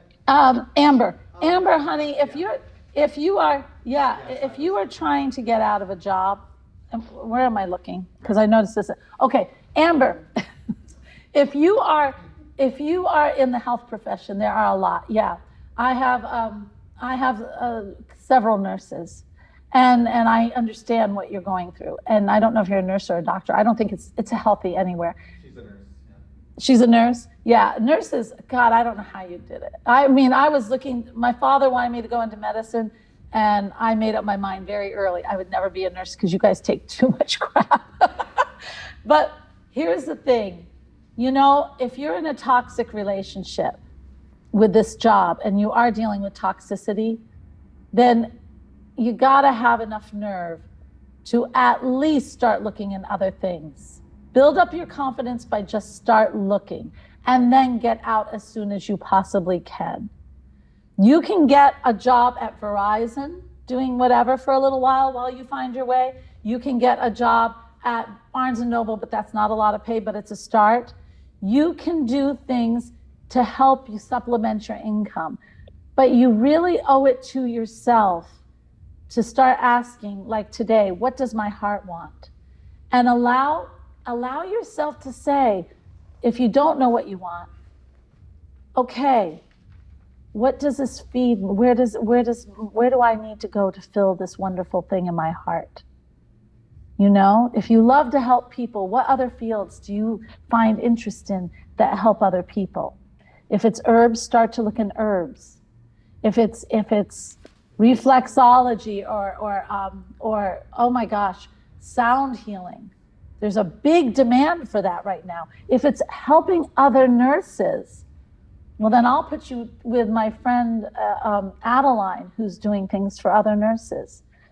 There are so many ways that you can, we're at a very unique time and things are changing. Not only is there a higher consciousness, but there's different roles to play.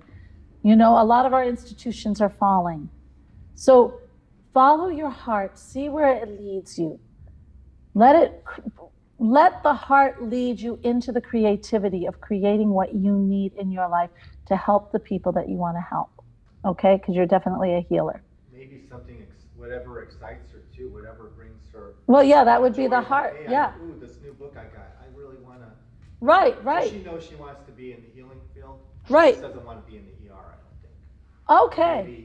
Maybe not. Then nursing look for per things se, that you're interested but in. Other types of things. Yeah. That have to deal with healing people. Yeah. Helping people. So start experimenting. You don't have to leave yet. Start experimenting. See what really makes your heart sing. See what other departments see. ER is horrid. Start looking into maybe, I don't know, some people don't like pediatrics because of the kids. Whatever feeds you. But also look outside of that. Look at Reiki. Reiki is one of the fastest growing ways that people want to heal. And like I said, sound baths, reflexology, massage is hard. There's just so many ways that you can heal. Some of these emotional release techniques, like Emotional. you were talking about with this EDMT or whatever. Yeah, EDMT. Well, you were the one who wrote about that. And already having. Start looking into it. Already having a nursing degree gives her just so much credibility and so many options. It does. To somebody who doesn't. The most important thing, you're the one who also asked about the what ifs. And like I said to all these people here, stop selling yourself short. Your heart, you are a healer. You are a healer, hon. And if you are a healer and you care, then that's what you're supposed to do. And please know that the universe will guide you. But you, like I said, do what you think is fun, start experimenting, see what works for you, and then take the jump. You owe it to the future people who are waiting for you right now in that chosen profession. Because you are a healer, there's a reason why you're here. All healers, there's a reason why they're here. And the what ifs are only going to hold you back. Trust. Okay? Okay. Okay. I think that's it. I don't know how to do this. I don't know what I'm doing. Okay. But anyway, all right. Any other questions? I think that's a lot right there. And so what do we do with the day? I hope everybody was writing their day as we went. Did everybody come up? I want to hear somebody's day. Yeah, I do. I want to make sure you did it. We are being tested. Yeah. So somebody share me your day. Come on. Oh, come on. Okay, I'll share my day. Thank you. Okay. I'm going to allow the light to come into my life. Nice. Okay, I'm gonna have coffee because I need coffee. So do I. It makes me happy. I'm gonna exercise. I do every day because it makes me feel better. Keeps my back somewhat working. And, you know, it creates those endorphins that makes you happy. And if you're happy, it fills your heart. I always toss the cards every day. That puts me in high frequency. Yeah, I like it. Create. I am a creative person. I keep getting in the cards, it keeps telling me, create, create, create, create. It fills me with joy. It makes my heart happy. Yeah, There me too. again. Me too. I'm going to eat well and cook. Well, you almost have to cook to eat well because, you know, some of that stuff you buy is not good food. Right. And in general, nurture my body. I like this. So that's And the how- overall plan. That's very good. And that is right with your heart. It's right in sync. It's creating the environment. You're living it. I'm very proud of you. Oh, thank you. And see, that's a very good start. And everything that you do that builds it, every day you build it, then it becomes a true reality. You're now walking the walk, talking the talk, as they say. Yeah, who else?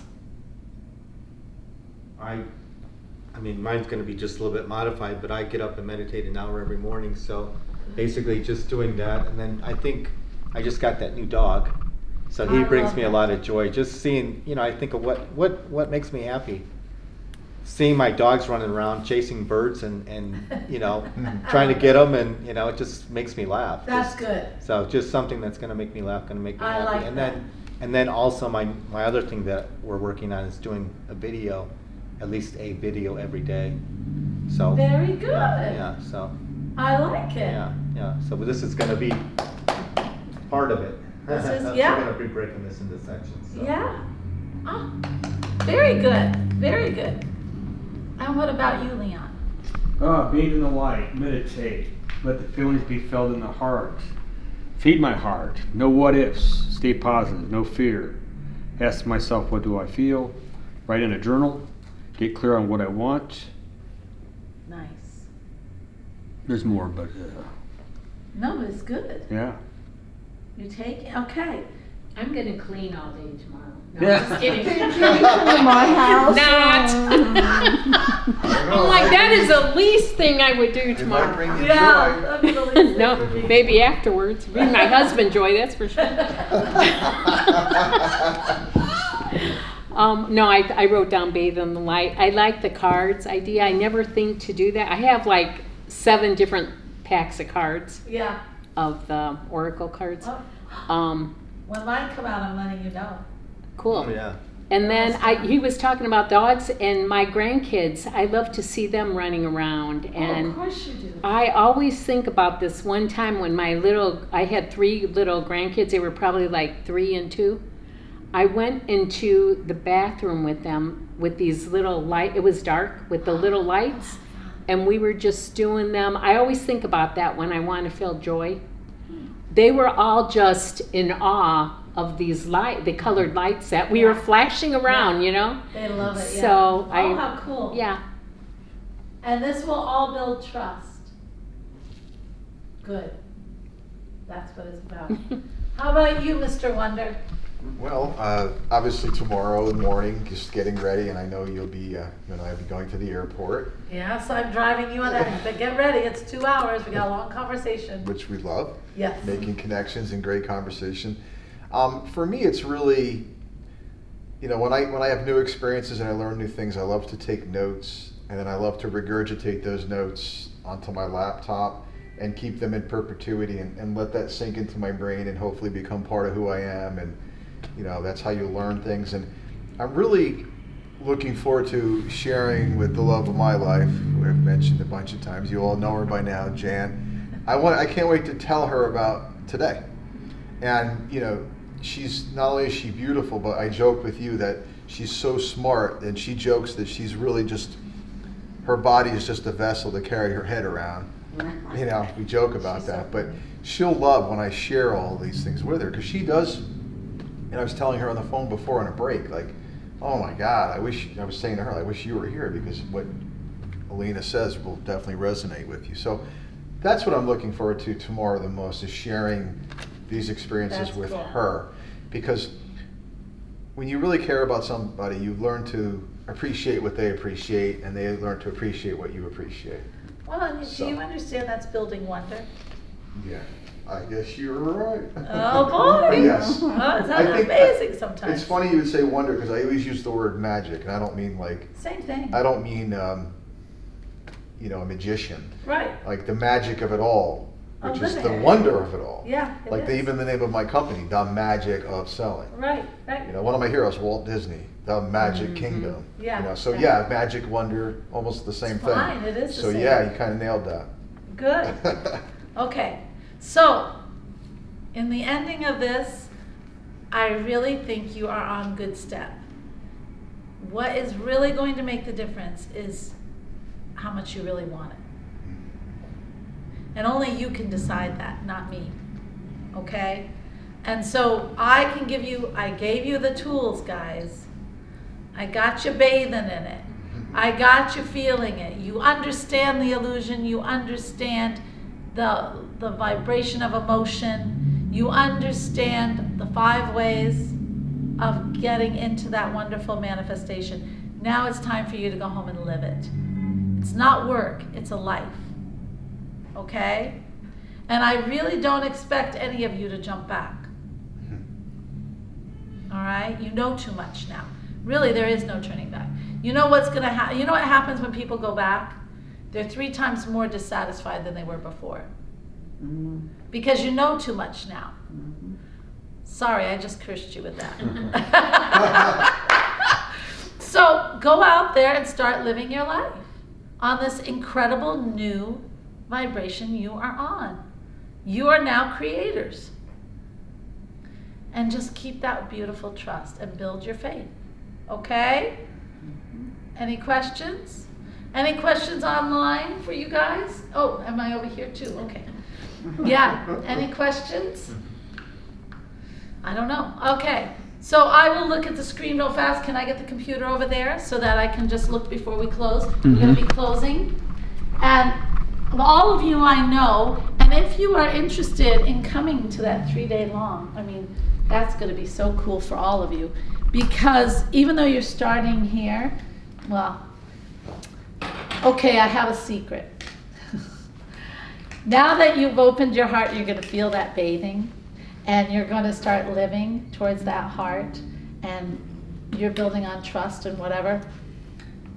The more you bathe, the more the heart is going to sing. And the more things are going to start coming out.